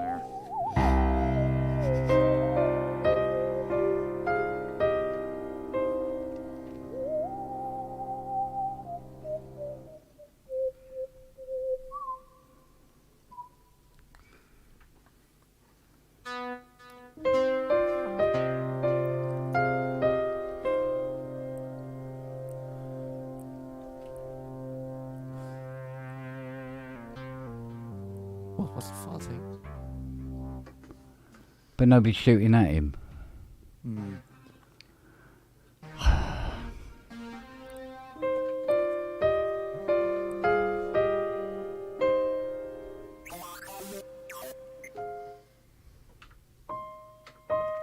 Oh well, still alive. Oh well.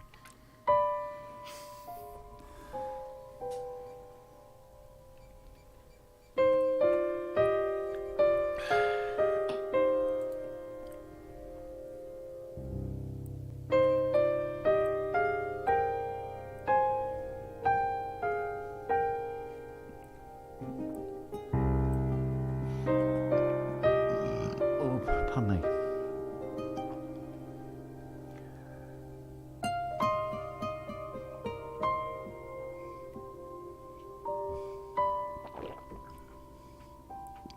Just clipped his ear. How the fuck did I miss a head that big?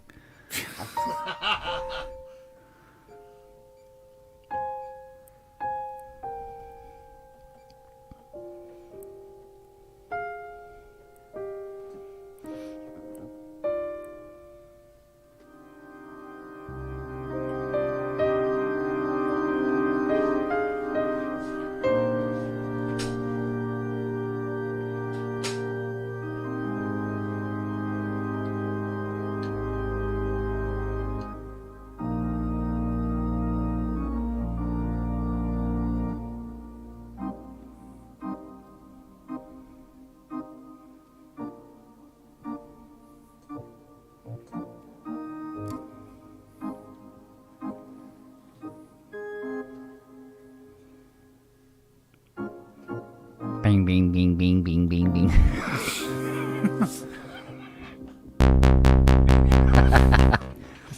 Meow, meow.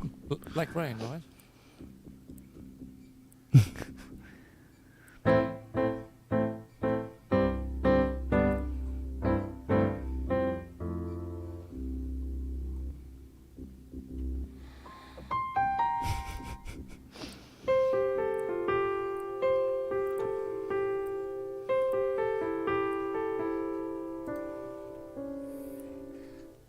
Almost.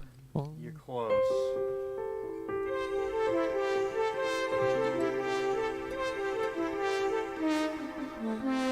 That's it, yeah. Yeah, that little accent, Yeah. gives it a little bit of tension. It's really annoying. Trying not fucking my hand over.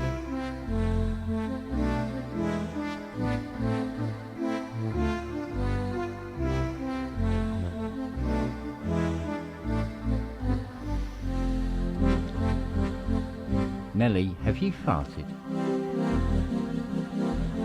Have you? Not you.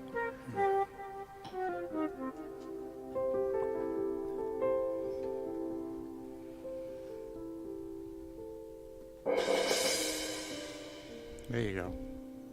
Ba ba ba ba ba.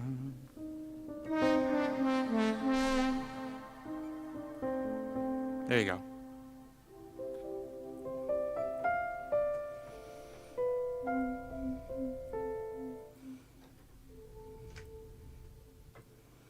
That one off.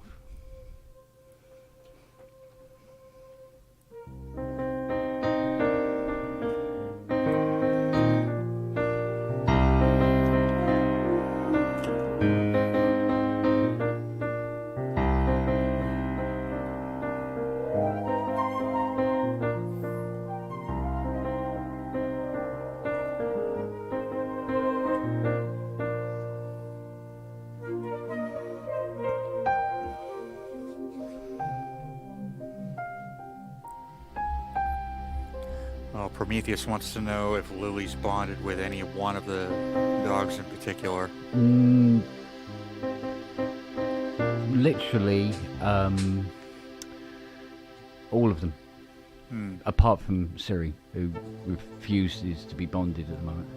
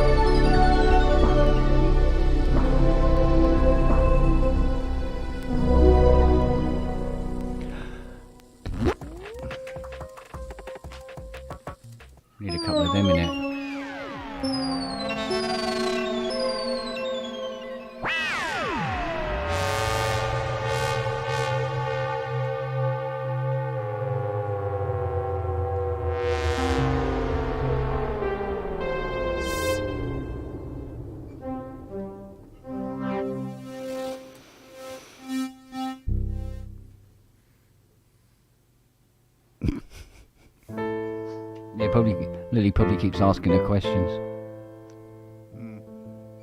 Siri, what is the capital of Abyssinia? Go away. Leave me alone.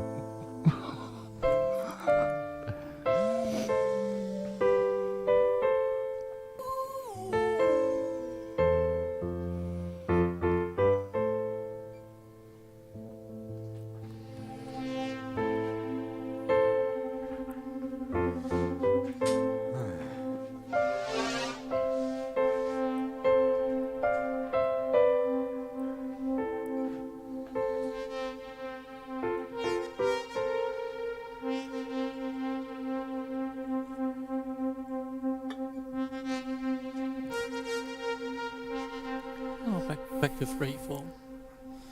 They're using the ring mod for... Yeah. It's just the sweet spot on the modulation amount.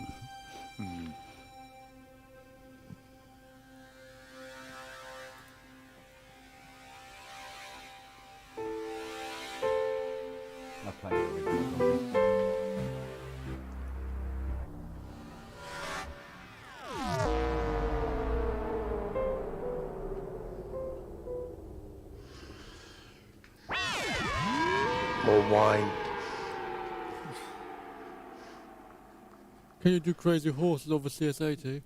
It's exactly the same ribbon controller though. I've had to do that before now. Nick one out of a YC45 to put into an 80. Really? Yeah. Well, when you got a dead YC45 in the garage. I'm having that. Oink.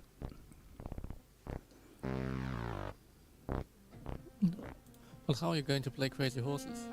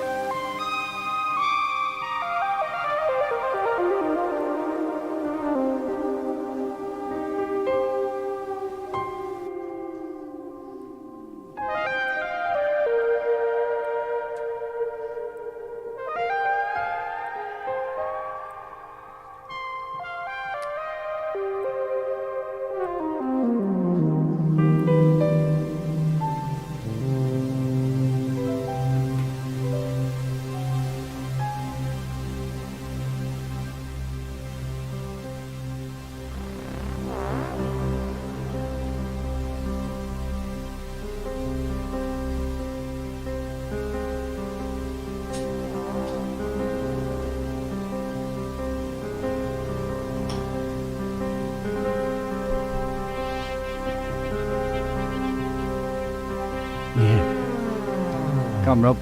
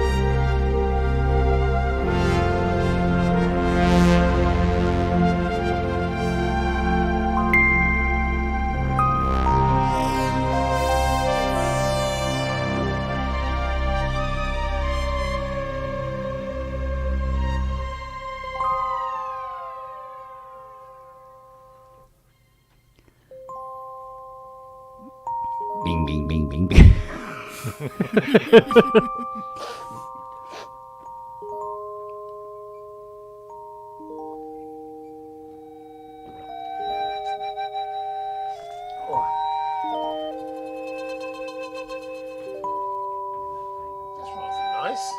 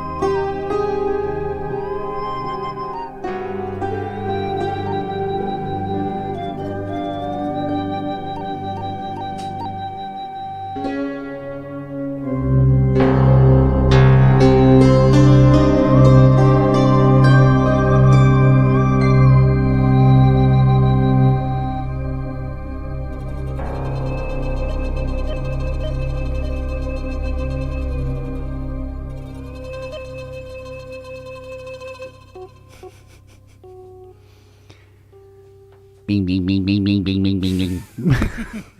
That's going to happen Right now. in The the end of middle. every track now.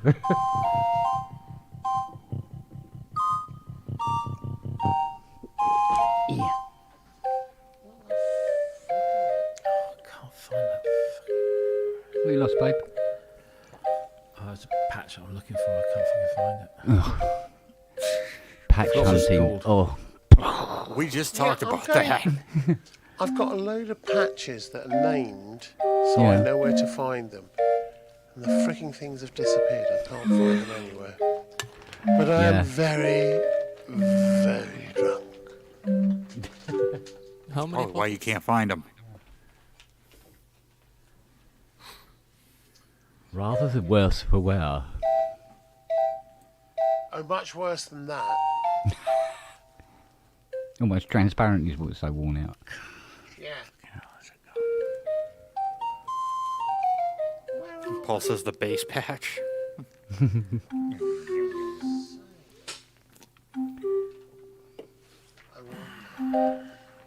That's why. Probably do that on this. So annoying.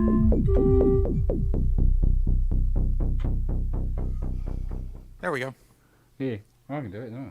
Yeah, I got it. There you go.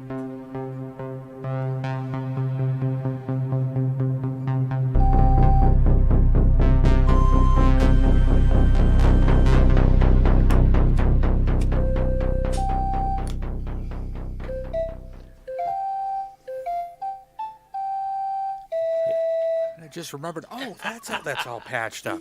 Like, There's a Blade Runner Fisherman's sound Friend you don't- version. What up, Rob? We say? There's a Blade Runner sound you don't hear that often. Yeah, that's true enough. And no MD.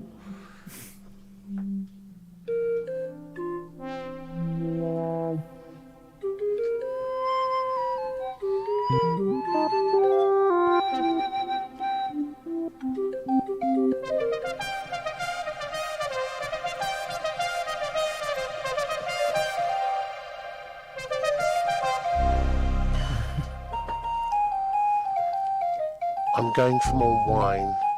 Good God, sir. And possibly shenanigans. Ooh. Make sure to turn off the camera though. For the shenanigans. Or switch over to a different channel. Doesn't matter, we've already been demonetized anyway. And I'll be thinking of you, Robert, the whole time. Thank you. I'm not quite sure if that requires any extra thought. No. That's No. normal. It requires a sulk and a DX1. Or 11, depending on your printer, you know.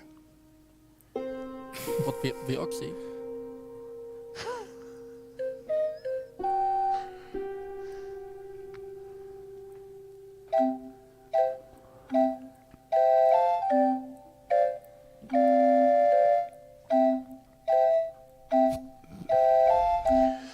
That's who you remind me of, the child catcher. What? And with that, I'm going. Lovely lollipops. Lovely lollipops. Bye now. Command in front of God. Wow. Absolutely wow. Wow. Can't even fucking leave. So at least I'm not leaving to...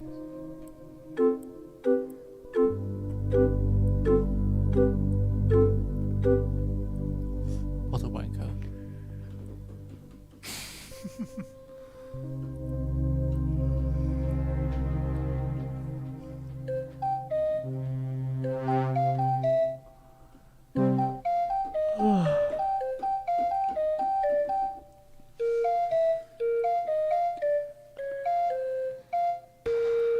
You found him yet, Rob?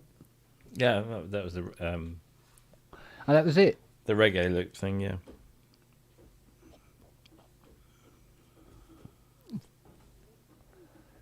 What is the other emulator? I only get samples slapped. used? Yeah, I was just trying to think of it. I can't. There's 2 emulator samples in Blade Runner. Reggae loop was one. Actually, the timpani, they were samples. That was yeah. But there was another one, wasn't there? Yeah, but I'm pretty sure. Yeah, I thought it was 2 different drum loops, but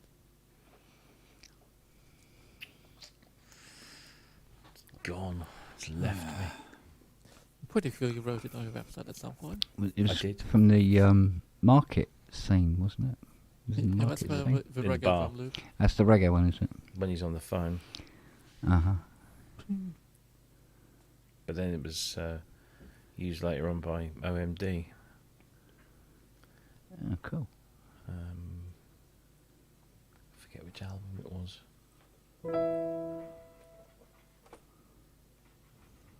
Was it Junk? That wasn't Junk Culture, was it? Or was it Junk Culture?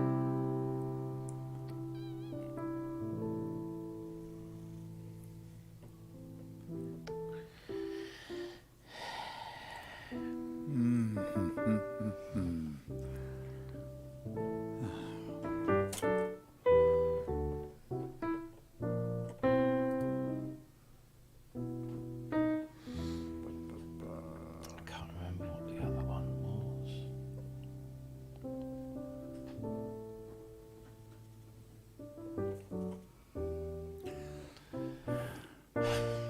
It's gone. Well, sold my Modi X, finally. Yay.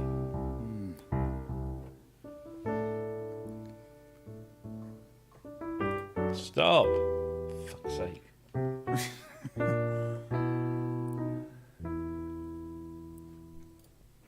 Oh, ow, ow, ow.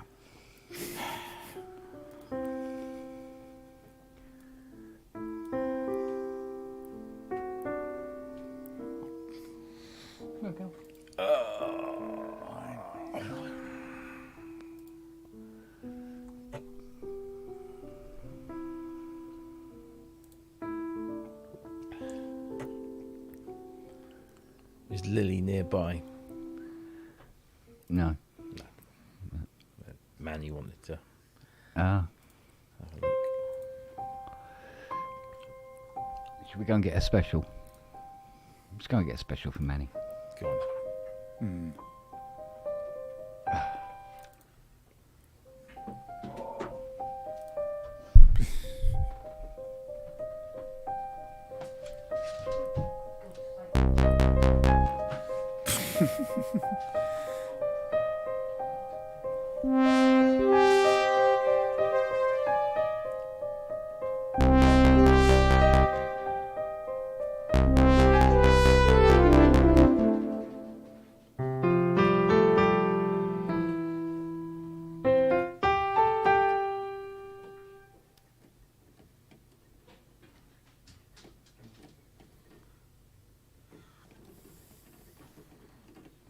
Have you fired up the SPX yet?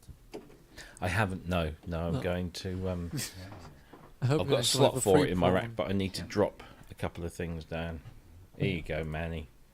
I really hope you Down enjoy there a the free minute while I put prawn my that came headphones with it. Okay.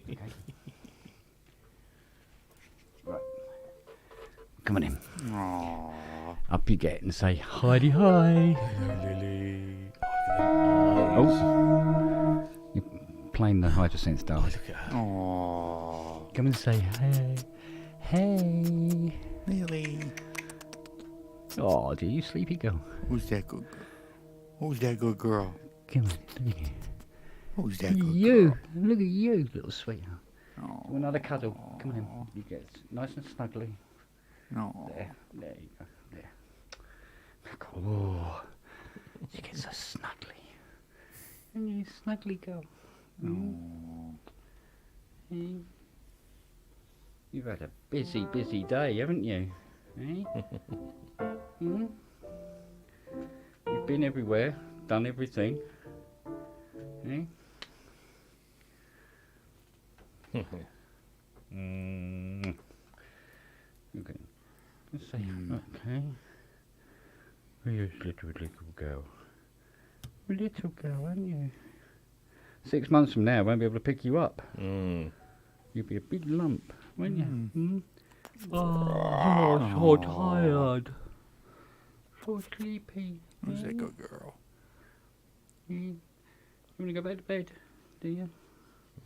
Go and see your mum. Oh yeah, you're getting squirmy. You're getting squirmy. Yeah, but if I put you... No, don't squirm. Don't squirm. You're squirming. You go, oh, if I get you on your back like this. No, get on your back. No, I don't want to. Don't want to. Doesn't want Get to on your back like No, that. Dad, I won't perform. Yeah, on your back like that. I'll rub your tummy. I'll rub your tummy. You go to sleep. See? You little tail. Look at that little tail. Hey? Hey? Oh, you are getting ready for another nap, aren't you, sweetheart? Hmm? You can see it in your eyes. You little sweetheart. Hmm? Come on then. I'll put you back in your beddy boys. Bless her. Come on in.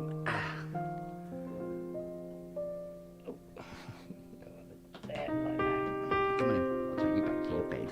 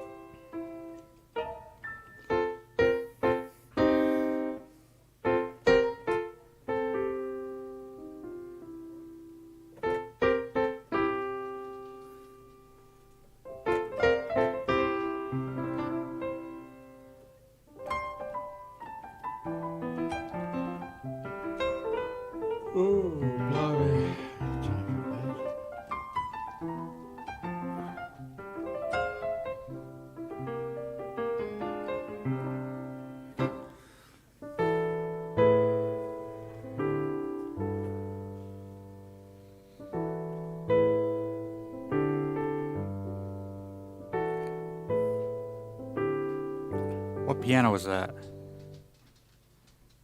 What, where's this just the standard native instrument? Grander, just a Oh, standard yeah. Steinway. Native instrument. Okay. So I'm running a Steinway off of Pianoverse. That Gladiator 2 looks alright, actually. Does, doesn't it? Genius move of getting old Denzel involved. Oh, yeah. Hmm. Very good move. Are they exhuming Oliver Reed? No. Oh. No. Oh, no. To be fair, how many people don't realize how much of him is CGI in that film? I know. No. Mm. Oh, yeah. I just CGI's come a long way since the first one. To be fair, I don't think Ollie has decomposed that much because he was pretty pickled. He was pretty pickled, yeah. Yeah. Preserved. I mean, the liver must be very well preserved. What was left of it? Liver and ethanol. Even Nefertiti's going, dude, you still look so good. I've just realised my Data Blade memory card that I bought for my SY22 will actually work in the SPX 990. Oh. Very handy. So that's now 3 instruments.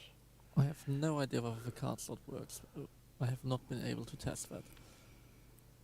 Well, I've got one here, so I'll give it a go. Not that I would see any point of trying to score 990. Pretty sure you can do full SysX dumps.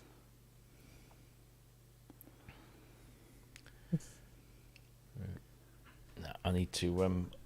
I've got a Akai ME30P2 that I was going to try and make use of, but I'll relegate that to the external rack. And I'll put the SPX in here. But I need to move my Arturia stuff down because the SPX is a little bit too long for being on the bottom. Otherwise, Oh, because of the angle. Because the angle, it catches the keyboard as I push the tray back in. And then all I get is... So,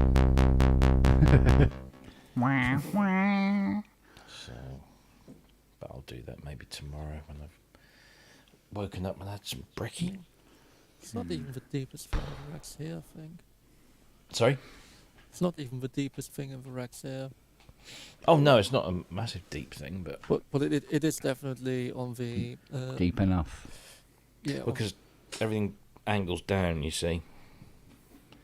Yeah. So it angles down and then intrudes on the. I mean, if I had my chair a little bit lower, I might not have to push the keyboard back so far. But yeah. Question is, are there any MIDI control panels for SPX 990s? Don't know. I need to put the KX back on here. Doesn't like being stood on its end for too long.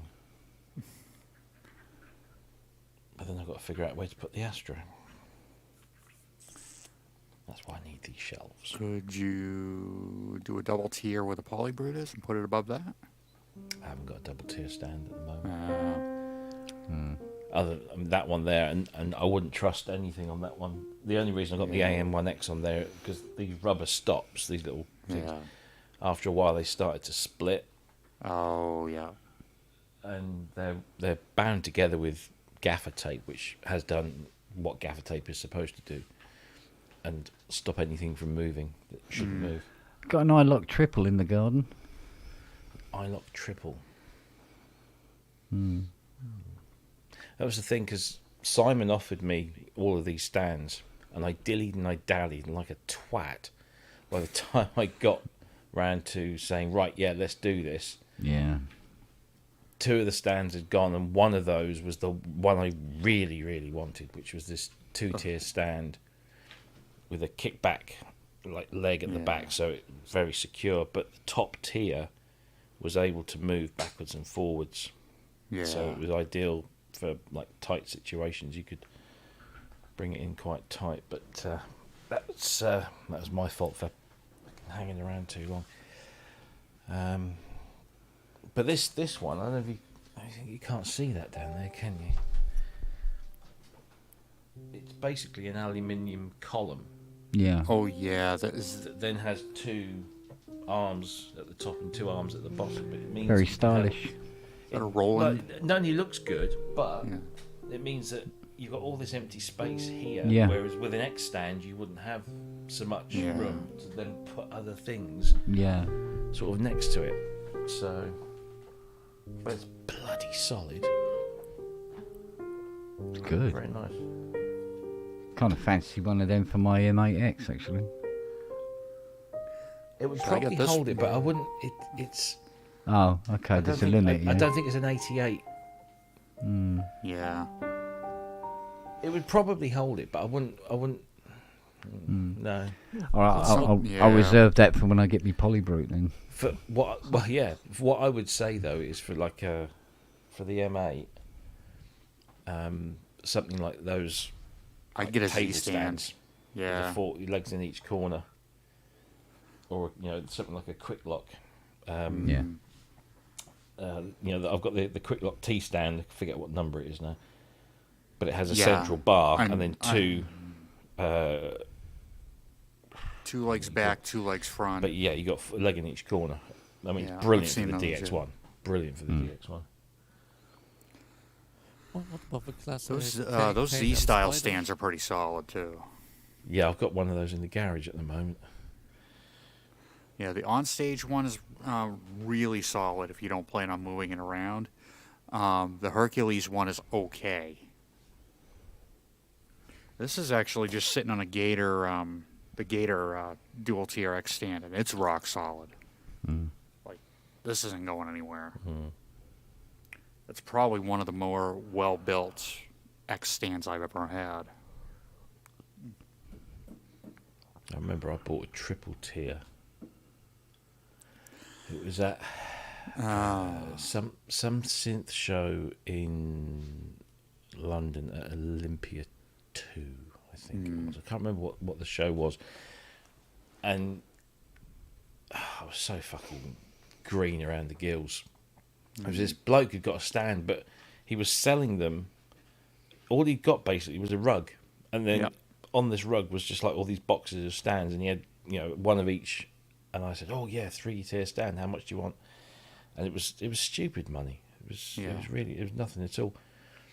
So I got it home and set it up, and you had extension bars on the base for the legs, and even then it was still Wibbly. so. I've got a Standtastic triple tier. This was just like a horrible cheap single brace X stand with and then the second tier plugged into the back of the bottom tier, and the third tier plugged into the back of the second tier, and by the time you got everything extended, it was like it was stupidly deep from front to back.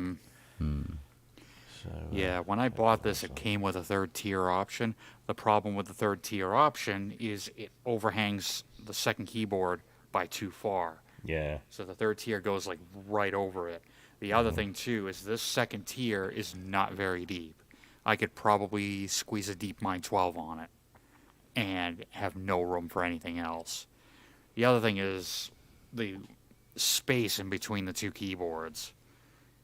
I've gotten used to it, but I like them a little bit when playing live. I like them a little closer, so it's non-height adjustable, unlike my onstage one.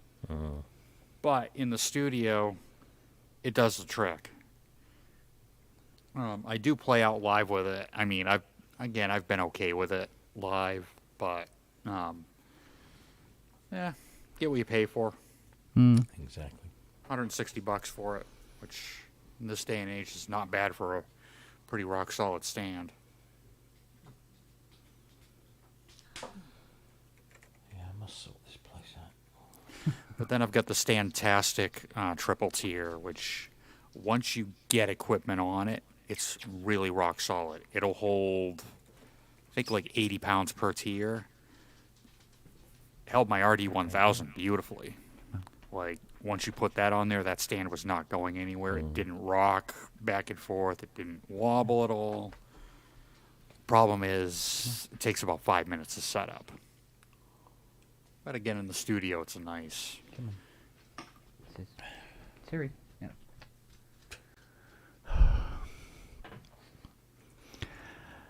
Okay, that went well. Anyway. And now for something completely different.